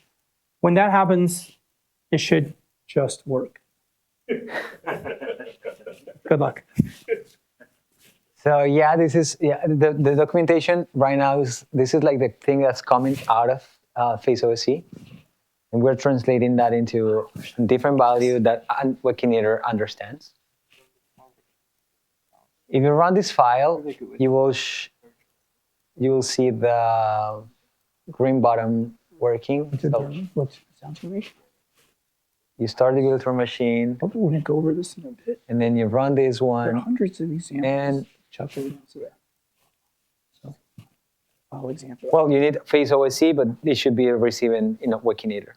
No, Face OSC can run anywhere in your computer. You could even forget what I'm about to say after I say Yeah, this. very bad idea. Very bad idea. You could actually run, like, because it's OSC, you can actually run Face OSC on like a totally different computer. Run Chuck on Wekinator on a second computer. Run Chuck on a third computer. And everything will work. Everything actually still will work as long as the network, you will need to change it from localhost to the actual either IP address or host names of all the different computers you're networking. So it's actually possible to network all of that. Having said that, Don't try. don't do that right now. Like that would not, it's like, unless you need to do that. Why would someone want to do this? Well, I don't know, but I've seen people, someone in like a class 15 days ago asked why we should do that. And someone says, what if I want to play with my girlfriend that's actually living in Korea? And then she was like sending me the OSC as UDP, TCP into my computer. And I was like, why are you doing that? It's love, that's why. Yeah, it was love. It was so, love. Yeah, she was like, she had Face OSC in Korea sending OSC to a computer here at Stanford and was transformed Face OSC into music. Nothing says love like facial data transmitted over OSC from a different continent. So now you don't send letters, you send You face. send OSC messages of your face. This next part, a lot of you are asking questions like, okay, so I think I got this working. Where do I go from here? What other sounds can I make? And where do I learn more about this? And what other things can I do with this kind of like, this kind of interactive AI? So what I want to do is I'm going to take a few minutes and show you some of the things we have not yet shown you, but it could be fun and could be good for just continuing the work even in the rest of this workshop, but also beyond. All right. So first of all, let's go to resources real quick. Basically, if you go to the Chuck homepage, chuck.stanford.edu, it has a lot of things that are pretty helpful. For one, the way to get more sound out of Chuck is you learn to code more in Chuck. And as I've said to a few of you before, I would recommend not going in with like I'm going to go and do A, B, or C. Rather, give yourself room to go play. And the way to do that is if you go to Mini-Article, for example, a great place to start is to just look through all the examples. Mini-Article, go to File, Open Example. What that gives you is like access to hundreds of examples. Let's look at one right now. I don't know, let's look at Blit 3. Here's Blit 3. That's not Blit 3.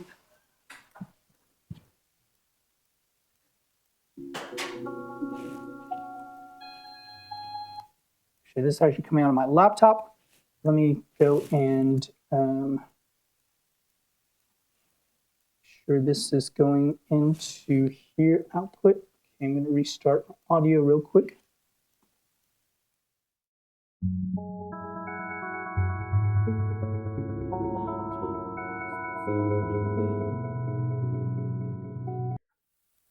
And it's only like 58 lines of code. Let's look at another example. Let's go into the deep directory. Let's see, what's a good deep? Oh yeah, here's a smb.ck. Someone in this program has painstakingly recreated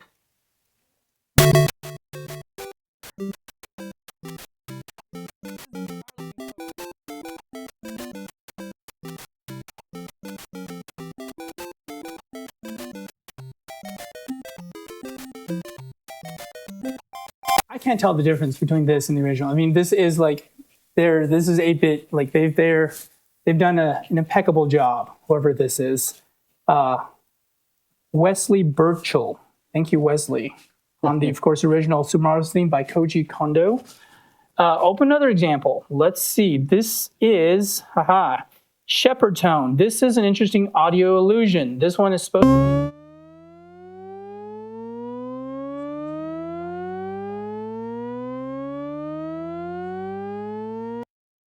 Let's see, more for fun. So basically, like, in the way you would use these examples, just start changing numbers.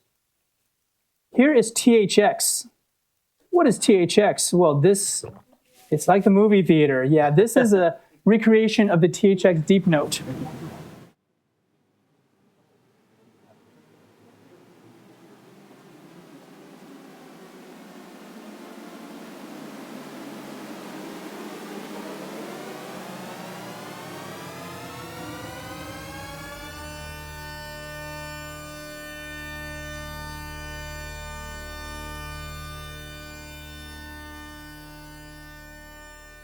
Generated on the fly and it's synthesized. So part of this, I think part of the theme I think of what Celeste has given us is like, yeah, there's a lot of AI in here, but this has no AI here. But I'm saying there's a lot of AI in what we talk about today, but the majority of time you might be spending working with this system might not be working with the AI directly. It's all the stuff around it. And I would say it's all the stuff around that makes it so fun. Go and figure out what kind of new, crazy, horrifying sounds you can make. Write some Chuck code. Play with Wekinator and some AI and figure out what's the space of interaction and really do some interaction design. Like there's so much, like it's like all encompassing. Like AI is a very important part of this, but it's also only one part of this. There's everything else in here, and I think for us that's such a cool way. I personally prefer that way of working, where it's not all about like how do we get like a perfect AI system. input output, but like how do we make the system expressive, interactive, and also like I don't want AI to give me the answer. I want AI to give me a tool so I can use and to make other stuff that's interesting and fun, you know. But let me continue here. So for example, with this THX program, I can just start playing with the numbers. What if I want to make it really short? Yeah, let's try that. This is super short.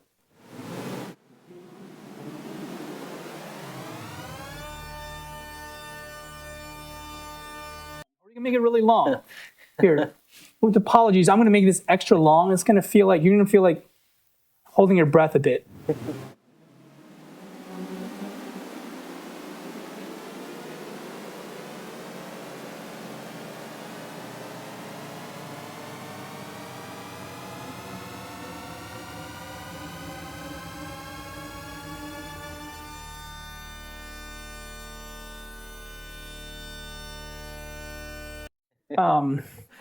Let's see. There's just so much more you can play here. Here's a horrifying. Most of these programs kind of horrifying. This one is like.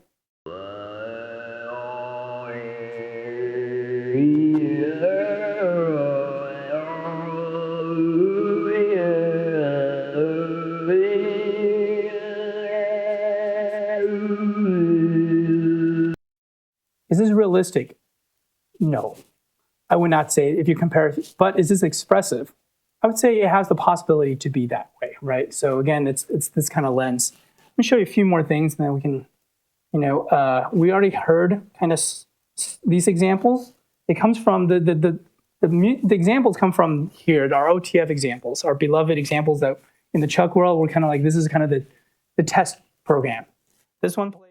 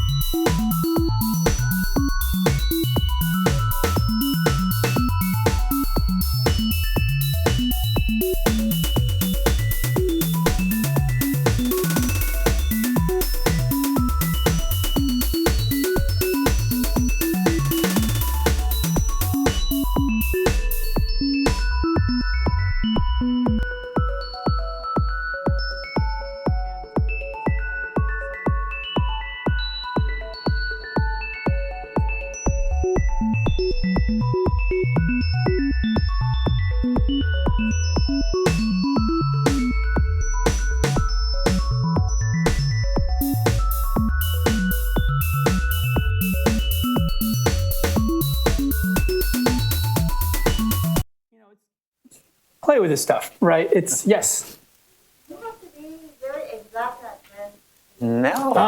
That's a great question. Such an astute question. The question was, God, were you just being so exact that when you put a new file in, it's right in sync with all the other files?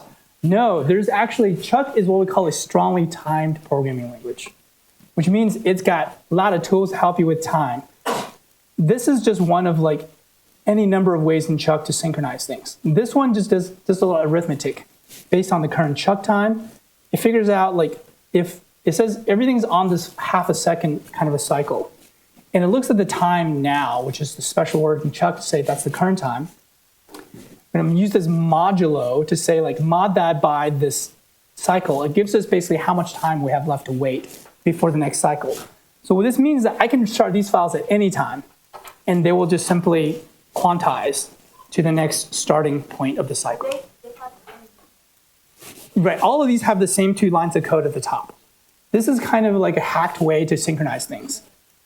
But there are a lot more sophisticated ways with like events, shreds, with all kinds of different logic you can use for that, right? So this is just like ways to like, on the sound side alone. So I encourage you to go and play with Chuck. Also check out the language. There's a documentation of what the language is. And by the way, as you're learning, you'll want to look at the API reference. These are all the built-in objects into Chuck. There are more that's coming that's like installable, like downloadable modules. This is what comes default when you install Chuck. There are things for, you saw there's events, shreds, math library, machine library. Then there are all these sound making things. For example, we looked at SINOSC. So if we look at SINOSC, it says sine wave oscillator. It inherits a basic oscillator that's a base class. And you can see, oh, what are the different examples I can play with? Oh, here's chirp. I'm just going to copy this code into Minionical and play it. There's chirp. That's all it does. What about alarm? This actually could be useful. I would never trust Chuck to not crash when you need to wake up for like an important meeting. But this is an alarm clock that after a certain time, it plays an alarm clock. How long is this? 2 hours? No, let's make this 2 seconds. We're not going to wait for 2 hours. So.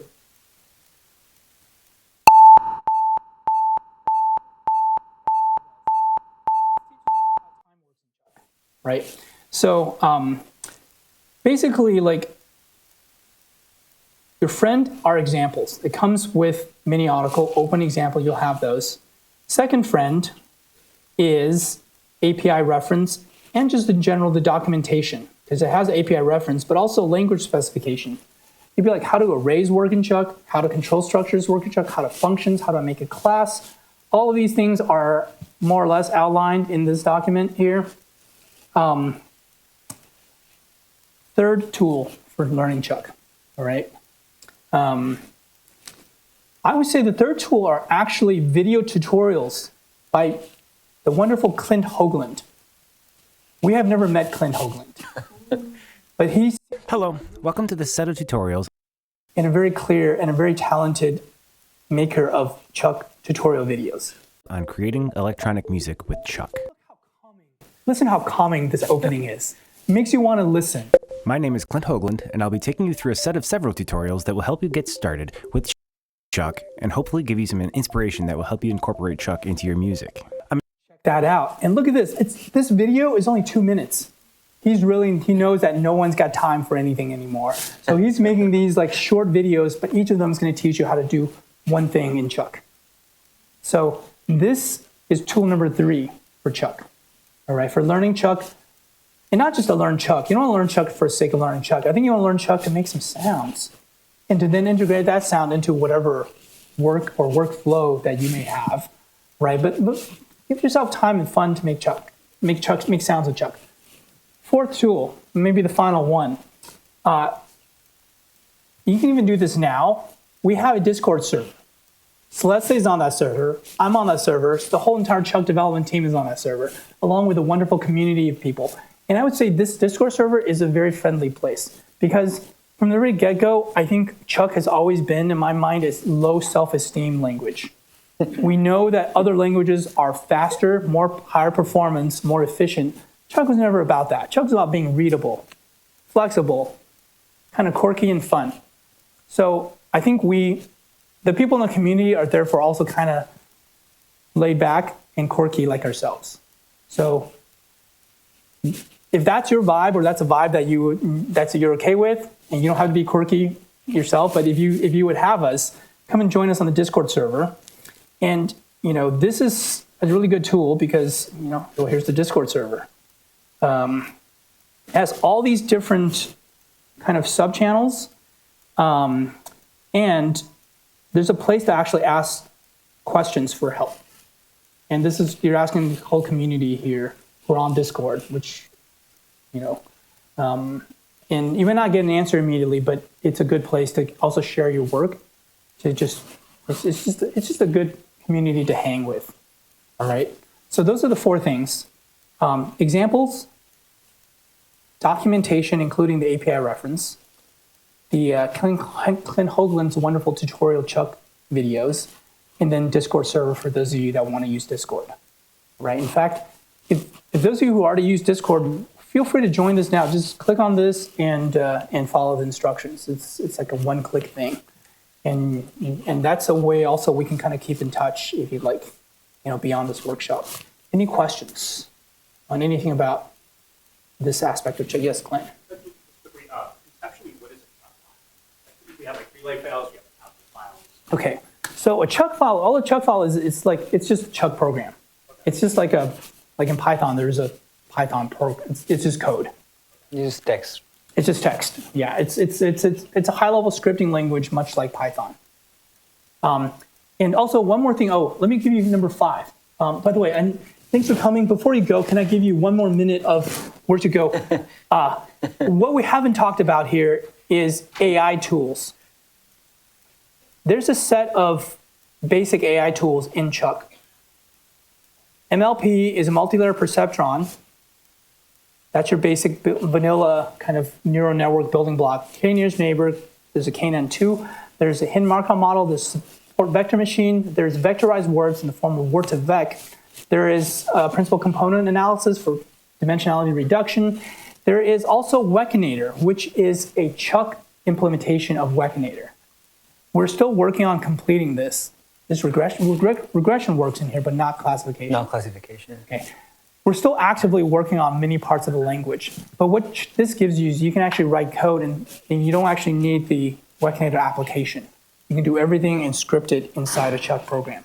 Copy and paste is a good start. I kid you not, actually. So as they say, good artists borrow, great artists steal. Be a great artist. That's what the examples are there for. Chuck has a whole import system where if you have a larger set of files, you can have files that import one another. And then that's a way to kind of modularize all your files. I would say if you're going to look at I'm going to check out this example and I like what I'm hearing. I think the first thing is try to understand that example more, play with it, change the numbers until you feel like, oh, I've internalized, I know Kung Fu, I know how this file works. At that point, that's a great time to copy and paste because then you know what to leave out and what to take. And you also know how to refactor the code to actually integrate it into your current system, right? So there's a lot of Chuck. It's sound synthesis. It has some AI tools. It actually has graphic tools, which people were talking about. I'm not going to talk too much about this, but this is a great way to you can put Chuck sound together with AI, with or without Wekinator, and into high performance 3D graphics. And another horrifying thing in Chuck called Chuggle.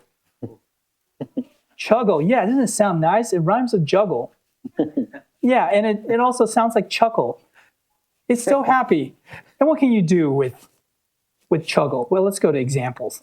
And let's see, here is deep audio donut. Who doesn't want an audio donut? I want an audio donut. Yes, that's the right reaction. Yes. Wow, audio donut. Why is an audio donut? Because it's actually real-time reactive to the audio. I can look at this for minutes. Just minutes. Just minutes. Probably not more than minutes.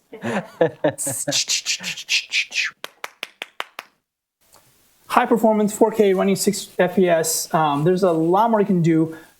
So basically, this is a whole rabbit hole, Chuckian rabbit hole that you can find yourself lost in. What's fish? Is there any way to integrate?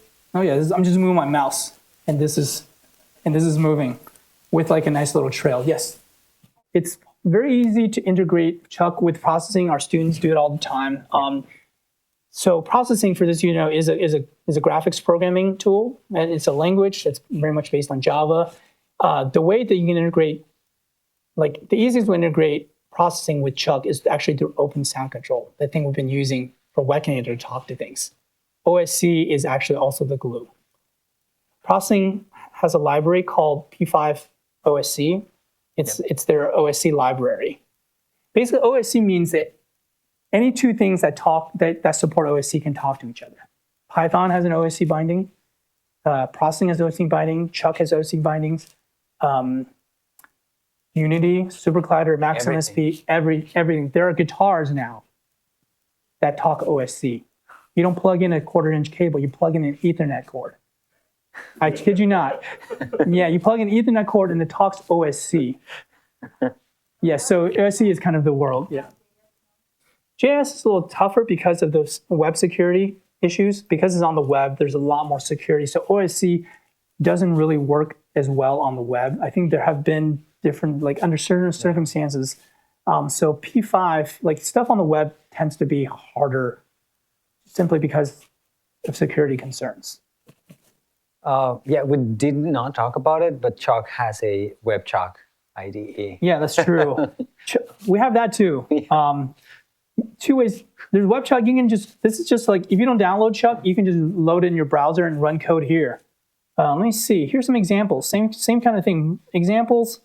Let's see. Let's go back to. You can. It's not the Soundscape AI in AI. Oh, we can show that. Hold on. It's not in here, I don't think. But let me see. Let me play one thing here. So for example, let me load this example. What is this example? Let's start WebChuck.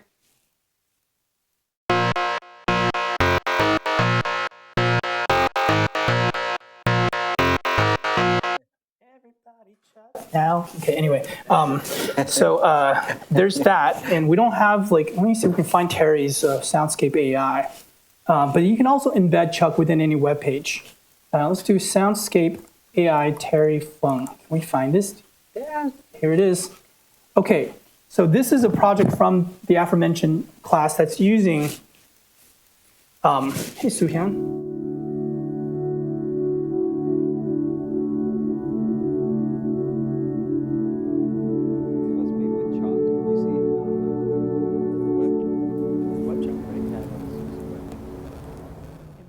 It has the base distribution. Everything you see in the documentation is also in WebChuck. So it has Chai. What it does not have currently is like a number of what we call Chuck chuggins, which are Chuck plugins. We have horrible names for everything. We apologize. We have chuggins, and you saw the spork. So you can fork a process or fork a thread. In Chuck, you spork shreds. When you add a shred, so it's, the shred internally is not scheduled, but just scheduled by Chuck Scheduler. The horrible names truly do not end. And this is coming out of a place that's calling itself Karma, CCRMA. We have all these 5-letter things. We have SLORC, which is Stanford Laptop Orchestra. Celeste will be helping to teach that next quarter. We have SMORC, which is Stanford VR Orchestra. We have MOFO, with a PH, that's a mobile phone orchestra. Anyway, we're obsessed with naming. Names are important. Bad names even more so. This is some call it name-driven research. We don't disagree.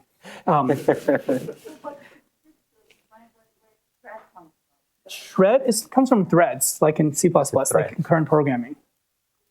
So you can fork it. Typically, you're forking a process, but you can fork it. We can think of it as forking a thread, which is so. But Chuck shreds are different than threads because shreds are basically high-performance, non-preemptive user-side concurrency, whereas threads are more meant to be preemptive, scheduled by the kernel scheduler. Shreds are basically user-level concurrency, and that's entirely handled on the Chuck virtual machine. All right, any other questions? So this is just a quick overview of the 5 things to look into. Examples, documentation, Clint Hoagland's tutorials, Discord, and then look further into Chai, I think. Yeah. Back to you. Yeah, so one of our group of students are going to join us for the rest of the workshop. I'm going to go through another example. Just into Chalk, just pure Chalk, not using Wekinators, but just pure Chalk. And then we're gonna end with trying to implement a basic thing using MIDI that I promised, like this back cello prelude. We're gonna try to recreate multiple versions of it using the HMMs. So the problem with the AI is not the AI algorithm itself. The problem with AI is the way you curate the training set. That's why we're doing so much attention into this little mindset. Second, the way you choose your descriptions and your descriptors, or the right algorithm. So if it's unsupervised, you need to decide why and why exactly you're using that. Mm-hmm. and then how to map whatever you get in there out of the algorithm to something that's meaningful. Right. Because inside a computer, any model is just numbers. Yeah. So you just get numbers, process numbers, and send numbers. And why a music sounds good, but if you make those numbers video, it's just noise.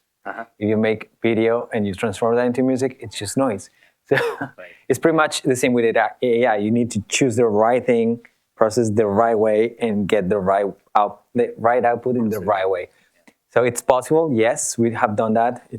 You can pitch track, fit that, reproduce any chord, any progression, correct the pitch, and then send out whatever you want. The problem is to set up the right chain of. Now we're gonna finish with one more example that I'm gonna go through. It's just pure chalk, not using Wekinator. And we're gonna use this MIDI file that's from the Prelude in C major from Johann Sebastian Bach, which is for cello. And the idea at the end of today, which is in an hour and 18 minutes, we're gonna try to have multiple copies of that score generated on using an HMM model. So basic naive approach, we're just gonna throw the file and run the file through an HMM. That's the most naive one. Then we're gonna try to run in smaller snippets, trying to go like measure one, reproduce measure one, like that. And then we're gonna do another approach at the end, which is gonna be HMM plus a k-nearest neighbor. So the HMM is gonna generate something, then we're gonna use a nearest neighbor to try to see which measure is the closest to the original prelude. We're gonna try to reconstruct using nearest neighbors, which is pretty much what I showed at the beginning of this day for the ones who are here. We're gonna stop there because we don't have more time, but what I show is you do that multiple times, iterating through that process, and then you get something that sounds like really musical. We're just gonna go through symbolic data, and the audio is gonna come out of just an oscillator. So we're gonna use just MIDI data on this piece. Usually for the class, I perform some music to start, but today we don't have time. So I own you the piece for today.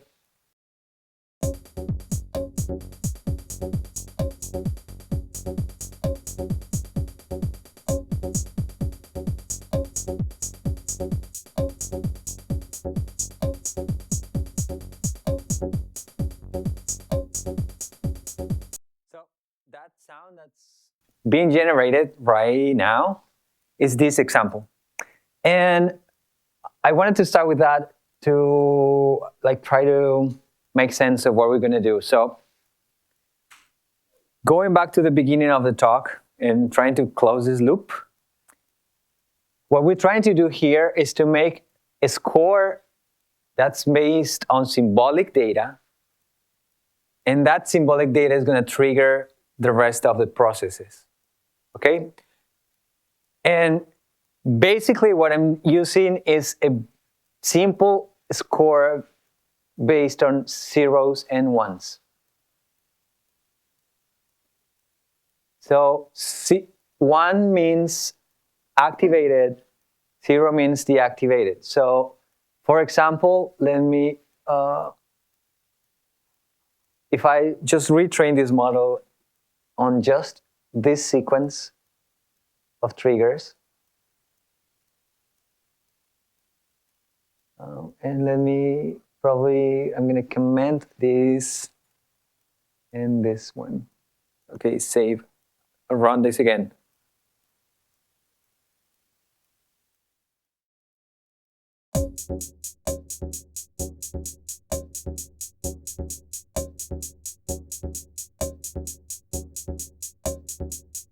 There's no variations. Like right now, it's just like, it's gonna be forever, like hard coded.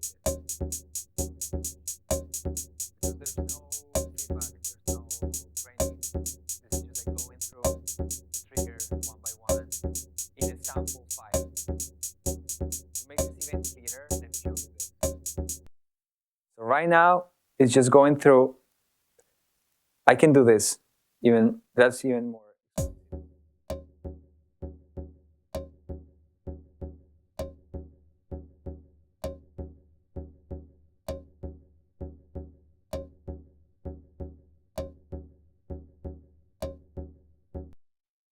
And if you really want this to sound exactly as it should be, I'm going to remove these ones because these ones are here.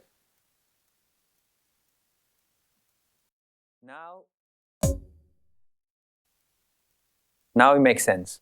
So literally, this HMN model is just running zeros. And it's being trained on a sequence of zeros. So what we have is just silence. And this is being trained and retrained and is generating this score of just zeros. And it's not that it's not running. You see the virtual machine is running, but it's running just in a score that's made of zeros. So the prediction here for the next trigger is going to be 0. Because the training set is just 0, so the next one is 0, the next one is 0, and the next one is 0, etc. So, as Gao was suggesting, what if we,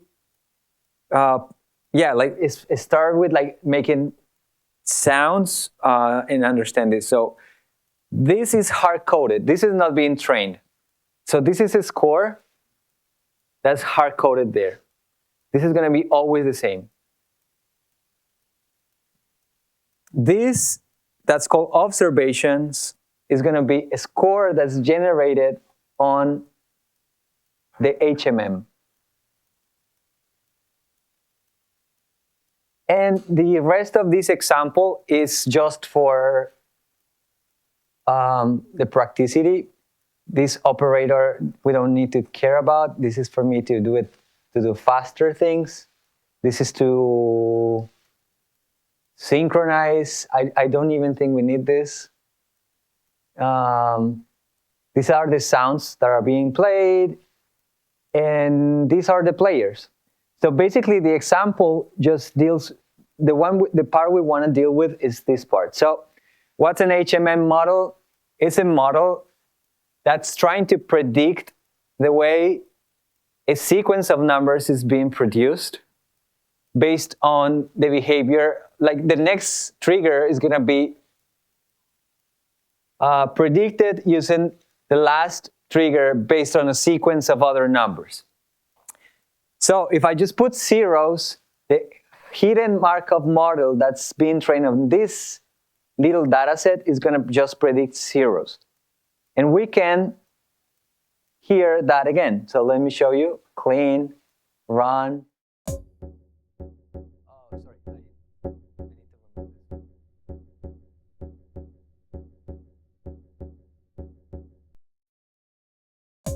Yeah, so silence. So these ones are playing just zeros. These ones are playing the sequence I hard coded. I made this just for aesthetical reasons, like this too. So we could like add more. So the plan is going to be this hidden Markov model. So we're going to go into the, let me show you this, Chuck. You go to this part where it says API reference. Where is it? Documentation here. It never come like this. Docs. Yeah. Okay, so the model is here. So the hidden Markov model generates a sequence of observations based on the training dataset. That's exactly what we want. And this model can do 3 things. Can be trained, can generate, and you can load or record a model. So for the training state, we need the observations, and then also we need these 2 things, the number of emissions and the number of states. In the example you have, you can see the training model here. So let me run this again.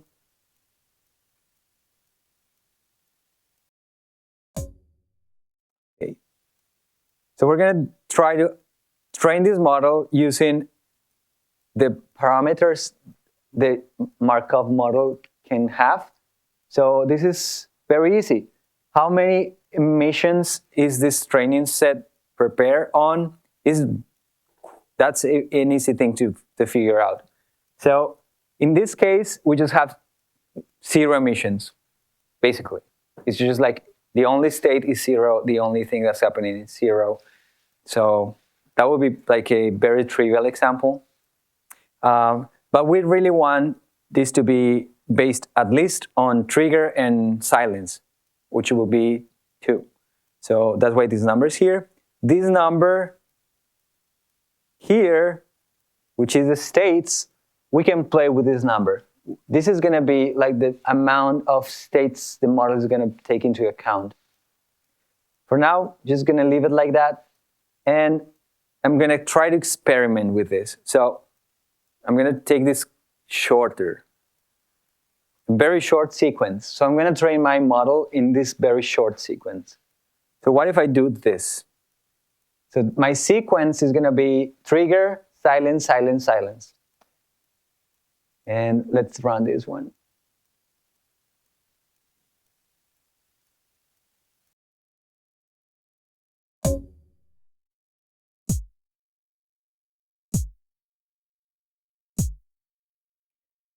Also very easy to predict because this sequence, it's very predictable.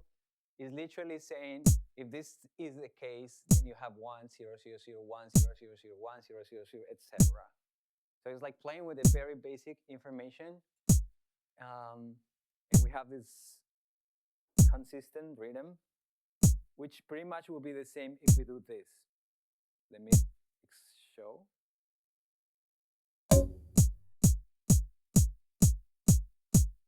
But that removing here, we're going to keep making things more complicated. So I'm going to make a longer, not too long, but longer sequence of numbers. And I'm going to introduce a variation here. So instead of having a very regular sequence of 1, 0, 1, 0, 1, 0, 1, 0, 1, 0, etc., I'm going to introduce this little change here. And we're going to listen to the results.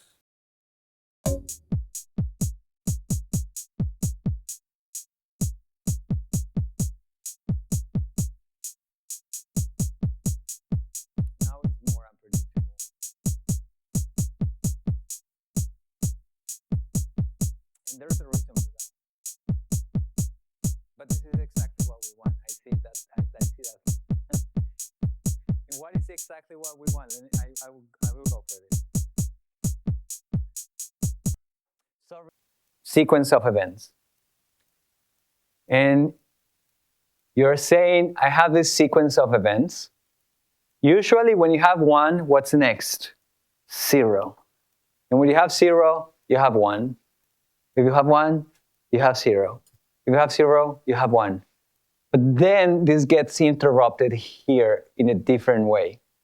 So this thing here introduces a little bit of chaos in the system and changes the way the weights in the model are being put. Can you do weights in this? I know someone's going to ask that. Can you weight the sequence? Of course, you can add weights. So let me show you this.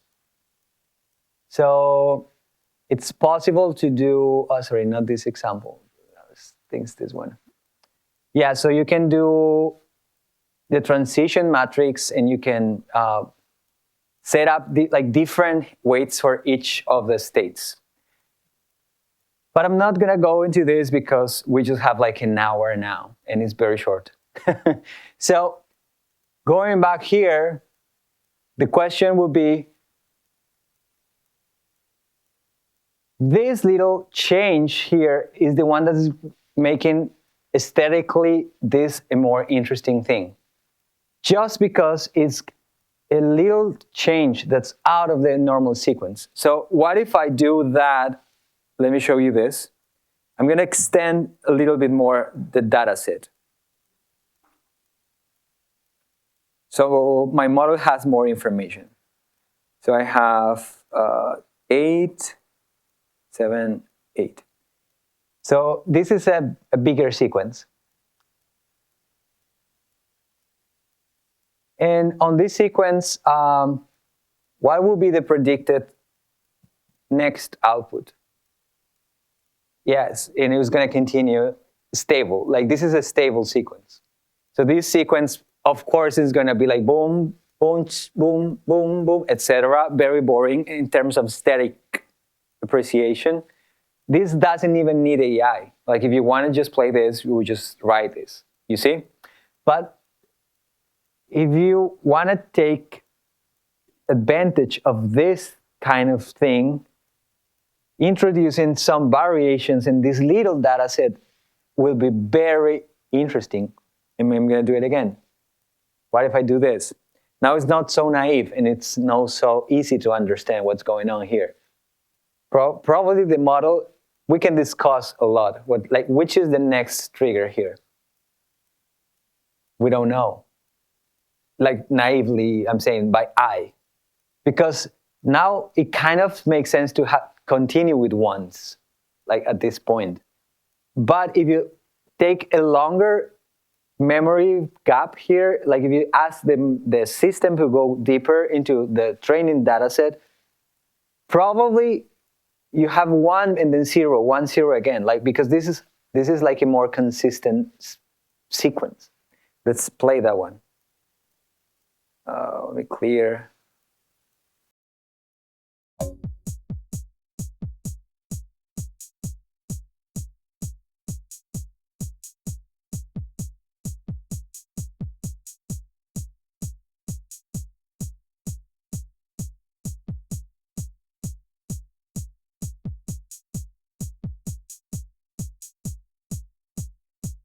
We're listening to how the system is behaving. It's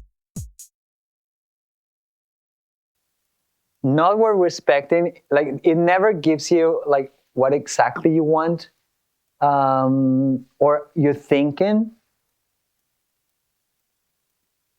Just because for these little variations. So that's why I think I'm interested in this kind of situations where these models, you got like these little things that will introduce a lot of variations.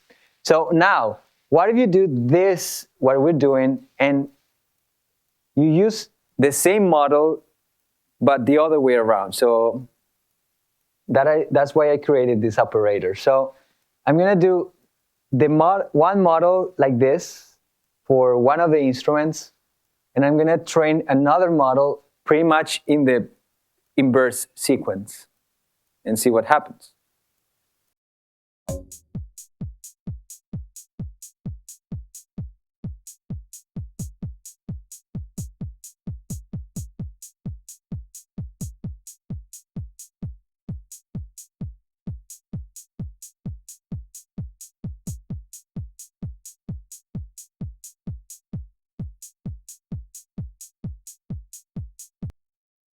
Okay, so we have this very interesting rhythm that's been like emerging out of this. And the emergence of that rhythm just becomes out of one data set, which is this little thing.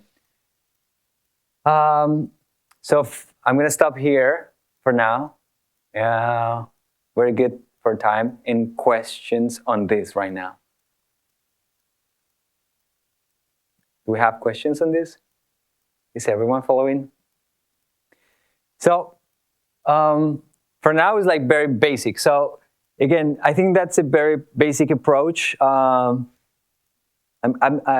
like we can go even deeper here. So what I was trying to explain here is,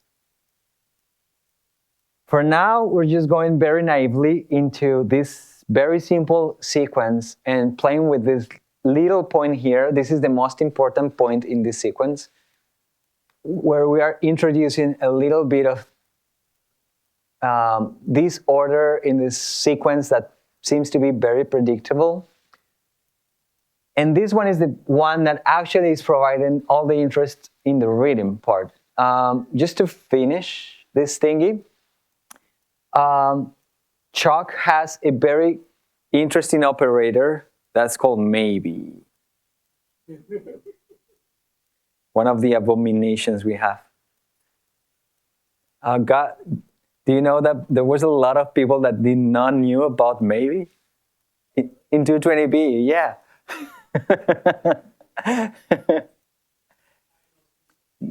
I love maybe. Yeah, I love it.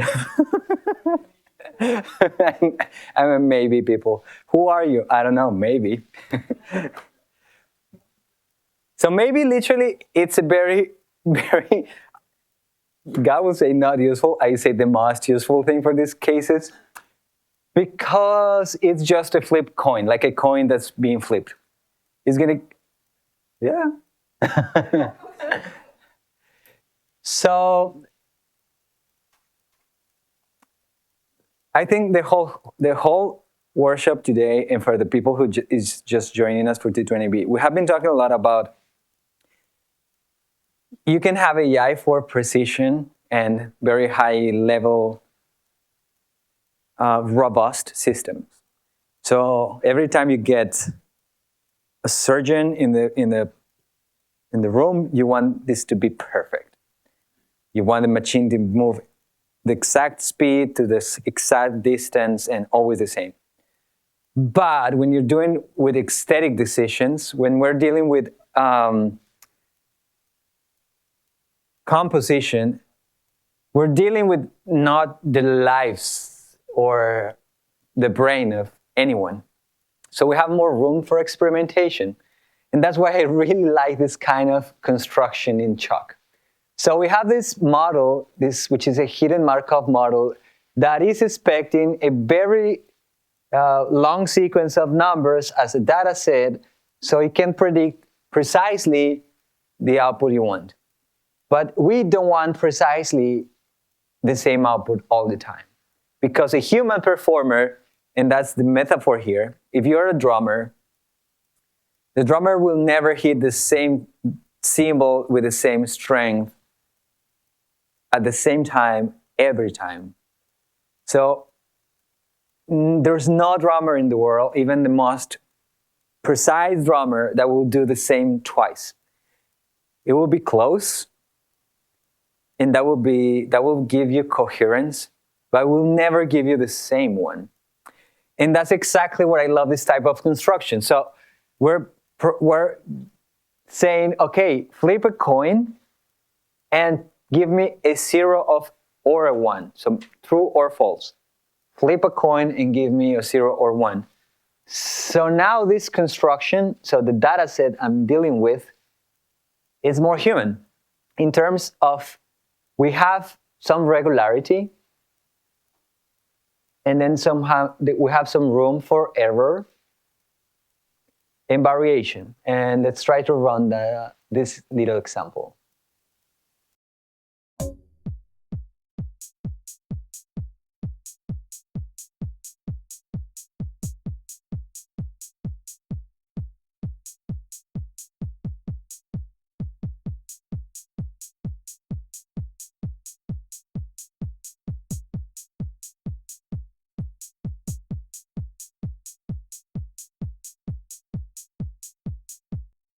Let's compare that with this. Let me just make the original basic copy of this. So remember this when we did it. So I'm going to go back to the basic. So this will be, you see how I'm going to train the model in a very predictable sequence, and we're going to listen 30 seconds to that sequence.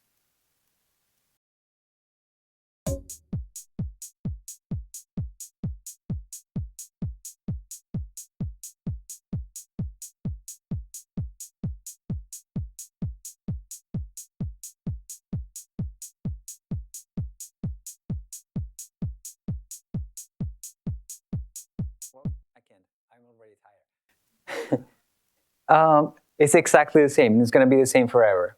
And this will be like, that's what an HMM is supposed to do. It's like give you the exact sequence you're expecting based on your data set, but it's too boring in this case just because we don't want that. Just because we are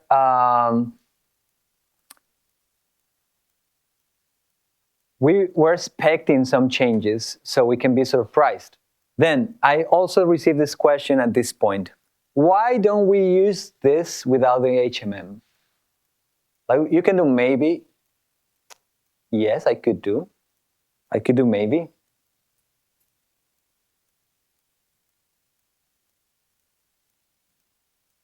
Like this. And run it and see what happens.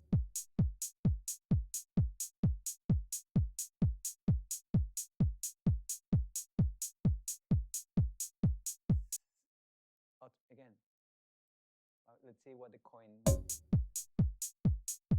given it just the same number all the time. Try again. Same. It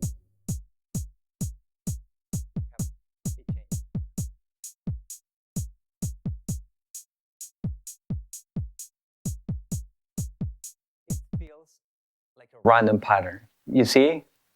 I don't know if you noticed, but this sounds like a random pattern. So somehow, and that's why I love this kind of construction, we're dealing like with both worlds. The HMM is giving us consistency. The HMM is the one that's being like, okay, I'm going to try to force the system to go into this consistent sequence. Then we have the construction that deals with randomness in the most John Cage style. And then we have two forces fighting. We have the force that is trying to keep the sequence consistent, the HMM, and we have the randomness of the system being fight using this flip coin thingy. And somehow this construction gives us a very coherent structure.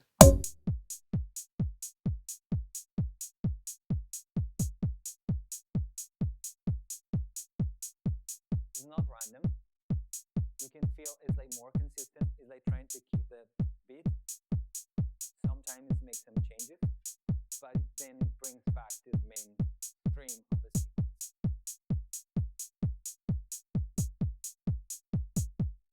So some variations, consistency.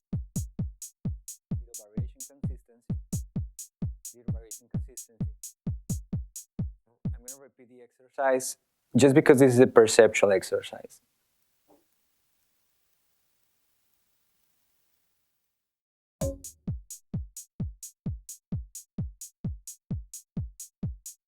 Pure randomness could be just boring as nothing. Or it can be super changed like this. And then it's like, it just sounds random. Where's consistency?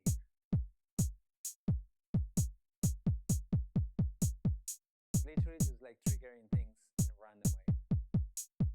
Can you perceive any pattern? Probably it's there, but it's very, it's like. Okay, so from this, I was talking to you. So I'm not gonna go. I'm just gonna jump into the other example for the sake of time. But what I usually do with this is, if I really like this thing, I just let it sound, and every measure, I just attach the observations into the data set again. So if it's very bad, I just change to the next one. What happens with that is that every measure, this training data set is becoming larger and larger. Every measure, it accumulates more information. So the first measure, I just have this and like this 18 nodes, triggers. Second measure, I have 32. and third measure 48, and that's it. It's going to keep growing. But it's going to keep growing with my own curation, which means I'm going to, if it's very good, I don't change it and keep accumulating the same pattern. By the end of a song, I have a nice data set that it's pretty much curated by me. And I can retrain or upload that model again into the HMM and play that again.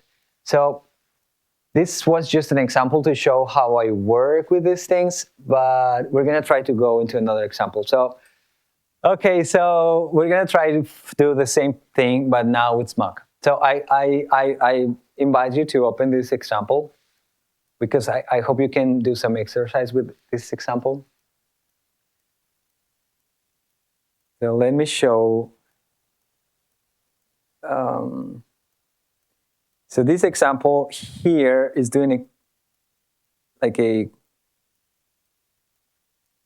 basic naive approach again. I'm loading a MIDI file. That is this MIDI. Let me show the MIDI file.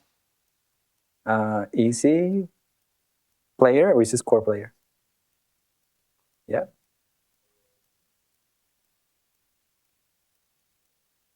As an argument.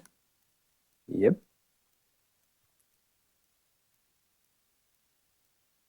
Yes. Just player preview. Oh, so I do the player, BPM, and yes.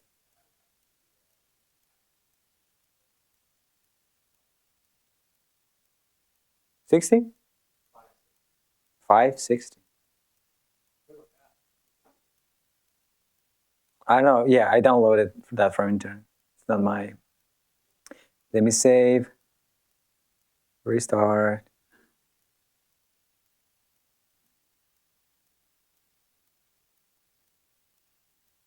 Find error.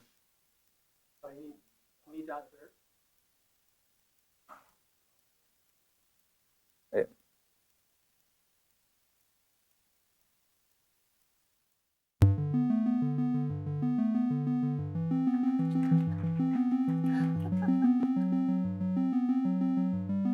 So as a contour shape, this sounds like the task for an HMM, don't you think? Literally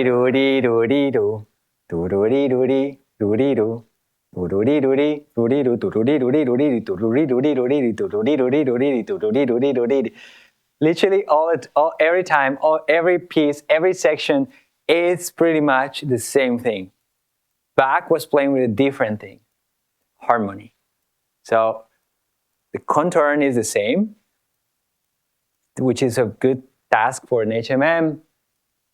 And so we need just to find out how to handle with this. And let's do it. So I think I need to, because I erase it in this madness. Oh, suggest me download again. Now this is not my. Where's this? Yeah, so just downloading again. Okay, so the original one, going back. So now we know what it is. And the idea here is going to be, okay, we're going to train an HMM model. This is a naive approach, very naive approach. Just plug the entire MIDI file, and see what happens. Yeah. So number of emissions. This is going to be different from 2 because we're not dealing with triggers, but with notes. And MIDI notes go from a wider range. This is one of the parts we can fine-tune. Fine-tune in many ways. So you can deal with 127 if you're going to deal with the entire package of MIDI notes. I have other ideas for you.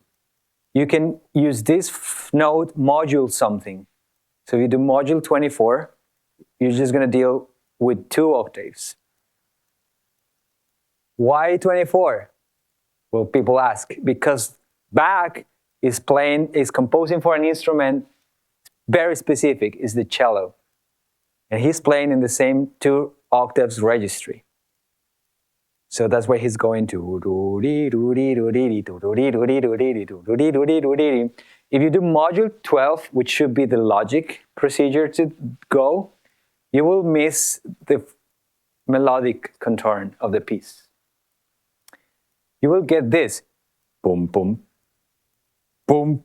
Instead of going up to the octave, it's going to go down. So that's one of the things I was talking in this early workshop. Sometimes the problem with AI is not fine-tuning the input in a good way. So if you do module 12, which should be like the ideal world, you just go for notes, you're going to lose all the information of the contour. Module 24 will be better. We're not going to do it right now. I'm just going to go like do 127, like grabbing the entire pitch classes that you can do in a MIDI piano. And how many states? For now, let's just do 1. And we're going to perform this, we're going to generate this 16 notes out of that. So just 1 measure.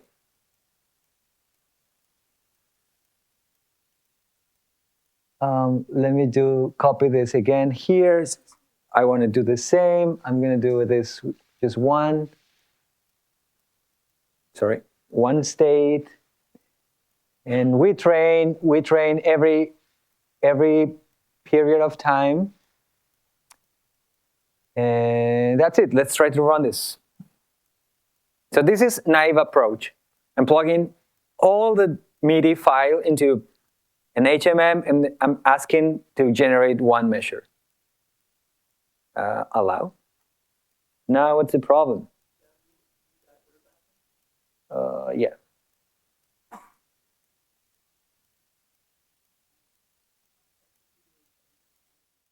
going to clear virtual machine.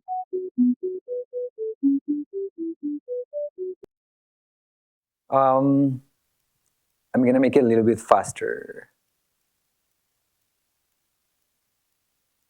That's a problem with imports.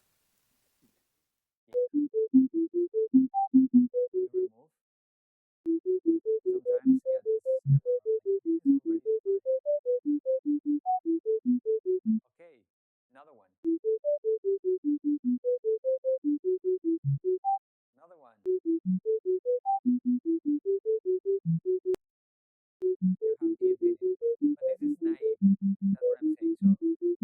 There's a couple of things we could do. And I already say 1. 1 is don't do the entire, like don't go through the entire MIDI sets of pitch notes, like 127. But there's a question also for the class. Where should I constrain the data set? So let me try to go through this, and I want someone from the class to help me with this. So this is the score. It's being loaded. This is just a container. And then I'm putting all the MIDI notes here in this container. One's called pitch, one's called duration. Then I create the HMM. This is the container for the results, 16 notes. I train the model, generate the model, I play the model. In this case, I'm using an octave higher, just because the cello is very low, but we can do it. Like, this is not important, so let me remove it.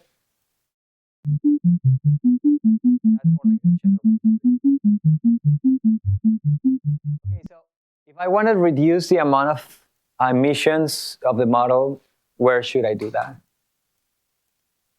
And this is for the class people.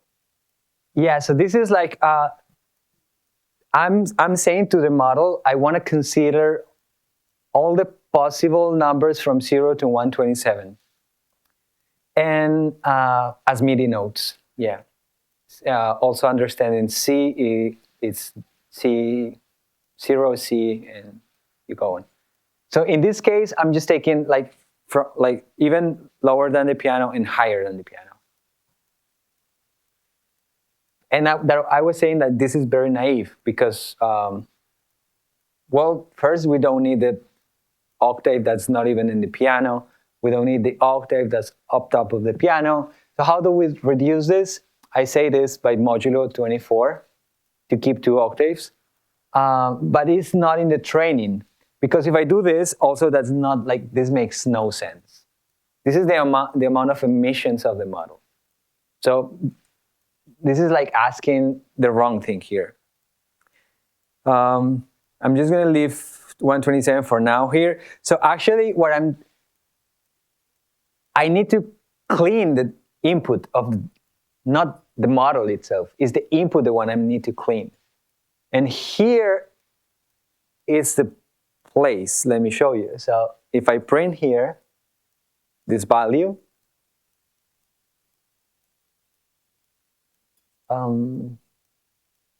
we can see there's my console.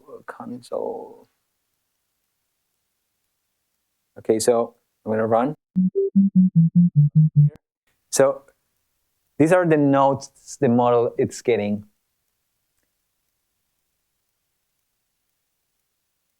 And this is the place where we want to clean the input.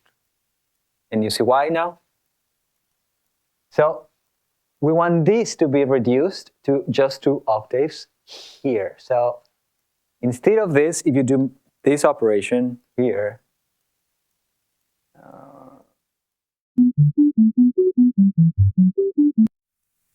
now you have your data set reduced to a smaller data set of just 24 numbers. But you keep some melodic contour because you're keeping the octave. So this is the place we were looking for. So let me just copy this, and I'm going to do it here. I can remove this print. I don't need this anymore. Okay, we're pretty much in a good shape now. So now I don't need this training model to go into 127 emissions. I don't need those anymore. I can do a shorter. I'm going to clear this. So now I'm training the model just on 24 of them. And now there's another fix I need to do. What's that fix? Of course, thanks, Ato. That was exactly, because now we're getting this in a very low octave.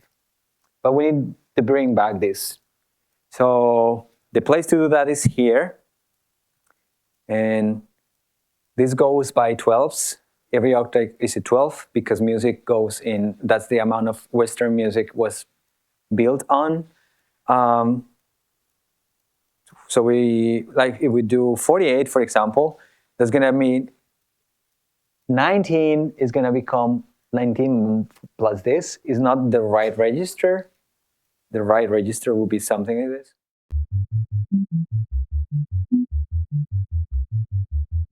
That's the cello one that I was explaining. That's why I'm using the 12 extra just to, so we can understand.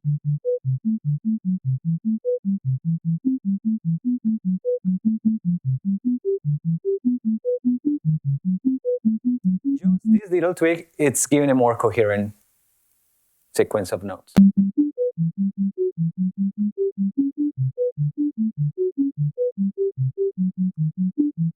It's still naive, but it's better now.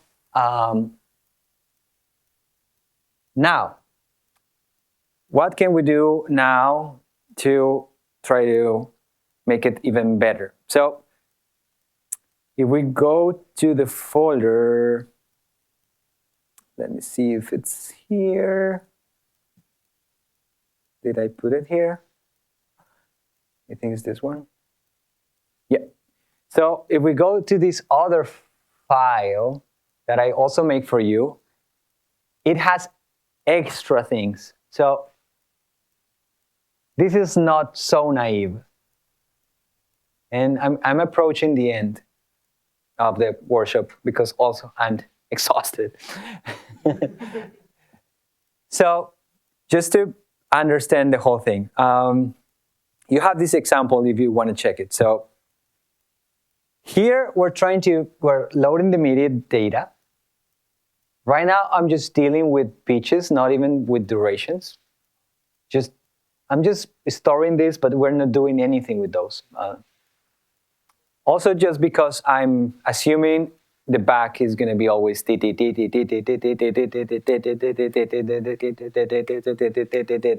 etc. So I'm assuming that. So I'm ignoring all the information that's coming out of the written part. I'm training the model in the entire data set, not just a section of it, and I'm creating a result out of the entire data set. Now, this file here is a very different approach, and it's taking into account which measure do you want the model to create. So just to compare, I'm importing pretty much the same, but I'm doing an extra step here. This extra step here is to separate each measure in a different container. So measure 1 gets stored in position 1. Position 2 gets etc. Then measure 3 in position 3, etc. So here is just an extra step to separate measure by measure. Why? Because I want a more detailed training this time. I want the model to be trained on measure 1 so it can produce another measure 1. And I'm going to use a second tool here. What is a k-nearest neighbor algorithm? This other example is using an extra algorithm to make sure what is being created is similar to the measure you're asking. So the k-nearest neighbor, it's also being trained on the same data, the same back. So I'm training a HMM on back. I'm training a KNN on back. This is like the architecture. And I'm saying, generate something, HMM. The HMM generates something and sends the output to the KNN. And the KNN says, sorry, I'm not happy with this. This doesn't seem like the first measure you're asked to produce. So it sends back the answer and says, create a new one. But now uses the same information just created to be like, I don't want this, but this. So now it's retrained and sends back. So it's pretty much an adversarial, very basic network. Two models are fighting. One is saying, I produce, the other one is saying, what you produce is not good. Produce another one. Then the HMM creates another first measure and sends to the supervisor and says, hey, does this satisfy the requirements? Which threshold? You decide the threshold. In this case, let me show you. The threshold that's being, it's by the user. It's something you need to do. So in this case, I'm just taking the, let me show where is that thing here. So where the prediction happens, it's going to give you the K number of neighbors you want, and that number you decide. So it's like, if you satisfy this condition, then I will accept your generation. And that's going to be happening on each measure. So again, the architecture goes like this. It creates, sends. If it goes to certain threshold, it gets accepted, and then it goes into the score. If it's not accepted, it's going back to the HMM. The HMM is retrained, generates a new one, goes back to the supervisor that says, hey, surpasses the threshold, yes, no. If it yes, goes into the score. If no, goes back. This obviously is heavier computationally, and it takes more time to run, because in this case, both networks are trying to, this one produces, the other one supervises, and that makes the time is, like if you run this file, it takes no time. Just because it's naive, so the data set is static, we're not asking for external conditions. But in this one, we have this extra KNN model supervising the other one, and it's going to take a lot. So if I hit here, it's just going to take, I don't know how much time. Sometimes it takes 5 minutes, sometimes it takes 30 seconds. It depends on both networks that I cannot control. And also the threshold. In this model, the KNN is fixed to the original piece. So the original piece, the KNN gets trained into the original piece, and you set the threshold of acceptance of a new generation. Yeah, it's a sequence of symbolic MIDI on the generated side and also in the measure on the other side. And it's comparing both. So that's a great question. And actually, with this, I'm kind of finishing now. So this idea is what it's trying to do is like use the information of the actual piece to compare the actual piece with the generation. And it's still in the same, how do we call it? I'm very exhausted right now. So it's still in the small data set. We're not using like the entire back compositions to do this, just one piece. So it's training I think the piece has like 536 notes, if I remember. That's one of the facts I'm going to say in one social meeting. Like, I know this prelude by Bach has 536 notes. People will be very surprised. So yeah, it's just a very small data set compared to other things. It's just 536. And we'll give you like a nice representation of new pieces every time being generated. So the other thing I put in this example for you to check is you can generate the score that's being, you can copy this score as a file. So I'm going to try to do it. And with that, I'm going to finish. So any score that's being generated here is going to be as a file in your computer. So for you to play. So I'm going to do that and probably just comment this. Okay, so let me show you. Like, same. I'm going to put a print statement. Okay, it's here. So.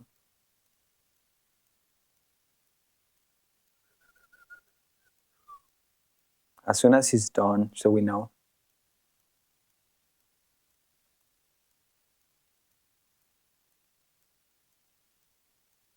Okay. This one takes more time. Oh. Why? Well, now it's done. Okay. No. Yeah, I'm just like seeing how much time does it take. Sometimes it takes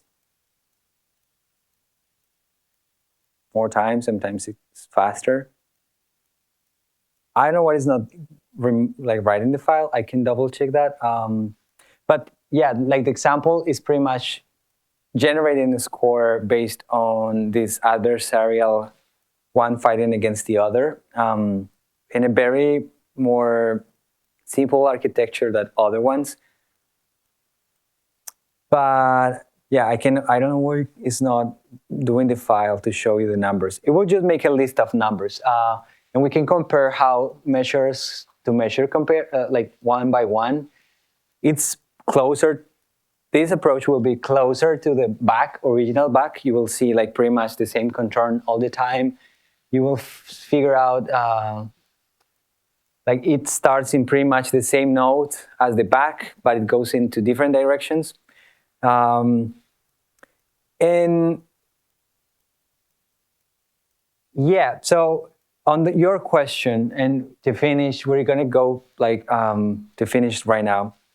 This is a very specific choice. I choose that back because it's very simple rhythmically, and also harmonically, it's a melody, but insinuates chords all the time. So it's like room, major chord, when it sounds like doo-doo-doo. It's like insinuating a chord. And also that's another thing I can show, to show, like the third iteration of this, you also train another k nearest neighbor, but in the harmony that's implicit. And that gives you an even closer representation to the actual piece that is not the piece. So it generates new backs using the same approach that Bach was using. And it's very computationally not expensive, except that this problem that I don't know why it's not loading the file, but yeah. And you keep doing like fine tunings. At the end, what I was playing at the beginning of the workshop is the same process multiple times on files that I've been feeding for an entire year now. So it's not a data set that I've been stealing or taking for someone. It's just like my own ear being like, this is. No, I use the KNN for the first stage. The KNN gives me the closest neighbors, and then I choose in between those. Because if not, I will have millions that I will spend time fighting against. So I do this problem. The KNN at the end just gives me, out of 100, gives me the best 3. The closest to the original. Based on my descriptors. And then on this tree, I be like, I like number 1. That goes into another list. And that happens multiple times, and then this list grows and grows, and then I can train again based on the back and on my own decision. And then you have a very beautiful generator of prelude number 1 in C. But yeah, that's pretty much what I've been working with, this kind of very small architecture and a small data set. Thanks everyone for coming. Thanks for staying all day or year long.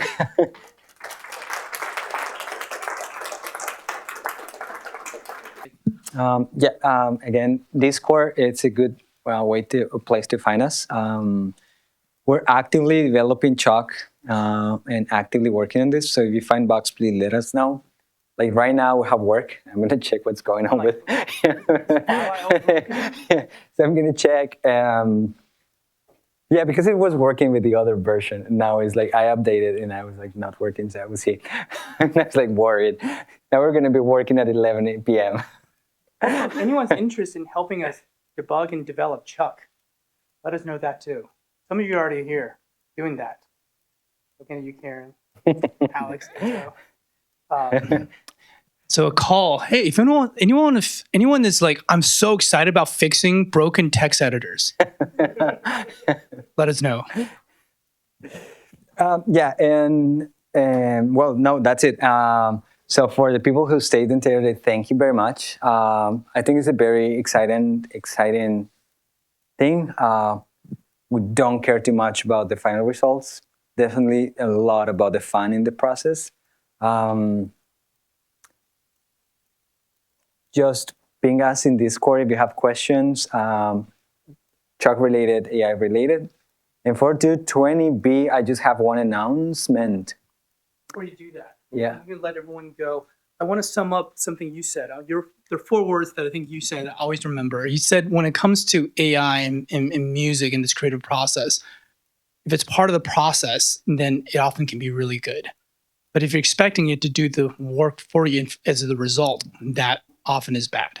So if there was 4 words to distill, it's like process good, result bad. So I kind of want to just like put that out there as a food for thought. That is probably not the case in every scenario, but I think in general, there's a wisdom I think to be, and I'm just parroting what you said. And I think about that a lot. And I think about when is it the process is really meaningful. And even though sometimes I just want the result, if I just did the work and do the process, I get so much more out of it. Anyway, so maybe we'll end our workshop on that note before you do your 220B. Yeah. So yeah, thanks. I please to maybe stay a little bit. Thank you all for coming.